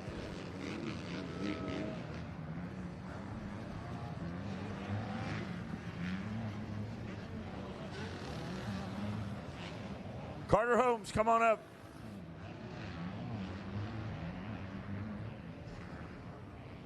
All right, second overall, you got the silver. Who do you want to thank? I'd like to thank God, Mom, Dad, 60, OGs, Mended, Lynx Racing, Fuel Factory, T-Rex, AMF, and everybody else who supports me. Thank you. All right, hold up that medal. Show them. Hold it up. There you go. Second overall, Carter Holmes. Gavin Welzine, 65-79 champ. You rung that bell again. Good job out there. There he is, Gavin Welzine. Who do you want to thank? My mom, my dad, my whole family, Gas Mob, Bell, FMF, Dunlop, Bees Motor Lab, Motor X, Sticker Standard, Nahilo, Motion Pro, Pro Taper, Tamer, Bell, Scott, Ashik, Alpenstar, 7, Orlando, and Max, and whoever else. Thank you so much. All right, congratulations out there. Gavin Welzine, here's the champion's bottle right there for you. Gavin, take it away from the Yamaha podium to the booth. All right, back up 450C now, working on lap number, well, just wrapped up lap 3, heading into lap 4. Caden Thomas Up front as he gets around Nick Lemire. That's going to change the face of the overall as well. No, it doesn't. It's a 1-2, still a win for Nick Lemire. Caden Thomas again a 3 and a 1, so that scores him 4. So that means that we've got our work cut out for still for Thomas. He's got to maintain the spot he's in and hope that Roman Jordan maybe can start knocking on the door a little bit of Caden Thomas. So, or excuse me, of Nicholas Lemire. So. Yeah, Lemire maintained that with that pass. He still maintained the overall, but the difference was between Thomas and Jordan as they're both sitting on 4 points. But Thomas now, if he can maintain this lead, will well, actually, you know what? If Jordan jumps up into the mix, the math is going to get even a little bit more tricky. Yeah, Jordan's only a couple of seconds out, and with Lemire getting past like that, might throw his pace off a little bit, and that might be a saving grace for Jordan if he can get around. That may loft him up a position there in the overall. We'll see. It will definitely help out Thomas for sure. Well, as these riders are on Racer TV, we see Thomas working his way back towards the front section over the tabletops, something like that. I was so anxious to say twisties, I forgot that we were on tabletops there. As they are now in the split lane section, heading to the Gizmo Mod. Your tongue was anticipating the twisties. Approaching this section where the rider was down, just mom's, dad's, family back home. Rider got up under his own power, so if anybody is listening, rest assured, they've got him well taken care of here with the medics crew. But back to the racing, it looks like that number one rider there, Caden Thomas, is definitely showing he's the man to beat. Putting a little bit of gap between him and second place of Nicholas Lemire, who is still sitting, I believe, in our overall position, just 2 seconds over that third place ride of Roman Jordan. Wow, the top 4 riders nearly matching speeds: 57.5, 57.5, 57.7, 57.7. With 1 minute added onto that. But look at this. Michael Thompson seems to be a rider on the move, a 156 from back in the number 5 position. And he's putting the pressure on Anderson right now for the 4th place position. So that's where the race is. If you look out here on this racetrack and you see, and I believe that's them across the Gators back now. Yeah, Michael Thomason, the rider on the move. As you noted, Rodney sitting in a good position right now inside the top 5. Fastest rider on the track, but looking up at the overall results, unfortunately having a tough Moto 1 coming across in 11th position, but he is on fire in this moto. Great battle out there on the Gators' tail now as they wick it up, and again a different look to this section of the racetrack. Continuing to develop its race face throughout the course of these motos this morning. Some separators starting to show their face out there, but still relatively smooth by comparison to what we know the Gators' tail can be in the 20 miles of bad road back there. Thomas Lemire, Jordan Anderson, and Thompson. There's the 361 or 81 of Lemire as he's still got Thomas in sight there. So this race hasn't necessarily stretched out too much for Caden Thomas. Lemire still within striking distance back there, it appears. There's Roman Jordan in 3rd. And Alexander Anderson and Michael Thompson are not far behind in the 4th and 5th place position. So when you look at this by the grand scheme of things, you start doing the math. That one opened up a little bit over between 1st and 2nd. But even through the top 5, we're only looking at about 7 seconds or so that separate all 5 of those riders, which generally this late in a moto, you start to see that break away a little bit more, but not today. Yeah, definitely. It's good racing, and you look back, that battle's still brewing with the 5th place ride is now within a second of the 4th place. So there's going to be a good battle, I believe, coming down to the wire there with Anderson and Thompson. Thompson sitting in 5th place currently, Anderson in 4th, but less than a second separating these two guys. I'm sure that might change things for the overall, but it looks like the 5th place rider, Michael Thompson, not with the greatest first moto, but definitely running some good times and trying to close that gap on the 4th place ride. Well, Nick Lemire looking at a 1-2 for the likelihood of gold here today in the 450C class. Caden Thomas scoring 3rd in Moto 1, but the big win here, the explanation point, if you will, for the 2nd moto. He will still score 2nd overall, but will take the silver if he can hang on to it. Roman Jordan looking at a 1-3 for the bronze. Jordan seems to be comfortable back in the number 3 spot. Lemire is comfortable in second. But as Stu pointing out, that 4th place ride of Alexander Anderson still feeling the heat from Michael Thompson from 5th. I was watching Anderson as he came out of the pit and crossed the gator back last time. A little bit of smoke coming out the bottom of the bike. It tells me in the C-Class probably that he's feeling a little bit of pressure, maybe getting a little clutch happy. I'm sure the bike will make it to the finish, but to your point, he is definitely feeling some pressure and doing all he can to stay ahead of Thomas. And there we go. Give us a rundown there, Stu, as the checkers fly. Yeah, it looks like we have Caden Thomas still holding down that win, and he's going to end up second overall on the week with Nicholas Lemire still checking in second place. That's going to give him the overall. Roman Jordan 3rd place. Alexander Anderson is sitting 4th place, and as it stands, Michael Thompson couldn't quite close that gap, rounding it out in 5th place. Your overall rundown is going to be Nicholas Lemire with the win in this class in the 450C.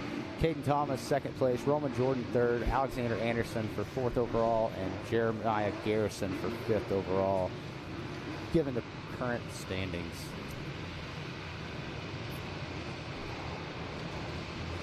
As we hear these 450s rumbling, looks like we've got 450B.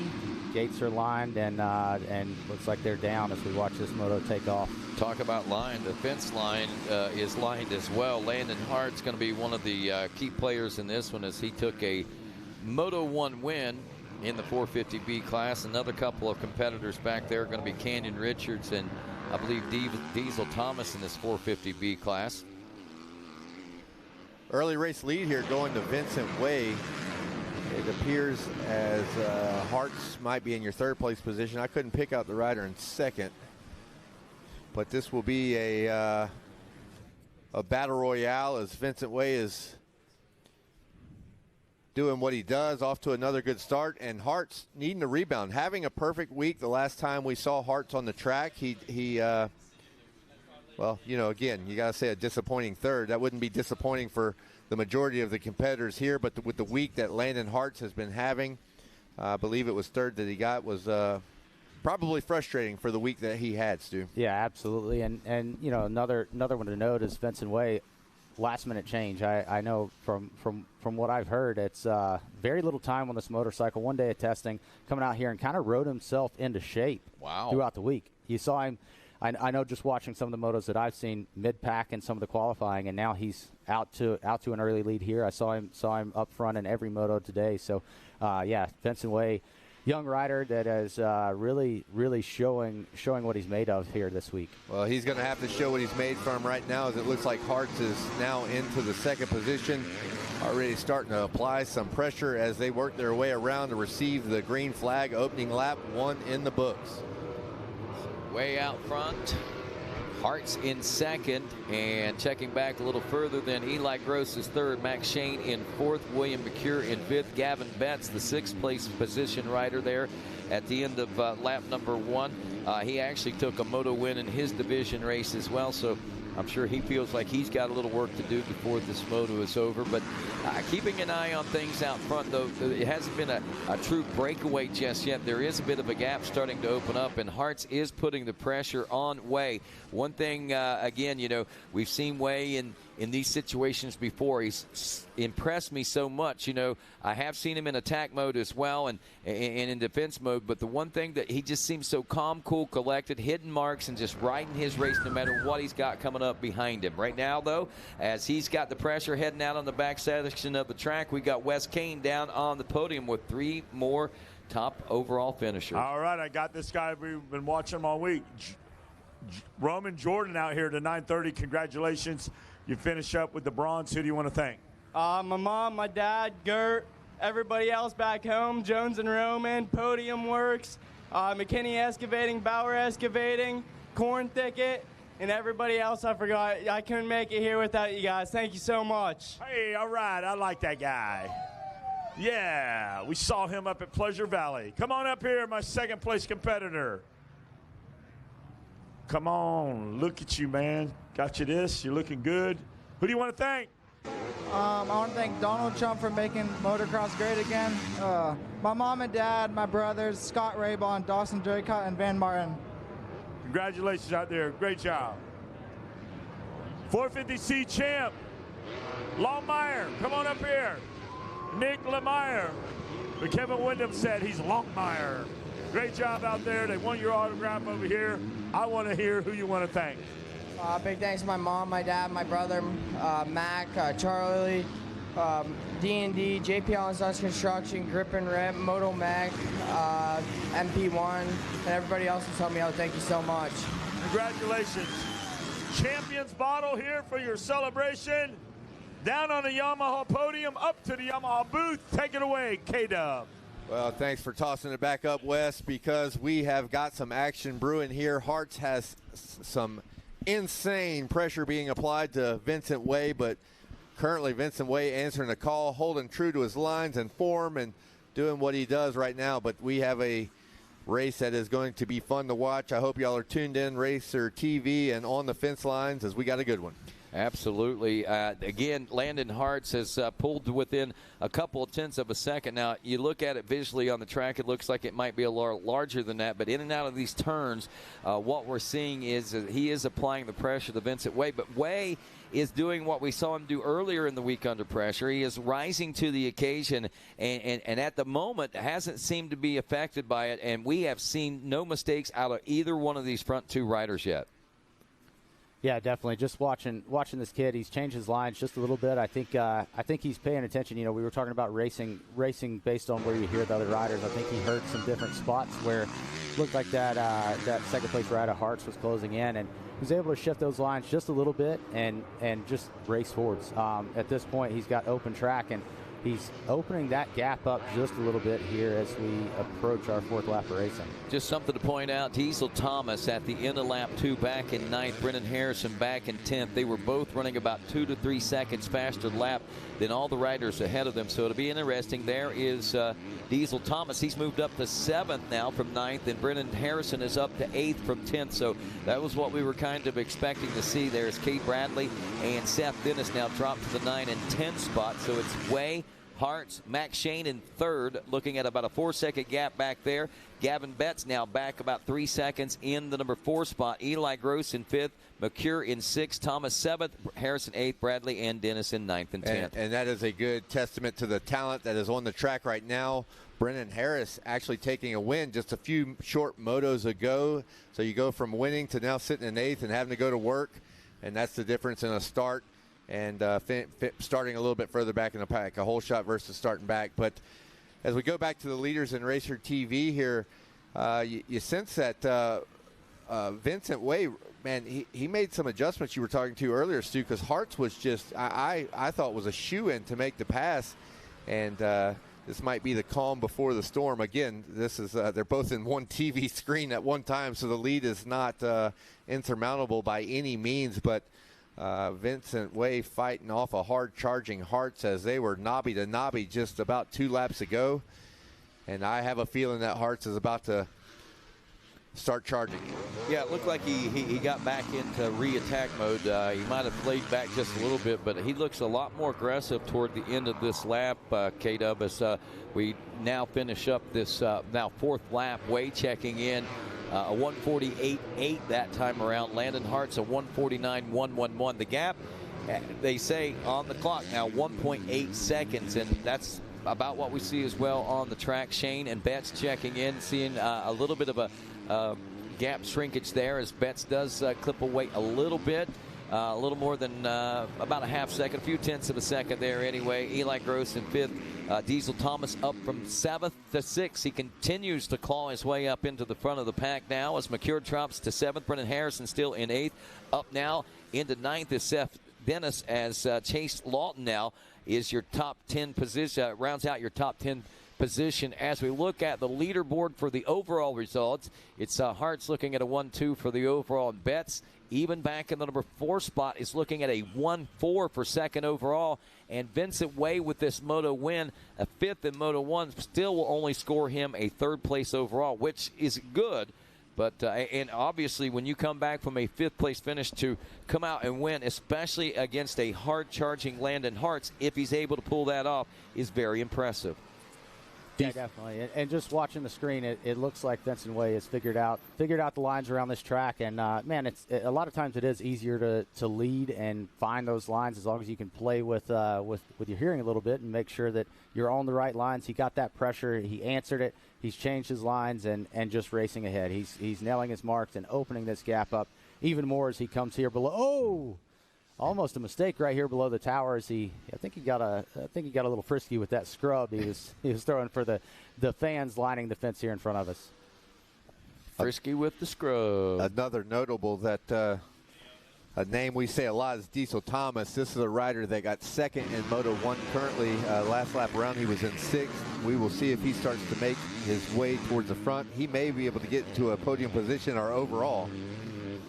Yeah, and the closer he gets to the front of the pack, all of a sudden it moves him up in the overall. A 2nd in Moto 1. He was running 6th last lap. Up to 5th now, Rodney. So when we score that 7, that still has got him in 5th place overall, yeah, as Max Shane has him on the better finish in the 2nd Moto. But it puts him in a tie right now for the 4th place position. Now, here's the thing. If he's up to, 5th place position, the gap, that's a big gap that he's going to have to try to mount there, as it's 6.5 seconds. Even for Diesel Thomas, it's going to be tough to catch Gavin Betts. Now he's reached a lot of competition on just making that gap up, let alone once he gets to that 3rd place, 4th place position, if he does. Yeah, two laps of racing left, it looks like. Still no white flag in hand. So he's got a little bit of time, and obviously given his ride at Loretta's earlier this year, we know what Diesel Thomas is capable of. Very smooth, very structured rider, but now's the time to let it all hang out and hopefully put himself back up in the fight for possibly even a podium position if he can really close some time down. Racer TV focusing now on Brennan Harrison and William McCurry as they are through the back section. And as soon as I say that, we jump up to, yeah, that's Harrison. Here we go. As he goes over the table, heading towards the twisties. Very infamous split section here at Gatorback.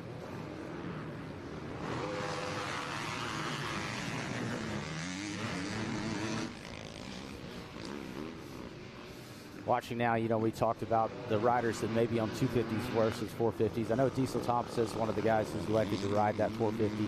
Here a little bit deeper pitch in that motorcycle as he comes, but not looking like he's closing too much of that pretty large gap up to the tail end of that. The riders just in front of him in 4th place being Gavin Betts.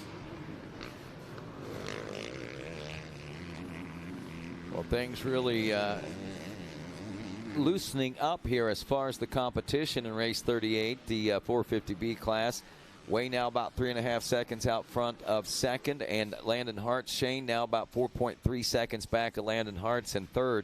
Again, your overall Hartz, Betts, and Vincent Way right now with a 5-1 as he continues to lead this one with just a little time left to go. Opportunity to send a shout out to our friends at T-Rex Throttles. They're pretty much bulletproof is what I'm hearing, and of course they're also super smooth and available in any color to match your bike. You can expect better throttle control, reduced lap times, and less arm pump. These guys spend thousands of hours developing and testing their products, so make sure to check out their new triple clamp colors as well, as those have been on the cutting edge of technology. Also, T-Rex throttles and triple clamps are AMA legal in every class, and champions choose T-Rex. As we watch Vince Way come around, I just have to speak to the mental fortitude of the number 27. If I'm in the lead, I got 5th in the first moto here, and I have Landon Hartz barking. It's got to be a stressful situation, as Hartz was super tight there, as now Vincent Way comes across to take the white flag. That says a lot about where he's at inside his helmet, right? There's a lot of things that go on outside the helmet, but man, once you strap the helmet on, the mind can play some games, and there's no better competitor to get into your head than Landon Hartz, who's had a phenomenal week, and Vincent Way has absolutely answered the call. Hyper-focused, I think, would probably be a thing that you can say about Vinny Way. And again, I noted that whenever I seen him under so much fire and pressure, he changed nothing. He didn't act as though he was under any pressure. And I only seen a little bit out of aggression. It's a matter of he's just racing that racetrack every time he goes. At least that's what it appears.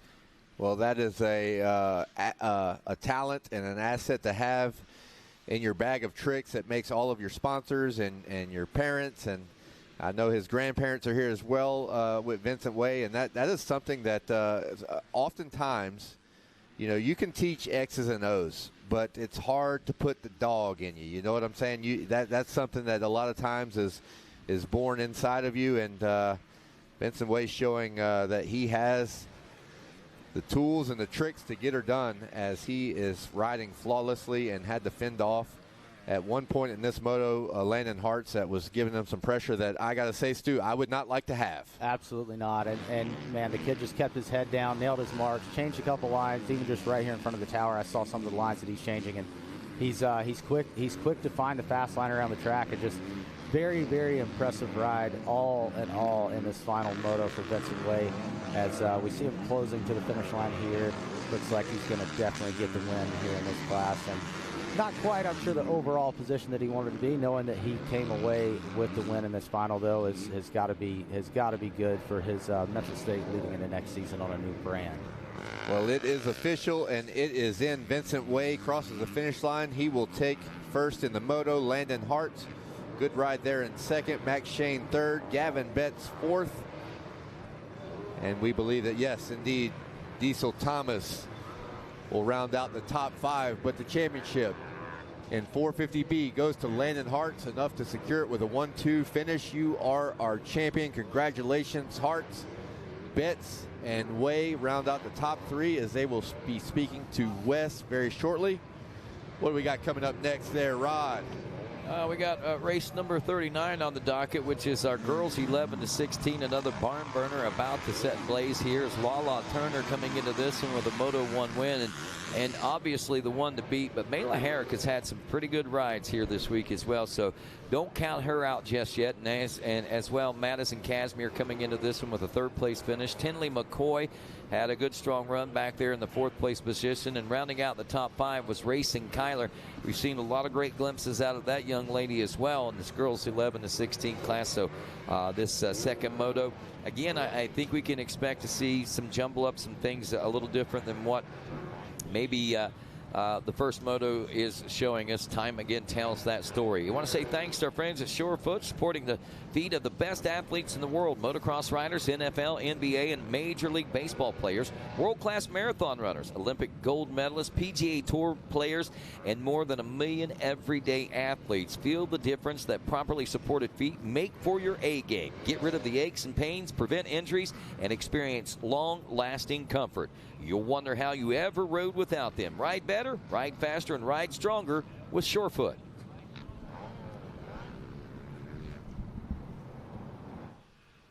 So our leaders are heading over, our winners are heading over to the podium to see Wes Kane. Our girls 11 to 16 are on the gate, and coming up behind this will be the 125 12 to 17 BC class. That's race number 40. Race number 41, 450 Pro Sport, just around the corner. Also race 42, the 65cc 7 to 11.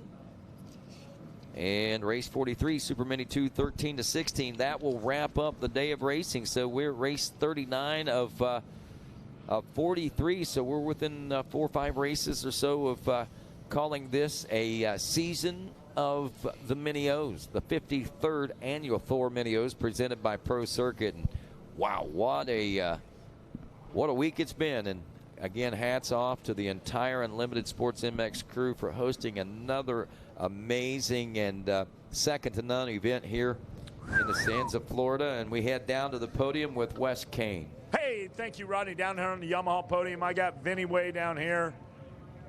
Got a moto win and a third overall. Put him in there on the podium on that great run right there. You got to be excited. Hold up that medal. Let them see it.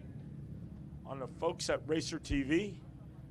Who do you want to thank, Vin? My mom, my dad, my grandparents, Bob for coming out, Mafia Moto Crew, Team Green Kawasaki. Answer, Bell Helmet, Scott Goggles, Alpine Star Boots, Pro Circuit, and everybody else. Thank you so much. Congratulations out there, VW, with a 3rd overall. Gavin Betts. All bets are in, and you came in with the silver medal. You got to feel pretty happy about that. Who do you want to thank, Gavin? Yeah, my mom, my dad, Jesus Christ, for keep me safe. MX6, my mechanic Ryan, Chris, AJ, Tyler, all my friends and family back home, Pia, Melissa, she's been in my DMs dialing me in. Podium Works, Rock River, my mentor Ben, same thing.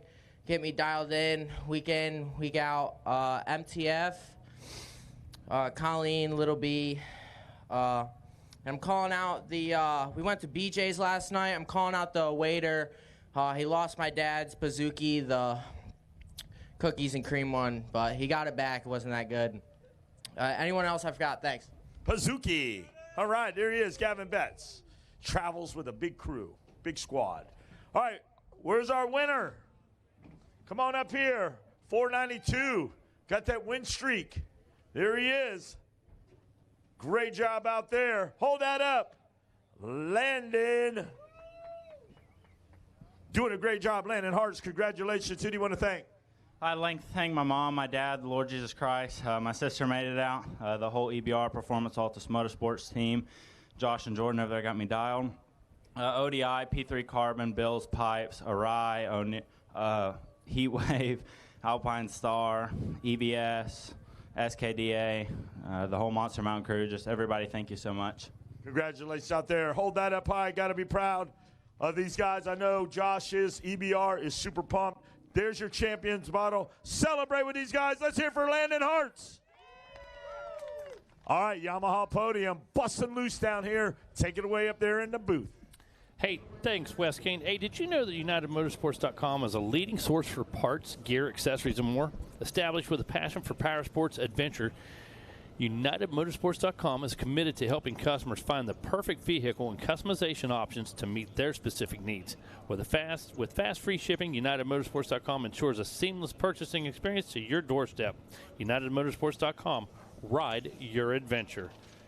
Want to remind everybody, in addition to dominating every pro motocross and supercross championship for over 15 years in a row, Dunlop riders at last year's Mini-O's won 81 out of a possible 87 championships. And the all-new GMX MX-34 is the latest result of Dunlop's ongoing development of their GMX family of tires. Developed with the help of top motocross pros, the all-new GMX MX-34 is the new industry standard for soft to intermediate terrain. Experience the advantage. Ride Dunlop. Kevin Windham taking just a few moments here. You see giving the track just a little bit of a drink, not really soaking it down. Going to change the personality of the track one more time. Well, what a difference 24 hours makes. The track crew had a welcome break. Yesterday we had a little bit of weather, but it was enough to keep the action right. But as we get late into the Mini-O's here in 2024, we're not going to let the track go away. Time to take a break, give it a little splash, and we will close the day out with some good racing. So, crazy. Tell us a little bit about Minton Cycles. We're going to keep the track going, and as we wait, we will talk about Minton Cycles over at Cobra. Tons of young riders in this program. Minton Racing is a family business that specializes only in Cobra motorcycle sales, parts, and trackside service. We are the home of the original AMA legal Minton motor. Minton Racing travels the country to all of the biggest amateur racing events and makes sure that everyone is treated as an elite racer with the best service and equipment available. The Minton Racing YouTube page is full of tech videos to help people with working on their Cobras, and also great videos of all the things that these little rippers achieve at the big events. Give us a call anytime to see what we can do for you, and we know that Minton can get it done, right, Meg? Absolutely. You know, big name in my neck of the woods. Big name coast to coast right now, and it's cool. They treat all of their kids like Wes Kane, like rock stars. I see a lot of dads running over there, and the Minton guys seem to always be available to help get things rolling. yeah, those guys are on it, and we talk about that legal motor, the Minton motor and stuff. Those guys have it figured out. They do one thing and one thing only, Cobra. And they do it well. Absolutely. If you need help, run by and see the Minton guys, and they will get you back in the action. Speaking of action, here's some bikes firing up.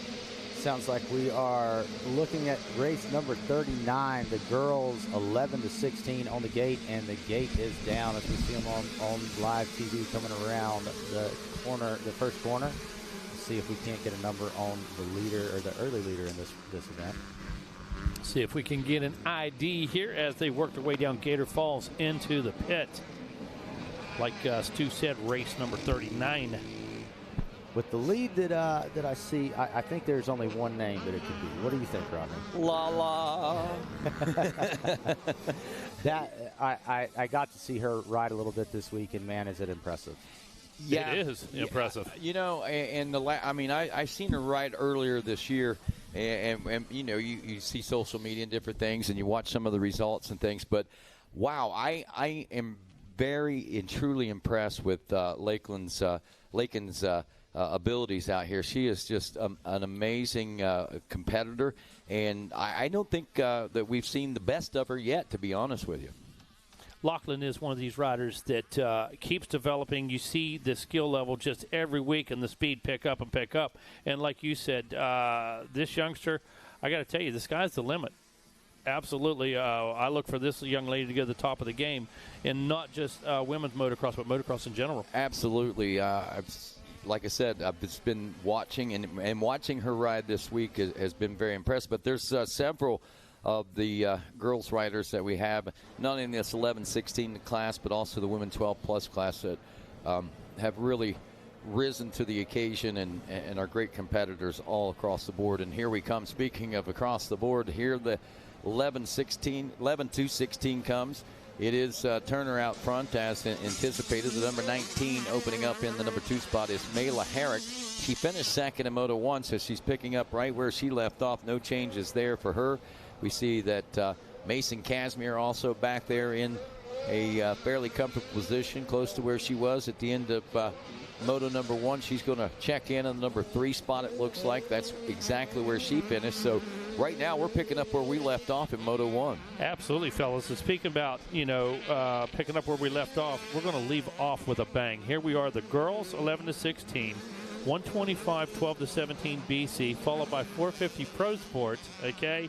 65 7-11 and Super Mini 2 13-16 to close this thing out. We're definitely going to send it out with a bang. Wow, those final couple motos especially going to leave you wanting more. Whoa! I don't know who that was that just launched that one out, but that one was that one almost she almost didn't bring it back. You know, that's an ability you got to have, Stu. You got to be able to bring it back.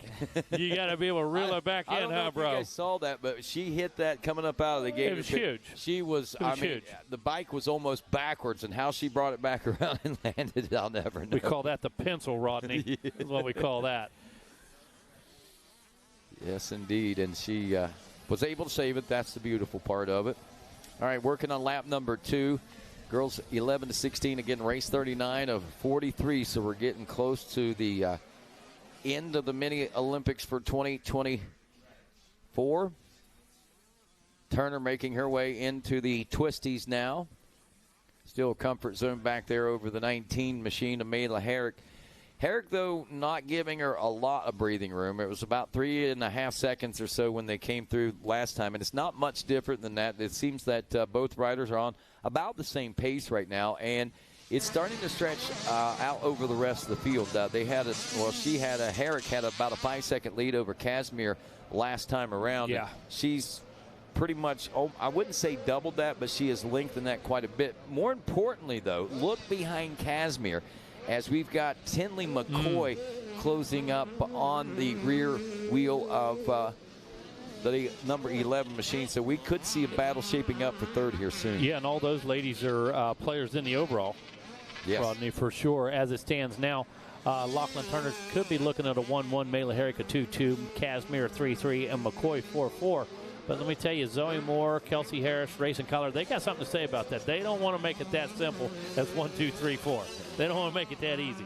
No, they want to get in and mix things up. They want to see what we've seen a lot of in this class. Some of those riders that may have not had the ending performance that they had hoped for, but be able to pull it off here in the second moto. And we've seen a lot of that, man. I mean, in starts, that was one of the first things. I mean, we talk about starts, and you always talk about how important starts are, and they are. But this week, it has really seemed to be even more critical in that, because everyone is starting strong.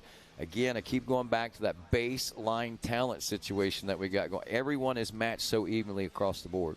Yeah, definitely, and I think a lot of it just happens to be the work that all these amateur racers are putting into the programs, and it just creates more consistency across the board, and you find that consistency, it makes for really good racing. But as you stated, one bad start away from having a bad day. So, I know some of my guys sleeping on the gate this week, and that's not the way that you want to do when you come to these larger events. And again, I just don't know what that attraction is, Stu, what it is about the gate that just makes them sleepy. They want to nap, they want to snooze. You got all these great campers, all these RVs out here, and all of a sudden you go to the gate, and that's when you decide to snooze and take a nap. It didn't make no sense. Hey, Rodney, did you know? Not sleep on the gate. It's Lachlan Turner. If you're watching the screen right now, though, there is a good battle, I believe, for this third place position. It looks like that gap has closed up just a little bit more as they come here in front of the tower. Looks like that number 22 has closed the gap on number 11 and going for it as we approach the halfway point of this race. And this is about what we expected a lap ago, seeing how things were going, if things stayed consistent. 2:02.287 for Turner on lap 3, 2:03.033. So about 0.8 of a second difference between your first and second place rides. There is about a 6-second gap now between first and second, but nearly 14 seconds back to the third place ride with Casimir and McCoy, whom, like Stu pointed out, things tightening up even more. And as we watch coming down Gator Falls and coming out of the Gator pit up onto the Gator's mouth now, that is tightening up even more so. Hey, gang, I bet you did not know that Surefoot supports the feet of the best athletes in the world. Motocross riders, NFL, NBA, MLB players, world-class marathon runners, Olympic gold medalists, PGA Tour players, and more than 1 million everyday athletes. Feel the difference that properly supported feet make for your A-game. Get rid of aches and pains, prevent injuries, and experience long-lasting comfort. You'll wonder how you ever rode without them. Ride better, ride faster, and ride stronger with Surefoot. Everybody needs a Surefoot out there. 2 of them would be even better. that sure feet would be good. Yes. Yeah, absolutely. 125, 12-17 BC. Race 40 is on the gate, set to roll next. In staging behind them now. Race 41, the 450 Pro Sport, followed then by the 65 7-11, and of course the barn burner to set this one into the history books will be the Super Mini 2 13-16 Race 43. All classes in staging now, as we are in the home stretch here at the 53rd Annual Thor Mini O's, presented by Pro Circuit. Man, had some great raffles this week. On track giving away that Turbo Levo Specialized, SLR giving away some custom builds. Just incredible what these sponsors and vendors and suppliers willing to do out here. Step it up. All these things going to charity, all these donations going to help riders, help foundations and things. Just absolutely incredible. It really, really is. And, thanks to the folks that supported all these organizations as well. Some obviously hoping to win the prizes, and many, I'm sure that's why they entered. But knowing that the chances of it just being a donation means so very much to be able to help advance everyone in their processes. What's going on? Has she got her? Oh, no. We just saw a flagger get clipped trying to help another rider up. It was just happened right here in front of the tower. I see the look on your face. Yeah. Hey, he got up and walked it off, but he got smoked. He's playing it cool, but I know he's hurting. So as they checked in that last lap, it appears that Tenley McCoy has closed that gap just a little bit more on the third place ride of Madison, number 11 there that we've been watching. And as we see, still not quite to the final lap of racing, but the white flag is in hand as we're watching down to see if this third place battle shakes up even more when they come by the tower here. Well, if it goes according to the way it has been going, they should be about wheel to wheel whenever we see them. Yep, we've got them on screen, and this is the battle that we're talking about. So we'll see if some different lines might play effect, and we see that number 22 sneaking to the inside. Maybe she'll be able to not quite in that corner, but definitely searching the track hard to try to find any place, any opportunity to make a move to slip herself in third place in this moto, which would also move her to third overall. And how about that camera shot of the 20 miles of bad road as they went down that times too? That's the one part on this track where I feel like if you really want to send it, that's where you can. Absolutely, if you want to make a difference. Here we come through the twisties, matching lines right here, but the 22 is definitely closed that gap, and only one lap of racing left as our leaders have checked through, with Lachlan Turner still sitting in the lead, with Michaela Herrick setting in second place. But the battle and action that we're looking for is coming to the finish line right now with a baby blanket, I guess is what. Baby blanket. Yep. So you see him here almost tire to tire crossing the finish line with one lap of racing left, and we'll see if anything can happen with number 22 of Tenley McCoy here. Yeah, that's a great race right there. A lot of fun to watch this level. Like you say, white flag out and still going for, whoa! Closing that gap up right away, Stu, down into Gator Falls. Running through some lap traffic. Yeah, running through some lap traffic now, bud.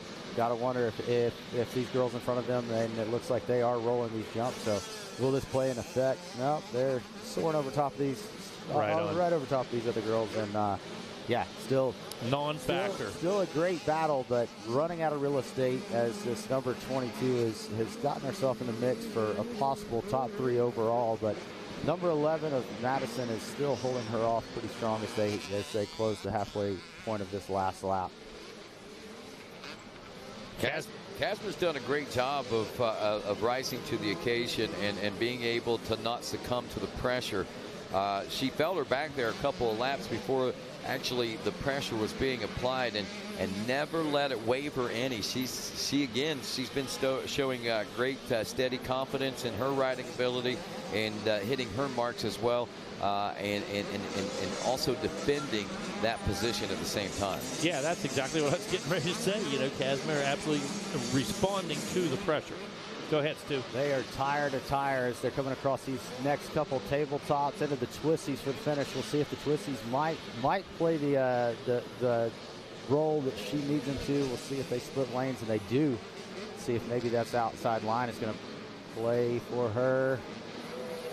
It's going to be close. Right down to the finish, I think this race is going to go. But leaders have come through. Lachlan Turner did get the win on this one, as expected, with Mayla Herrick sitting in second. But the race on screen and the battle down to the finish as they're splitting lines again, tire to tire, side by side, coming towards the finish line. See as they pop out of here. Seems that third place is going to go to Madison Casimir as she held off that hard charging Kenley McCoy for that final third in the moto and third overall for the week.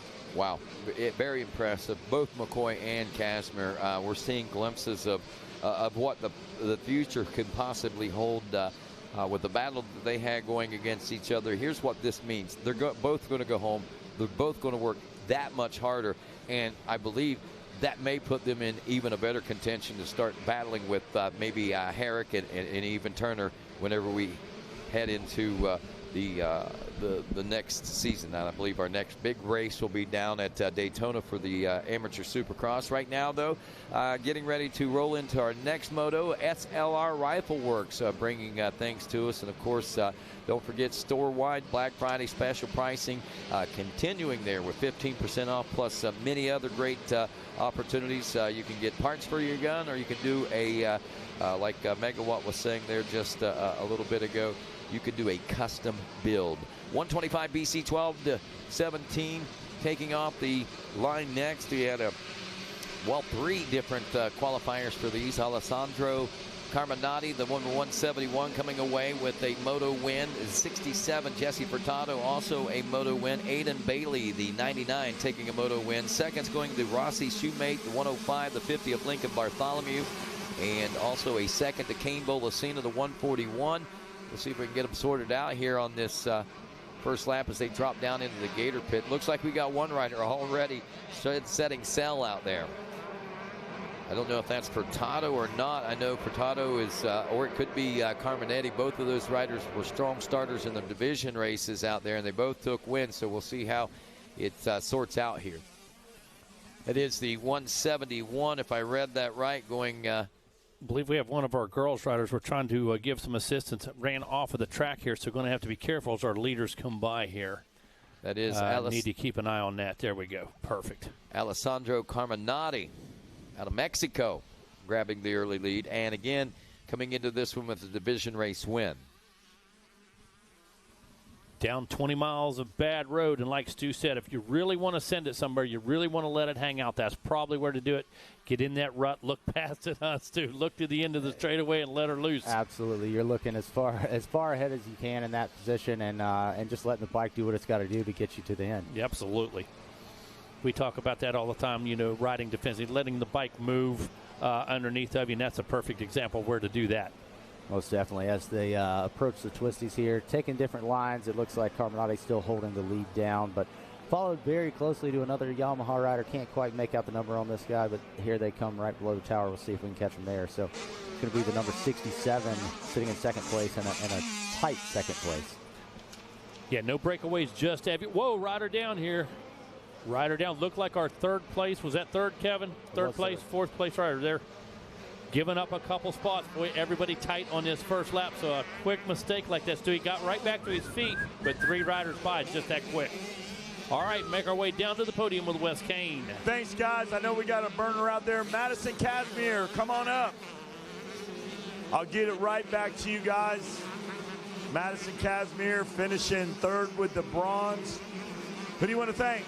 The Lord for keeping me safe, my mom, my dad, Shays Electrical, Monster Army, Troy Designs, Moto Sandbox, Alpha Dynamics, Alpine Stars, Dunlop, Factory Connection, Lynx, FMF, Maxima, Dirt Tricks, Motorbikes Plus, Dirt Care, and everybody else. Thank you so much. Congratulations out there, Madison Casimir. Mela Herrick with the silver. Come on up on the Yamaha podium. Congratulations. Who do you want to thank, Mela? I'd like to thank my dad and my family.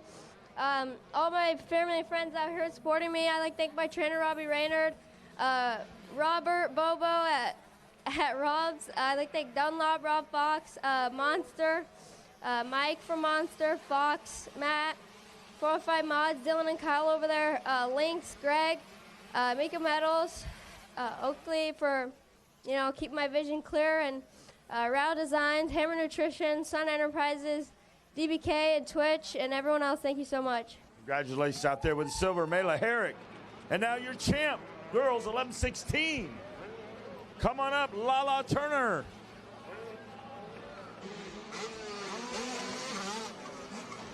There it is. Hold it up high, Lala Turner. Who would you like to thank? I'd like to thank my mom and dad, Fly Hope, Alyssa, Nick and Dave from 100%, Rob Fox from Dunlop, RGR Motors. This thing's is freaking fast here.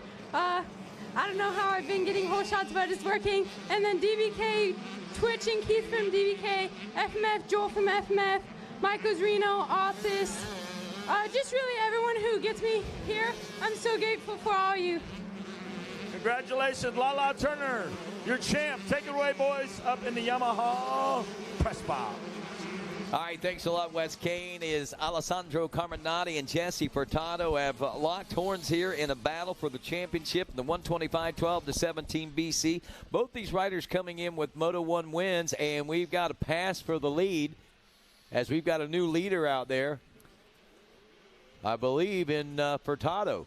So the 67 now out front, Carminati now in the number 2 spot. And I knew this was going to be heating up as we were heading to the podium there just a few moments ago, and it does just exactly that. Now check this out. Our front 3 runners are all winners of their division races in Moto number 1. So we got a 1-1 we're looking at, a 1-2 we're looking at, and, well, actually a 1-4. Aiden Bailey back and forth would be looking at an overall 3rd, but Sebastian Gonzalez, he's looking at a 3-3 right now, would score overall 4th, but he's 3rd on the track. Well, Stu, you mentioned Furtado just a minute ago, and sure enough, he's put himself in great position, hung with it, was searching those inside lines right there, able to carry some momentum at one point, though, and use the outside line. Yeah, absolutely. He was sending it. He was giving it everything he had, and I think all three of these front runners knew that it was going to come down to this last race. But Furtado has now put a little bit of a gap between himself and the second-place ride of Carminati. Not too much. Definitely not room for any mistakes, but it's still going to be a good race down to the wire with these guys. But yeah, Furtado with a 153 checking in there, where Carminati went and dropped 3 seconds on that last lap back to a 156. So you got to wonder, is that going to possibly allow and open the door for Aiden Bailey to sneak in there? Oh, for sure. He has actually slipped back to that 4th place position, one of our Moto 1 winners. Definitely not what we call a cushion out there by any means. One small mistake and that gap is done. That gap is gone. Absolutely, and these guys know what's on the line, and it looks like our Moto 1 winner Aiden Bailey has got some company as we see him coming through out here in front of the tower. But the front two have separated themselves. Furtado, Carminati, both riding great races, and see if maybe Carminati can learn from the lines that Furtado is using and hopefully close that gap. Rodney, what is the gap back to 3rd place? Back to 3rd, we're looking at about almost 8 seconds. Wow, okay, that's a cushion. Yeah, that's a bit of a cushion between 2nd and 3rd, but as we're watching, also about a 3-second gap back to 4th place as we were watching there on screen.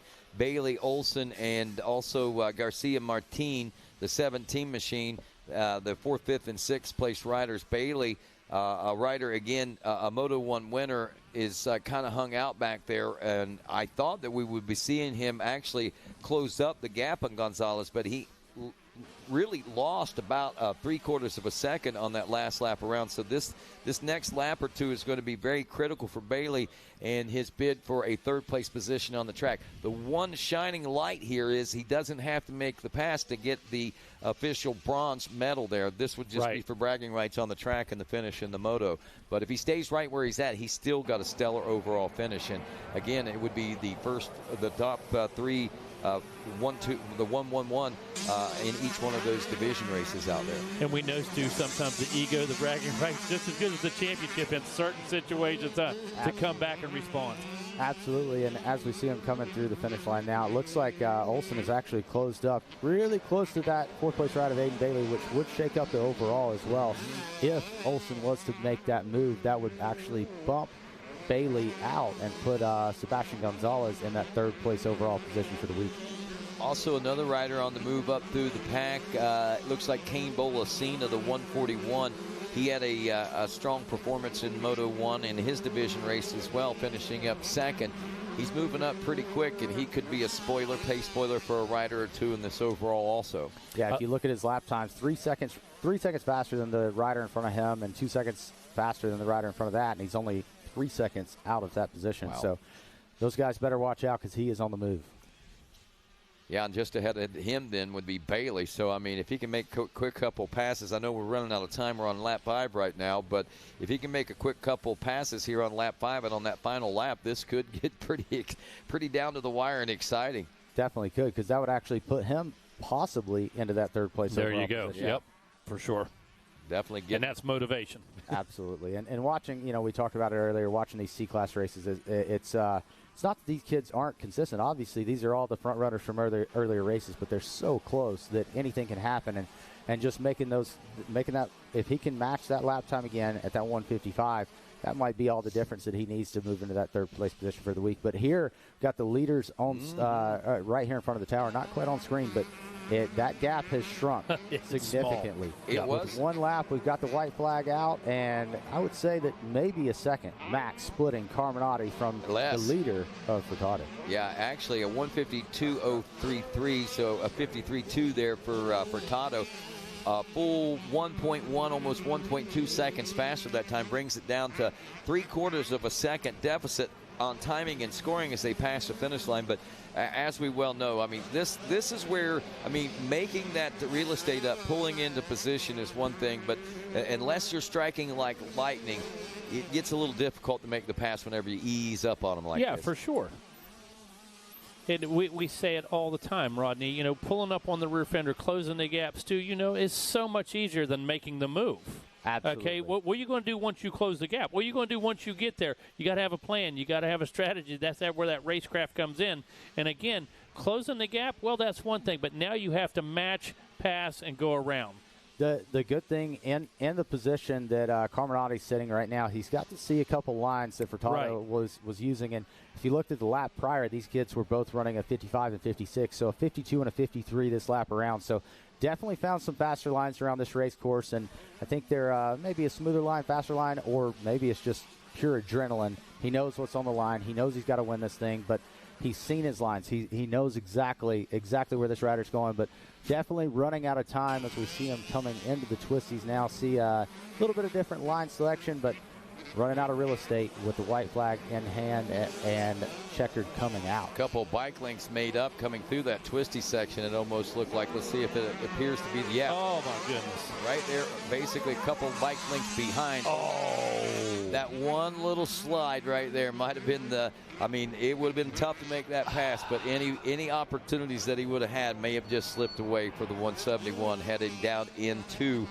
the Gator pit. Furtado will take the win. Carminati will take second. Sebastian Gonzalez will finish up in the number 3 spot here in Moto number 2, I believe. Let's double check that. We aren't 100% sure on that just yet. Yep. Looks like just watching here, none of those top 5 have changed. So great racing there, but wow, look on the gate. We know we've got some really good racing coming up. All right, again, Furtado, Carminati, Aiden Bailey. That's the way they'll go to the podium for the overall. Bailey did finish 1-4, but that 5 scores him well enough for the bronze on today. So Furtado, Carminati, and Bailey, 1, 2, and 3 headed to the podium. Here we go, 450 Pro Sport. About set to take off into that first turn. Avery Long coming into this one with the Moto 1 win. Caden Dudney in second. I think we saw maybe pretty much the same case scenario shaping up with the 250 Pro Sport a little while ago. We'll see if there's any changes in this one this time around. Then we've got, of course, in that finishing in the number 3 position would have been Christopher Janik on the 759. And he's not going to be in. So, Stu, I hadn't heard that. What's the report on that? Just in that earlier Pro Sport Moto, I saw that Christian pulled off under his own power, but I think he had a little bit of a foot or an ankle injury. I saw him heading over to see the medical unit just to get everything checked out, but I don't think he's going to be lining up on this one. That's a heartbreaker. One to keep an eye on is that 4th place ride of Jonathan. Yeah. Wow. I mean, Getz is if I've got to be a fangirl this week, I'm a fangirl of him, because right now, AMA 14 in the Pro Sport class. No support. This kid is absolutely on fire. Wow. That's pretty interesting. It's pretty impressive also, especially that last part, no support thing. I mean, I'm sure he's got some, obviously, but we'll see what this one turns out to be. Race 41 of 43, so on the gate, 450 Pro Sport. Behind that, 65-7 to 11, and the barn burner of the Super Mini 2, 13-16 to end this amazing week of racing. 7 straight days of racing, 8 days on this racetrack if you count practice on Saturday. And here we are at the end of it all. With still some amazing racing to go. Yeah, have you noticed there's no one left the fences here? We still have as many people out right now as we had 6, 8, 10 races ago. And this is the one to watch. This is the one where the fences will be lined, as it is our final Pro Sport Moto of the week, and it's all on the line. But obviously, we've seen some guys that seem to have put themselves in the right positions in these motos. But man, I'm putting my eye on who was our 4th place finisher earlier this week. But regardless, no matter where he finishes, I'm leaving here a fan of Jonathan Getz. And speaking of fans, we got some riders to be fans of from that 125-12 to 17 BC class as they take off in the 450 Pro Sport. Thank you, Rodney. Eddie and Bailey, congratulations out there. Good job. Who do you want to thank? I'd like to thank my mom, my dad, my grandpa, grandma, Brad at Club 57, TZR, Motorbikes Plus, 760, Drake, Vol, Eilish, Levi, Geis, and everybody else. Thank you. Congratulations out there. Great job. Alessandro Caminetti, come on up here. Viva Mexico. All right, you take that. Who do you want to thank?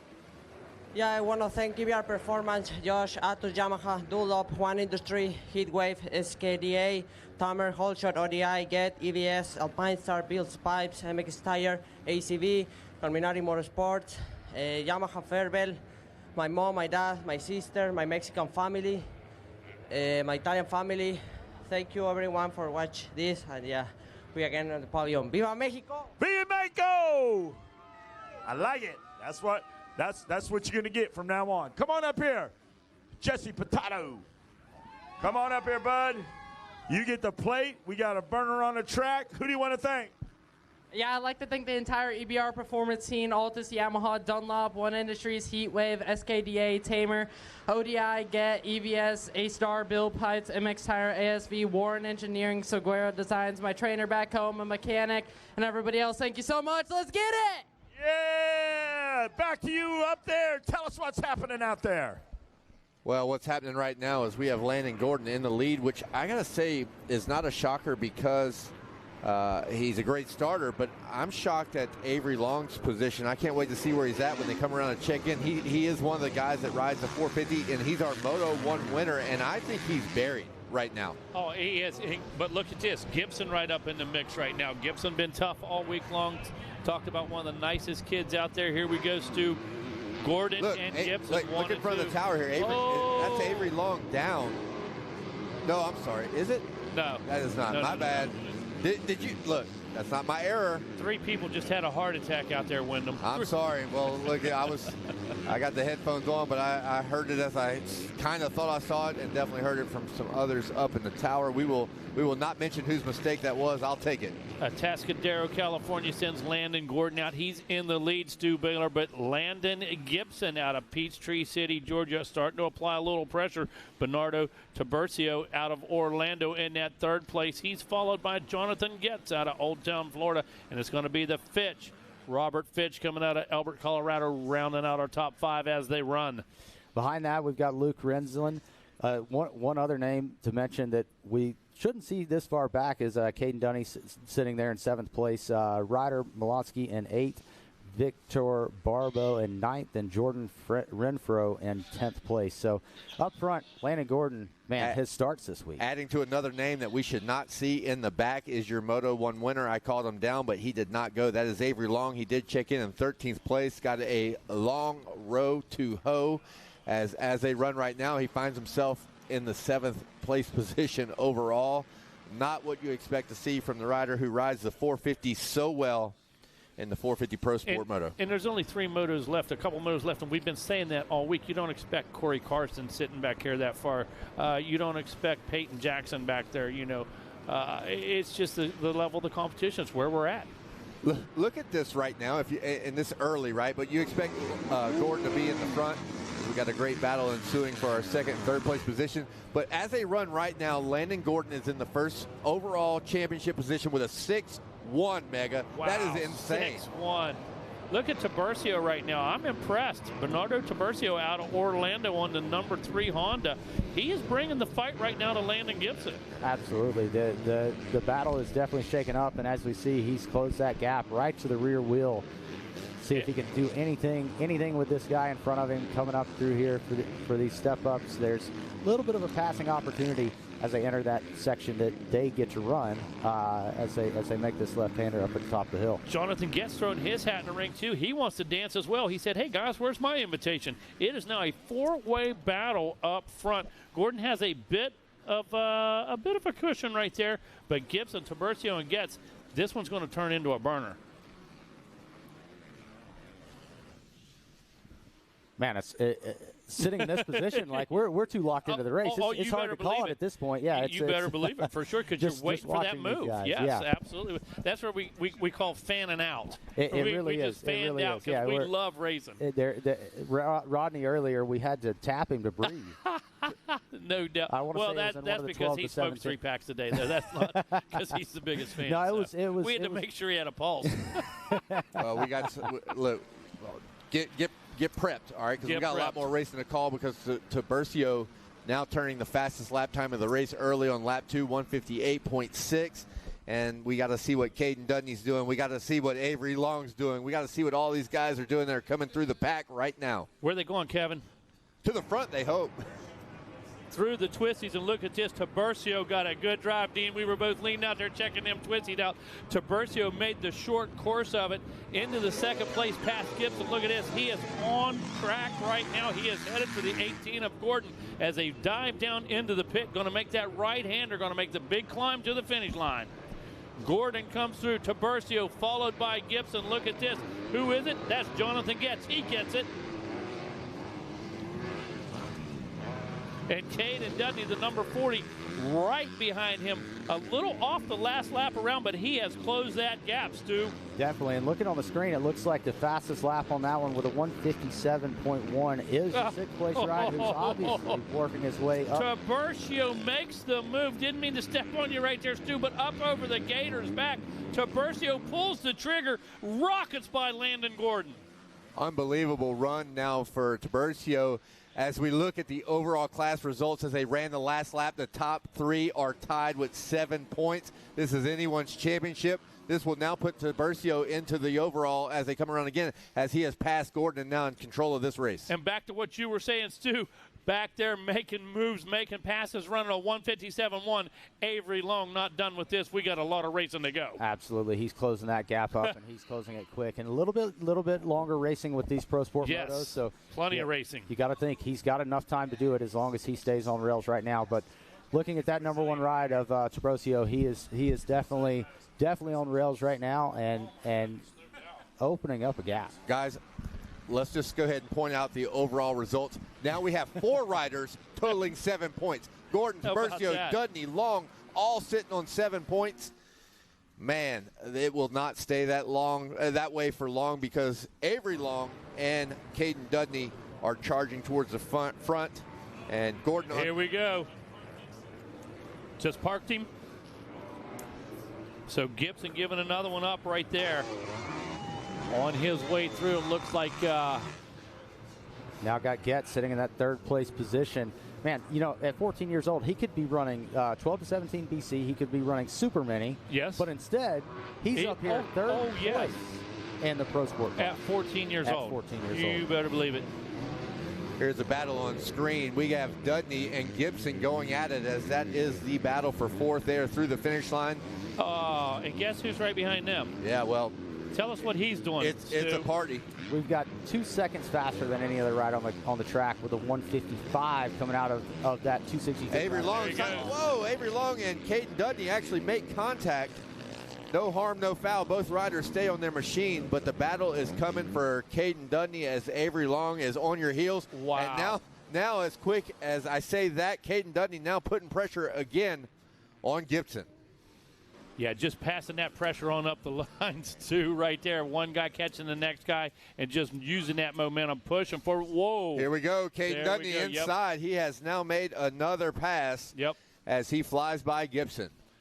And that was a quick move. That wasn't a setup, whatever. That was out of necessity right there. Grabbed a handful, made the move where he was, Stu. Didn't look for a spot. No, this guy is going to the front. There's nothing stopping him going to the front. And I think this will actually shake up the overall with the 2 positions that he's clicked off here. I think this is actually going to move him right up to the front as we'll watch the scoreboard here in front of us. Tiburcio now sitting on 6 points, so he is in control. We'll see what the math plays out. This should put Avery Long into 4th position on the track, which will put him with 5 points totaling, and the overall, if it stays where he is. It will not stay the way it is. There is so much battling everywhere you look on the track right now as Caden Dudney is on screen and through the twisties and the split lane.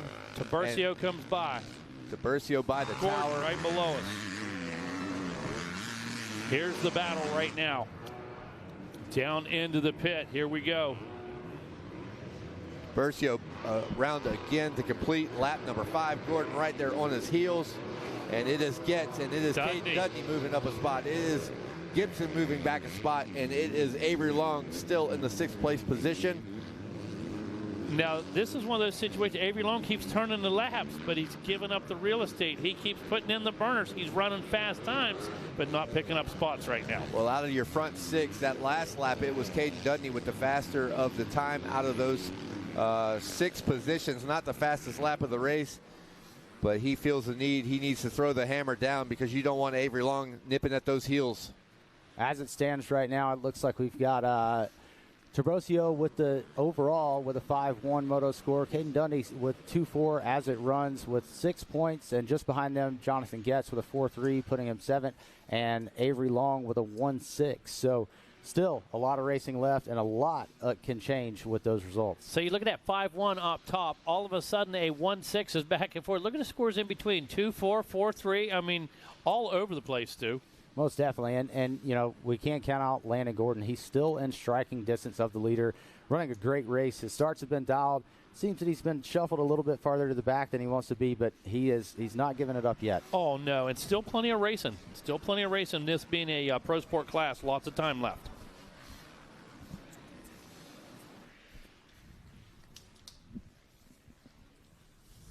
So here come the leaders. Young man on the fence down there. You need to hop off the fence, sir. Yeah, we need to get off the fence. In the KTM coat down there, you need to get off the fence, please. Somebody want to help us out with that? Ought to be off. You shouldn't be sitting on a fence when there's a race going on. So somebody help us out. I appreciate back to the battle. We have more shaping up as they go down into the pit. Things are going to shake up yet again. You're going to have to give us a running order as they stand, Stu, because there is things changing as quick as we can call it out. All right, we need you to get off the fence, please. Wearing the KTM coat down there, we need you to get off the fence, please. Somebody help us out. All right, there's only one person sitting on the fence.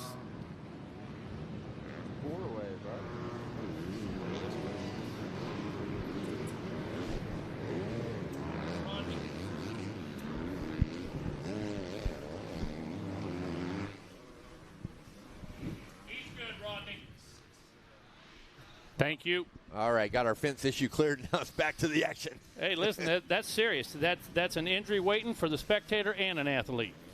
All right, so as quick as we were tied with 7 points, let's check back in. Tiburcio, 6 points total. Get 6 points total. Caden Dundee, 6 points total. Avery Long, 6 points total for this championship.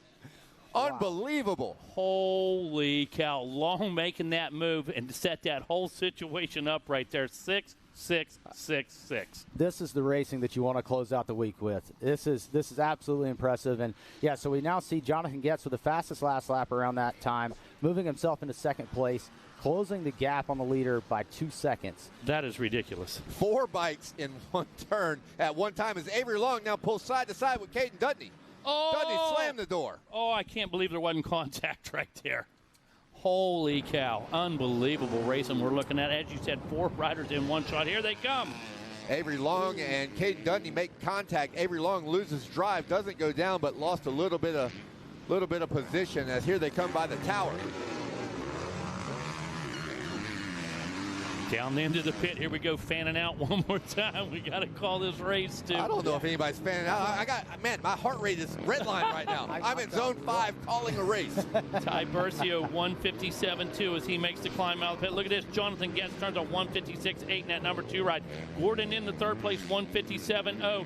Kate Dudney made some contact. He's a 157.0 as well. And Avery Long in that number 5 spot, 156.8. Still back there turning fast laps. Not only that, we saw the contact made in the twisties there. Yes. It definitely cost him, I would say, at least half a second, more like a second. Oh, for losing sure. that drive. But look, he's closing the gap there on the 4th place rider with Dudney again, and he's going to go for it right here as they approach the pro section. We're about to see a blue-on-blue crime take place right here, I believe. Guys, I have never in my life seen a race where we're on lap 7 and we have 4 competitors tied for the championship, 450 Pro Sport. And basically battling for the lead. Not only tied for the championship, I think you're right. Do some math for us, Griff. He said, I do not think it's possible to see any more ties than that mathematically. I think he's right. Here we go on screen. It's 3 riders in one corner yet again. Rut row, guys. I think Avery Long has made the pass on Caden Dudney. That will give him the advantage right now. Too early to call anything. Yellow flags are waving. They're going through the rollers, and it is now Avery Long putting pressure on Landon Gordon. But here, putting pressure, everybody's putting pressure. 5 bikes in the same camera shot this time. The gap to the leader has closed down. Jonathan Getz sliding right there, I would say within half a second, closing that gap on Tiburcioso. But, man, the racing has just been unreal. 7 laps in and still calling racing like this. Unbelievable. Here they come Absolutely by the tower one more time, and still Tiburcio with the lead. A little bit of pressure now being applied by Getz, and look behind him. It is Gordon, Avery, and Dudney. And again, we could pull out that baby blanket.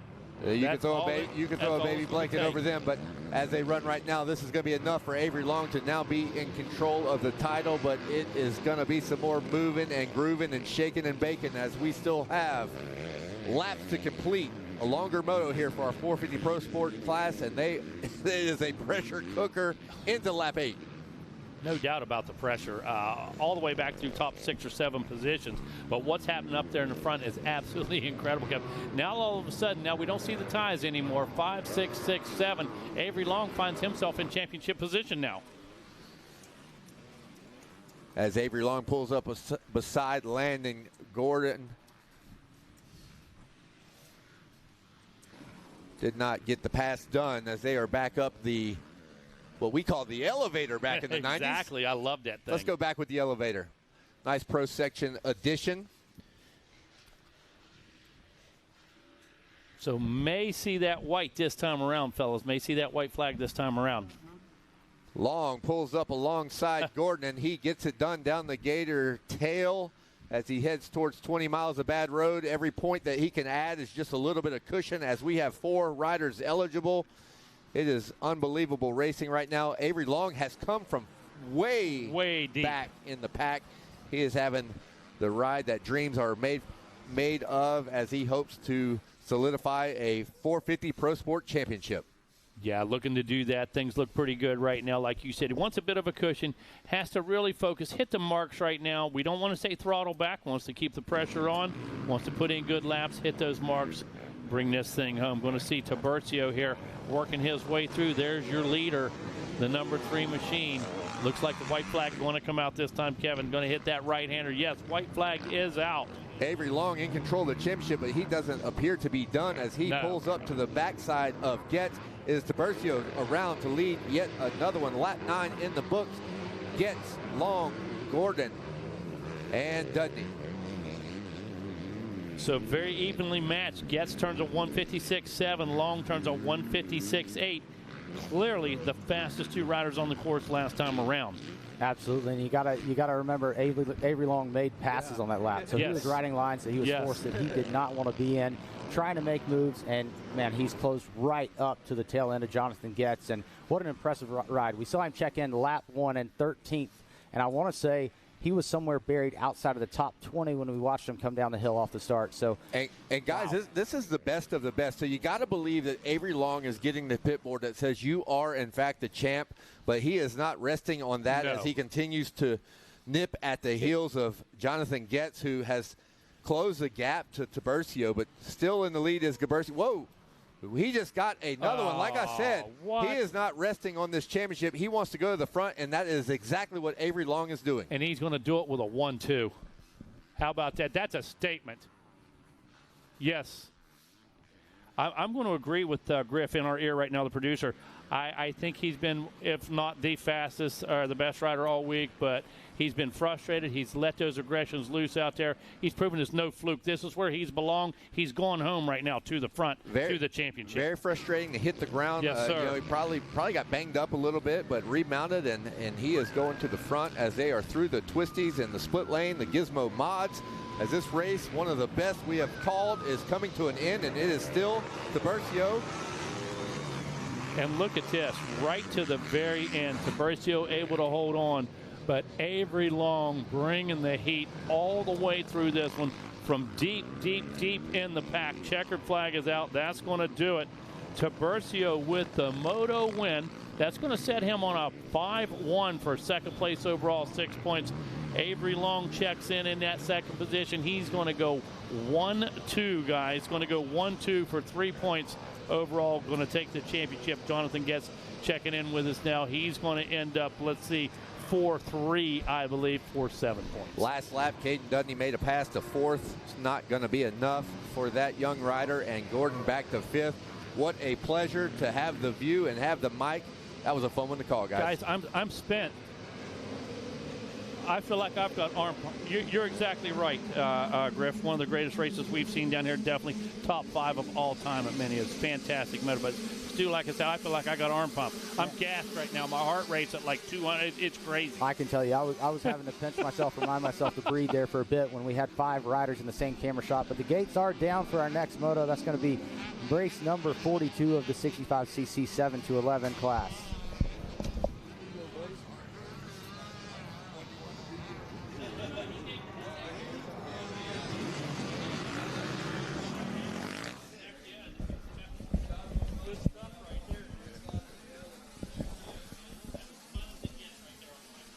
Now joined back in the booth with Rodney Tomlin. Man, I hope that you got to watch that one. I did. I wasn't calling it, but I got a heart rate up as well. So the momentum continuing into race 42 here for the 65cc 7 to 9. But, again, I was talking with the guys back there. I said that is, again, has to be one of the most impressive rides. We've seen a lot of impressive, but that right there, the most passes I've seen in heated competition like that, especially in a 250 Pro Sport. Man, he made some major gains out there and did it impressively. 65 7 to 11 on the track right now. Carter Holmes taking a win in his division race. Also Lorenzo Ricken and Logan Lustig coming in with wins. We've got Gavin Welzine. Boy, we've seen this battle already just a few motos ago, actually. Welzine in the number 2 spot there in his first moto. Chance Olberg, the number 11, also taking a second, as well as Levi Guys. And third place finishes going to Enrique Rodriguez and Parker LeBeau, as well as Mason Murdy. So there are 9 riders that are traversing this race course right now that could be key riders, but looks like Carter Holmes on point right now with that 630 machine back in the number 2 position. That was Mason Murdy running in second place position. Murdy off to a little better start than where he finished. He finished in third, moto number 1. We got some yellow flags out here just in front of the announcer's tower, but everything is A-OK and everyone's up and moving, and we're checking in with 65 7 to 11. Holmes and Murdy, Levi Guys. We're right back to very consistent racing, at least here in the 65 7 to 11 on lap 1. Absher Hall is 4th, Chance Orberg in 5th, and we'll sort this all out and get the lowdown in just a few. Right now, let's head back down as we congratulate our 450 Pro Sport overall top 3. Wow, what a caboodle right there. You never knew who was going to be in the mix. Or Caden Dudney made a couple passes at the end. You finished third on the podium, the bronze. I know you wanted to win this one, but who do you want to thank? My mom, my dad, Monster Energy, Star Racing, Yamaha, Thor, Alpine Stars, and everybody at Sports Speed. Thank you so much. Congratulations out there. Let me have my number 3 rider out there. He finished with a silver. A-Rod is watching him closely. He's got the A-Rod on the side. There you go right there. Tell about your name and where you're from and who you want to thank. Hi, Bernardo. I'm from Brazil. Who do you want to thank? My mom, my dad on the Brazil, Jetro, Anthony, Indio, my team manager, Reinaldo, Alpine Star, 100%, everybody else. Thank you so much. Congratulations. Good ride out there. What a way. Got a moto win right there, Coach. All right, where's our champ? Avery Long. Danny Lewis told me that you told him before this one, says, this one I'm winning. And you did. You delivered. Hold it up. You deserve it. Avery Long, folks. Who do you want to thank? My mom, my dad, Danny for everything he's done for me. You know, it's been a long road together, and can't thank him for everything. My brother's back home watching. Monster, Bell, 100%, Moose, Danny, and Mike for designing me a sick helmet for here. It's camo, and I love hunting, so I can't thank them enough for the helmet, and just everybody in my corner, Lil B, Colleen. I've been working hard. I didn't really have the best week, but yeah, ready to, put my head down, move on, and get ready for what's next. Well, congratulations out there.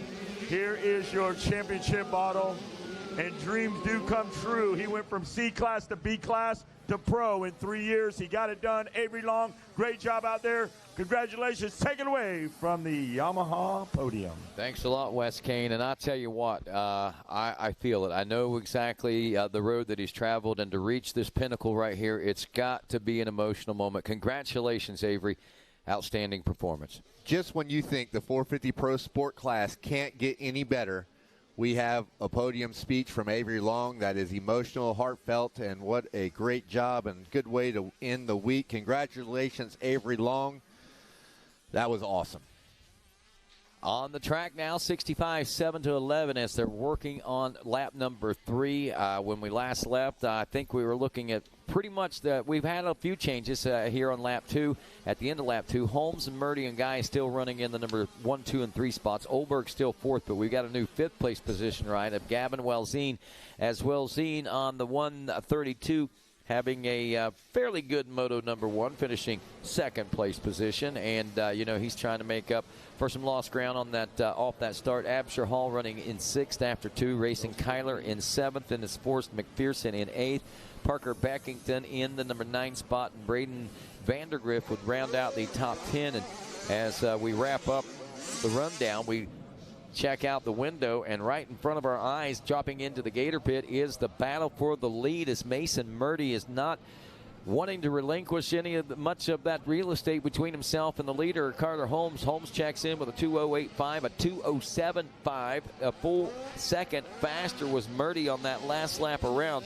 He's about 1.3 seconds back. If he continues this momentum, this could get very interesting about halfway, 3/4 of the way through this lap. And right now, he looks like he's making up some major gains right now, Kevin.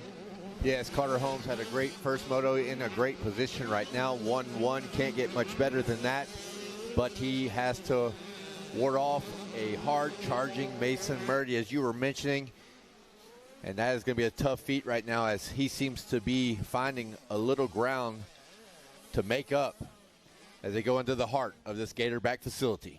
Levi Guys back in the number 3 spot. He actually took a second there in his division race a little bit ago. Also second in their division in Moto 1. Chance Olberg running 4th right now. Oh, wait a minute. I'm looking at the wrong screen.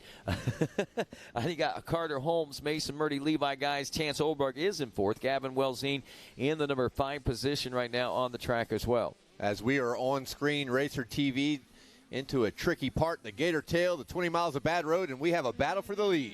Yes, and that gap has closed up like we anticipated. To the inside is Murdy. Not able to get the pass made, but the pressure still being applied, as this is a heater right here.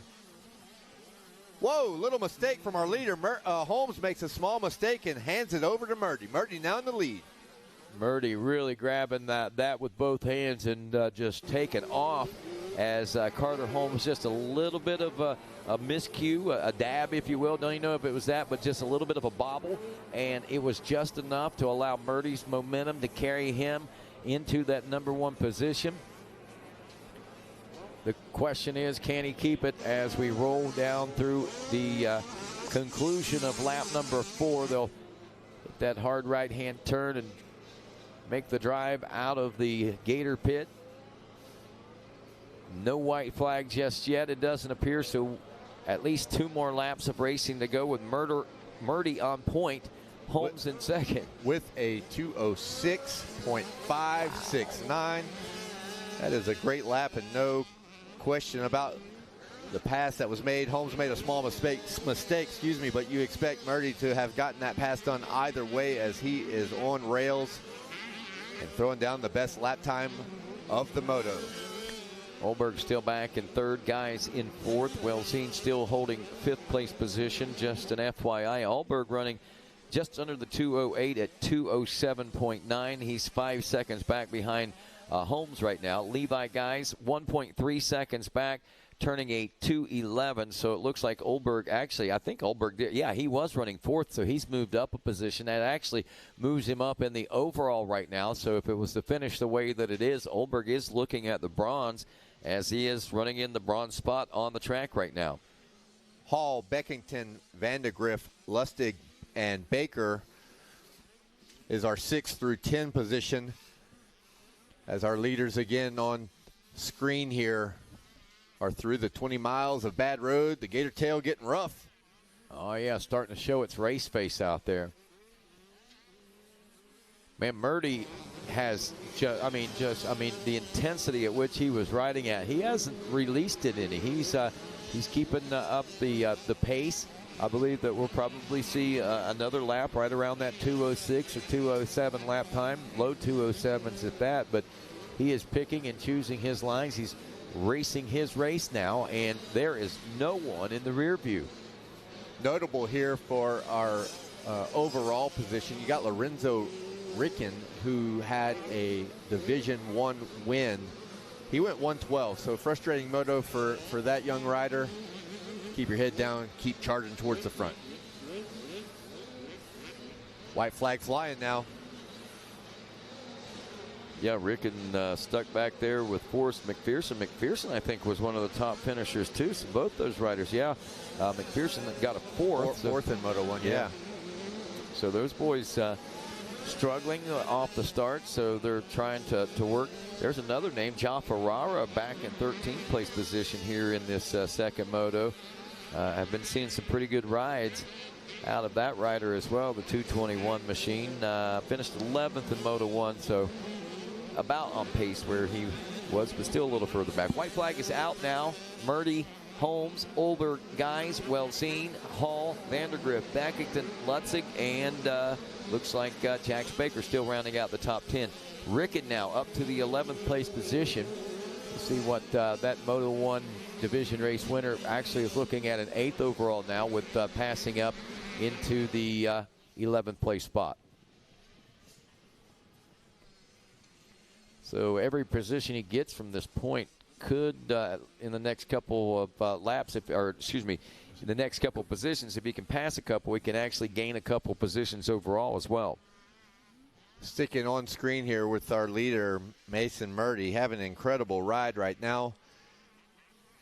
This family, this young man's got to be thinking, what if I could have just inched up a little bit in Moto 1, because he is definitely riding a commanding race right now. Sliding back to our second place rider, Holmes, in this moto. Now we're back to our leader as he goes into the twisties. Well, just note of interest here, a 1-2 for Carter Holmes will still score the championship. As we pointed out, Murdy coming into this one with a third place finish in Moto 1, so 3-1 scores 4. It's a good solid second, with Olberg going 2 and 3, should be able to finish in a third place position. And Guys and Wellseen would be 4th and 5th overall, running the way they are right now. And here we go. Mason Murdy up the hill one more time, takes the checkered flag. What a great moto with some incredibly fast lap times. It is enough to take the win, as Olberg now up to second.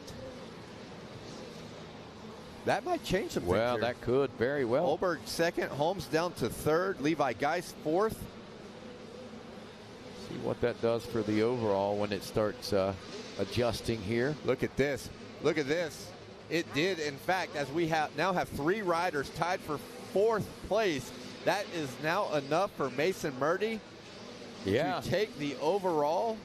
The Moto win is the tiebreaker here. Look at this. 3-2-1 in Moto 1, went 1-2-3 in Moto 2. A 3-way tie for the championship, but it will be Mason Murdy, your overall champion, 65cc 7-11. Chance Olberg coming across in second for overall, and Holmes now in third place position for your overall. Levi Geis 4th and Wellseen 5th, as that is a wrap on 65cc 7-11. And another stellar performance and another memorable ride there for a lot of riders, and a memorable watch for all of us watching from the fences and from the tower as well. Thanks, guys. You put on a spectacular ride. Another last lap championship battle. I mean, that is just crazy that these championships are literally last half a lap. Yeah, there's been a where lot championships of that. are made. A whole lot of that this year, and today especially. Super Mini 2, 13-16, getting set to take off next as the Reds are up in this one, and they are off. And riders will be watching out for Grant McDonald, the number 34 machine, going to be a force to be reckoned with. He took a division race win out there. Also, a couple of second-place finishers, Colt Martin and Kevin DePino. And let's see if we can get that sorted out up front there. Hey, Rodney, who's in staging? Nobody. Nobody's in staging. This is it, ladies and gentlemen. This is the conclusion.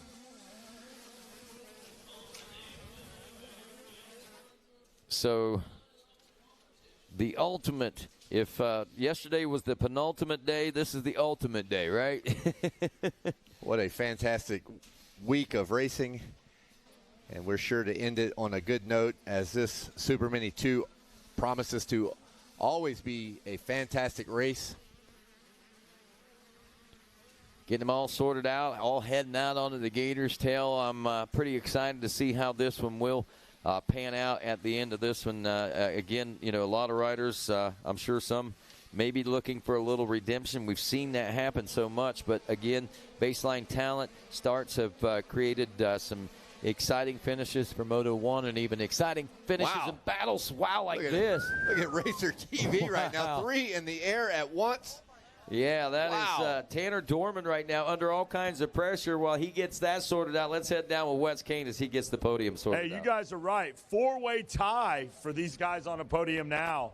And the tiebreaker was how they finished. Carter Holmes, who do you want to thank? I thank God, Mom, Dad, 60, OGs, Mended, Moto Sandbox, Lynx Racing, Fuel Factory, AMF, T-Rex, and everybody else who supports me. Thank you. Congratulations out there. Chance Olberg. There he is, Carter Holmes, finishing with the bronze. With the silver, Chance Olberg. Congratulations.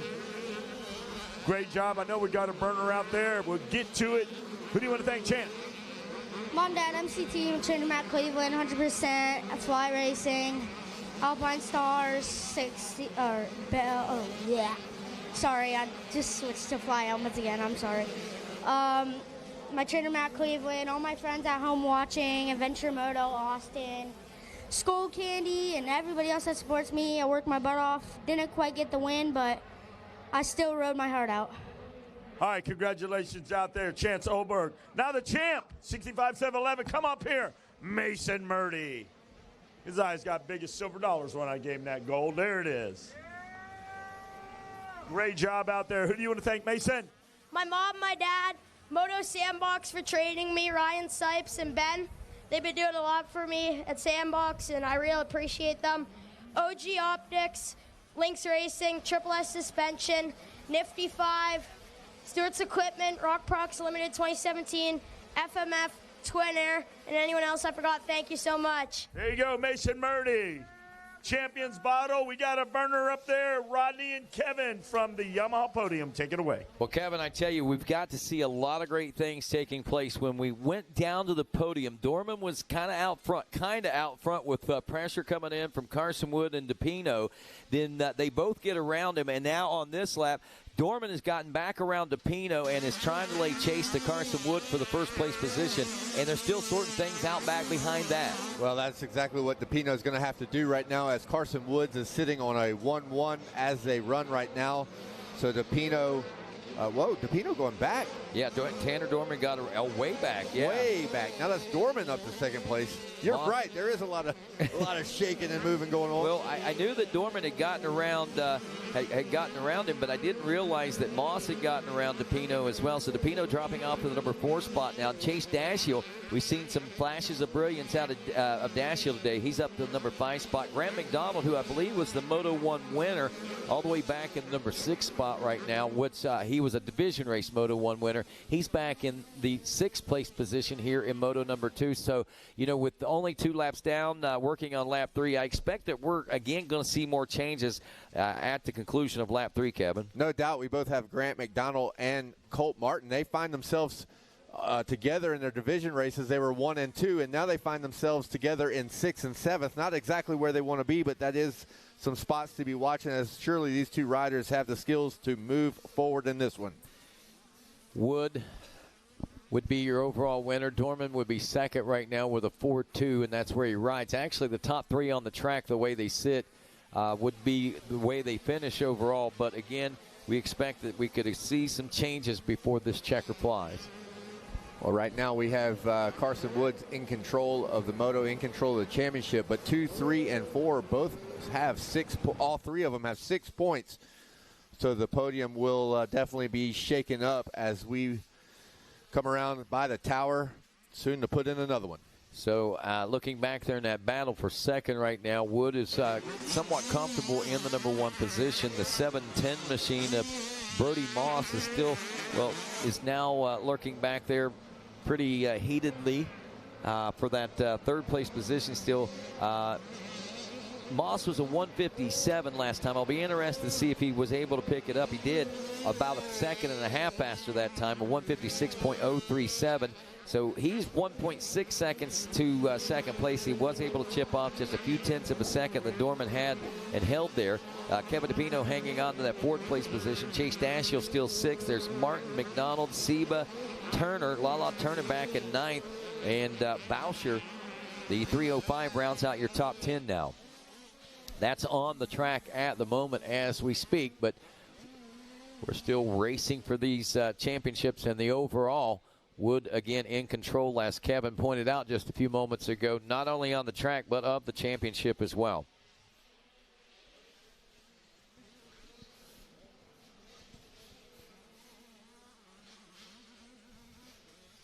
Searching for our leaders out front and watching Dorman now making his way onto the Gator's Tail. The 20 miles back. There's the bad road we've been looking for. It's starting to get a little bit roughed up out there. Yeah, we saw as the camera was behind Dorman, he still has Wood in the window. He still has sight of him, line of sight. That's a big motivating factor as a rider to be able to see the rider in front of you. But he's got to drop the hammer as Carson Woods is just on rails right now, almost 2 seconds faster, well, a second and a half faster that previous lap. Kevin DePino looks like he might be rising to the occasion here on lap number 4 as he appears to be in attack mode and laying chase to the number 52, or excuse me, the number 710 of Brody Moss. DePino back there in the 4th place position. It looks like that gap to me visually right now is shrinking a little bit. Chase Dashiell was your number 5 ride last time around, and Martin and McDonald were hot on the heels back there, so we'll see how that is fanning out. Wood and Dorman through, Moss is through, and DePino. Chase Dashiell running in the number 5 spot. Colt Martin in 6th still, the McDonald, and Seba in 7th and 8th. And as I was talking about DePino appearing to make some gains there, he nearly matches that, well, loses about a half second in the end, something maybe, anyway, he's still right there, but the gap is a little larger than what I expected it to be when they came across the finish line. Here we go, riders dropping into the heart of Gatorback. Little shot at Brody Moss as he comes down. Now we focus on Kevin DePino. Yeah, DePino, he was much closer there just, and this might be the section of the track where he's able to make up that time and bridge that gap, too. Well, we've seen it all day as we get into this section where things can change for riders and time can be made. Time can certainly be lost. Carson Wood, Dorman, 1 and 2. Wood running a 155, Dorman a 155. But impressively, 157 consistently for Moss and DePino, too, so they're fairly evenly matched. And then the next rider's fairly evenly matched at 158 with Dashiell and Martin now. Boy, talk about a testament to the to the action that we've seen today, where we feel like all these riders are spread out. They're all sitting on about 2 seconds. And that just speaks to the amount of competition and racing that we've had this week, where you could throw our baby blanket over a lot of these riders and a lot of the divisions, as now Carson Wood comes around to take the white flag. He is about to put an exclamation point if he can hold on to it for one more lap on an overall championship for Carson Wood, Super Mini 2, 13-16, and in the week here at Gatorback. That's it, the wrap-up of the 53rd Thor Mini O's, and we're just a lap away from putting the seal on that one. And Dorman also checking through, it looks like now 3.6 seconds back. Moss still in third, DePino in fourth. He's holding steady back there. They're running pretty similar lap time still, so no changes from about lap 3. Chase Dashiell fifth, Martin, McDonald, Seba, Turner, and Boucher rounding out the top 10. As far as the overall goes, again, it will be a 1-1 for Carson Wood. Tanner Dorman looking at a 4-2, which will elevate him into a second-place position. And we're talking about the ties. We've got a three-way tie heading into this for second overall with the score of 6, and that would be Brody Moss looking at a 3-3, so that would finish him overall third. Kevin DePino looking at a 2-4 for 6. That would be overall fourth for him. Colt Martin would be looking at an overall fifth with a 2-6. So going down to see, again, if this remains the same and doesn't change, would be Wood, Dorman, and Moss headed over to see Wes Kane.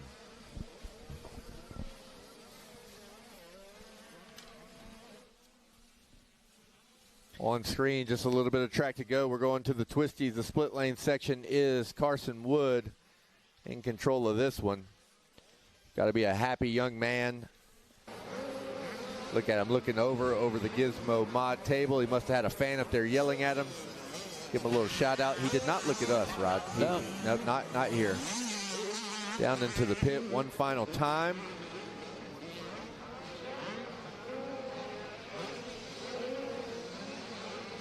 Here we go. And that does it, folks. Carson Wood is your final champion to be crowned here in 2024 at the 53rd Annual Thor Mini O's presented by Pro Circuit. Brody Moss checking in the number 2 spot, which could change the face of this overall in just a moment. It definitely will. Tanner Dorman will finish up in the number 3 spot. DePino in fourth. Dashiell, McDonald, Seba. This is all in the second moto scores. Colt Martin drops all the way back to 8th place. And as scores retabulate, it will be 1-1 with Carson Wood taking the gold. A 3-2 for the 710 of Brody Moss. That will finish up in the silver position. And there is the 2-4 for Kevin DePino, which rockets him into this bronze place position in third overall. Another huge championship implication, as that one pass that was made on Dorman shuffles him from, he was sitting second in the championship. Now he's off of the podium. Tough last lap pass as Moss makes it on DePino, and that is enough to bump that young man off of the podium. Wow, what a week. Again, just want to remind folks, coming up, we'll be getting over and getting underway with awards presentation coming up here pretty soon. So don't be going anywhere, top 10 especially. And those riders that are eligible for the specialty awards, obviously the Olympiad awards, you'll need to be there for those. Pro Circuit Platinum Pipe, the Scott Golden Goggle Award, our Dunlop Silver Tire, the Thor Bronze Boot Award, and of course, looking at things like the Diamond Award and the Nihilo Prodigy Awards.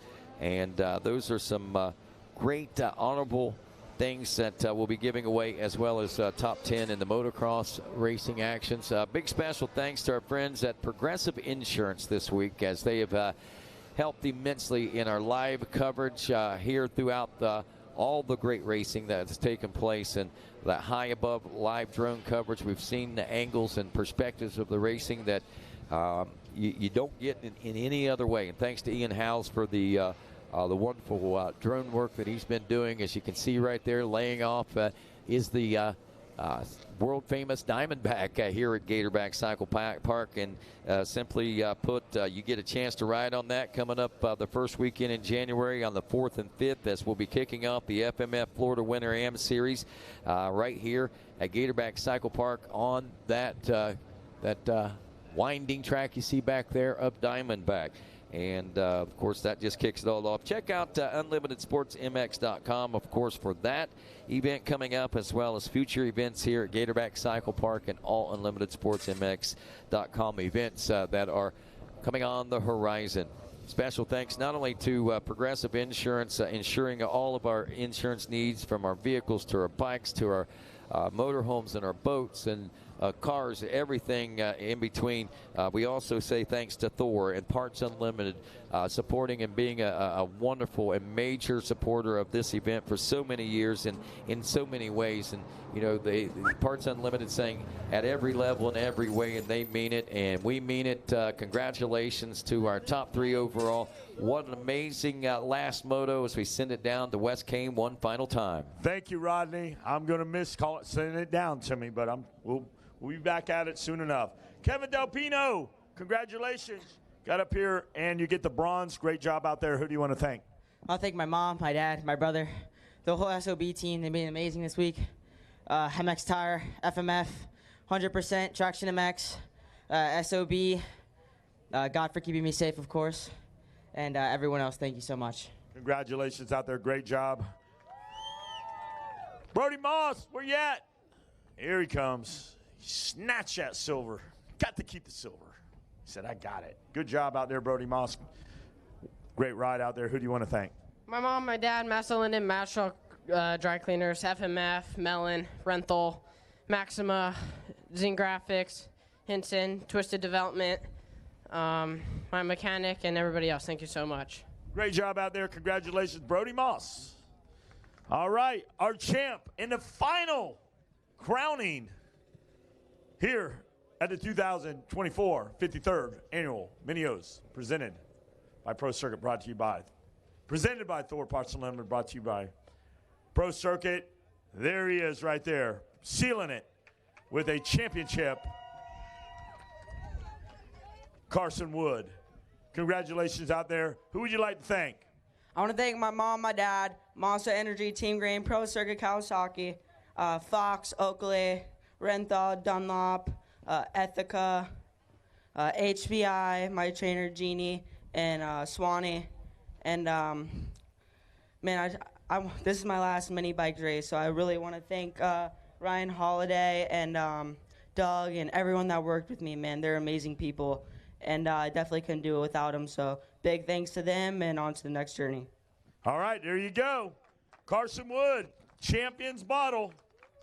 You know what to do with it. Go get him.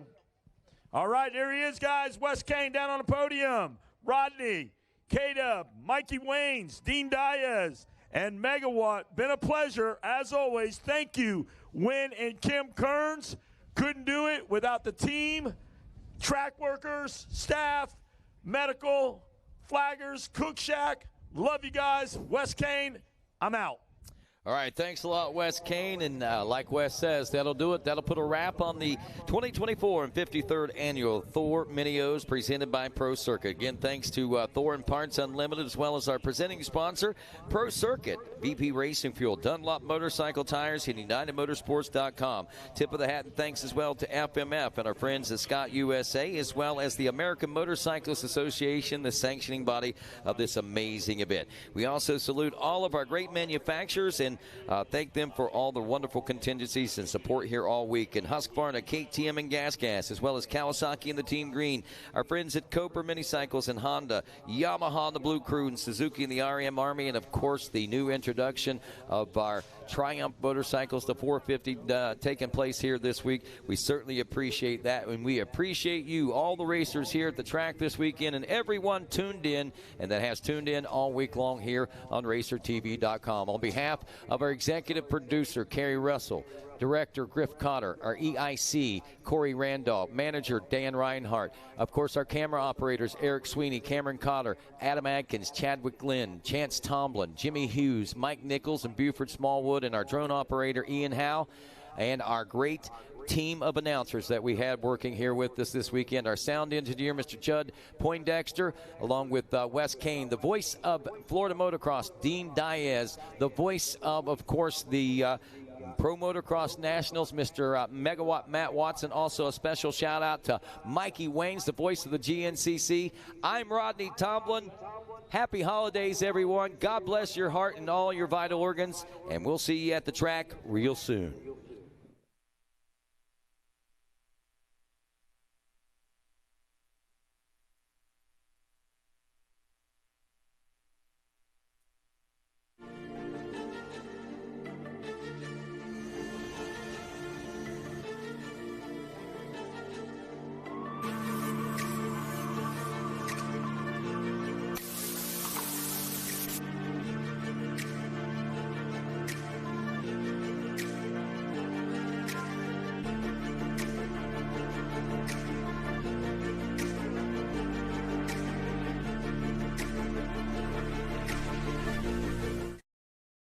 This is not the bike that won Supercross and completed a perfect season in motocross and took home the Super Motocross title. But it's really, really, really, really close. The new Honda CRF 450R Works Edition. Better stability, better performance. Built to win.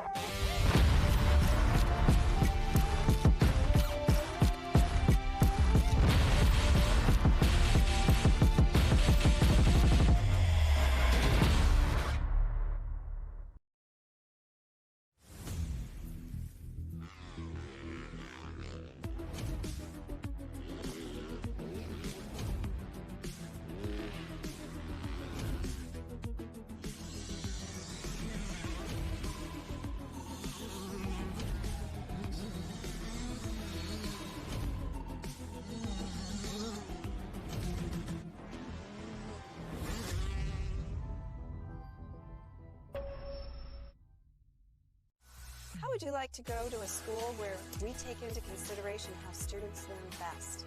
Well, we do that because we find if we can build the curriculum around the things you are interested in, you're going to do a better job. The mission at On Track School is that educational success is possible while chasing your dreams.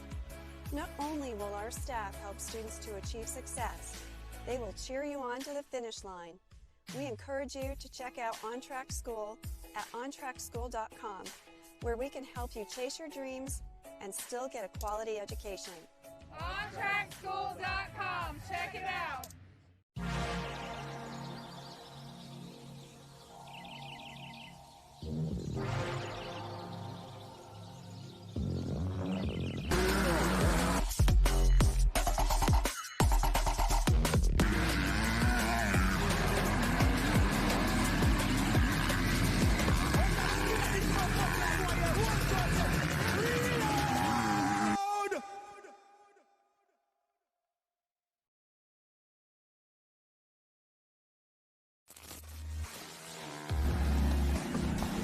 UnitedMotorsports.com. Shop parts, gear, accessories, and more. So you can go farther and ride faster. From showroom to your doorstep, choose UnitedMotorsports.com.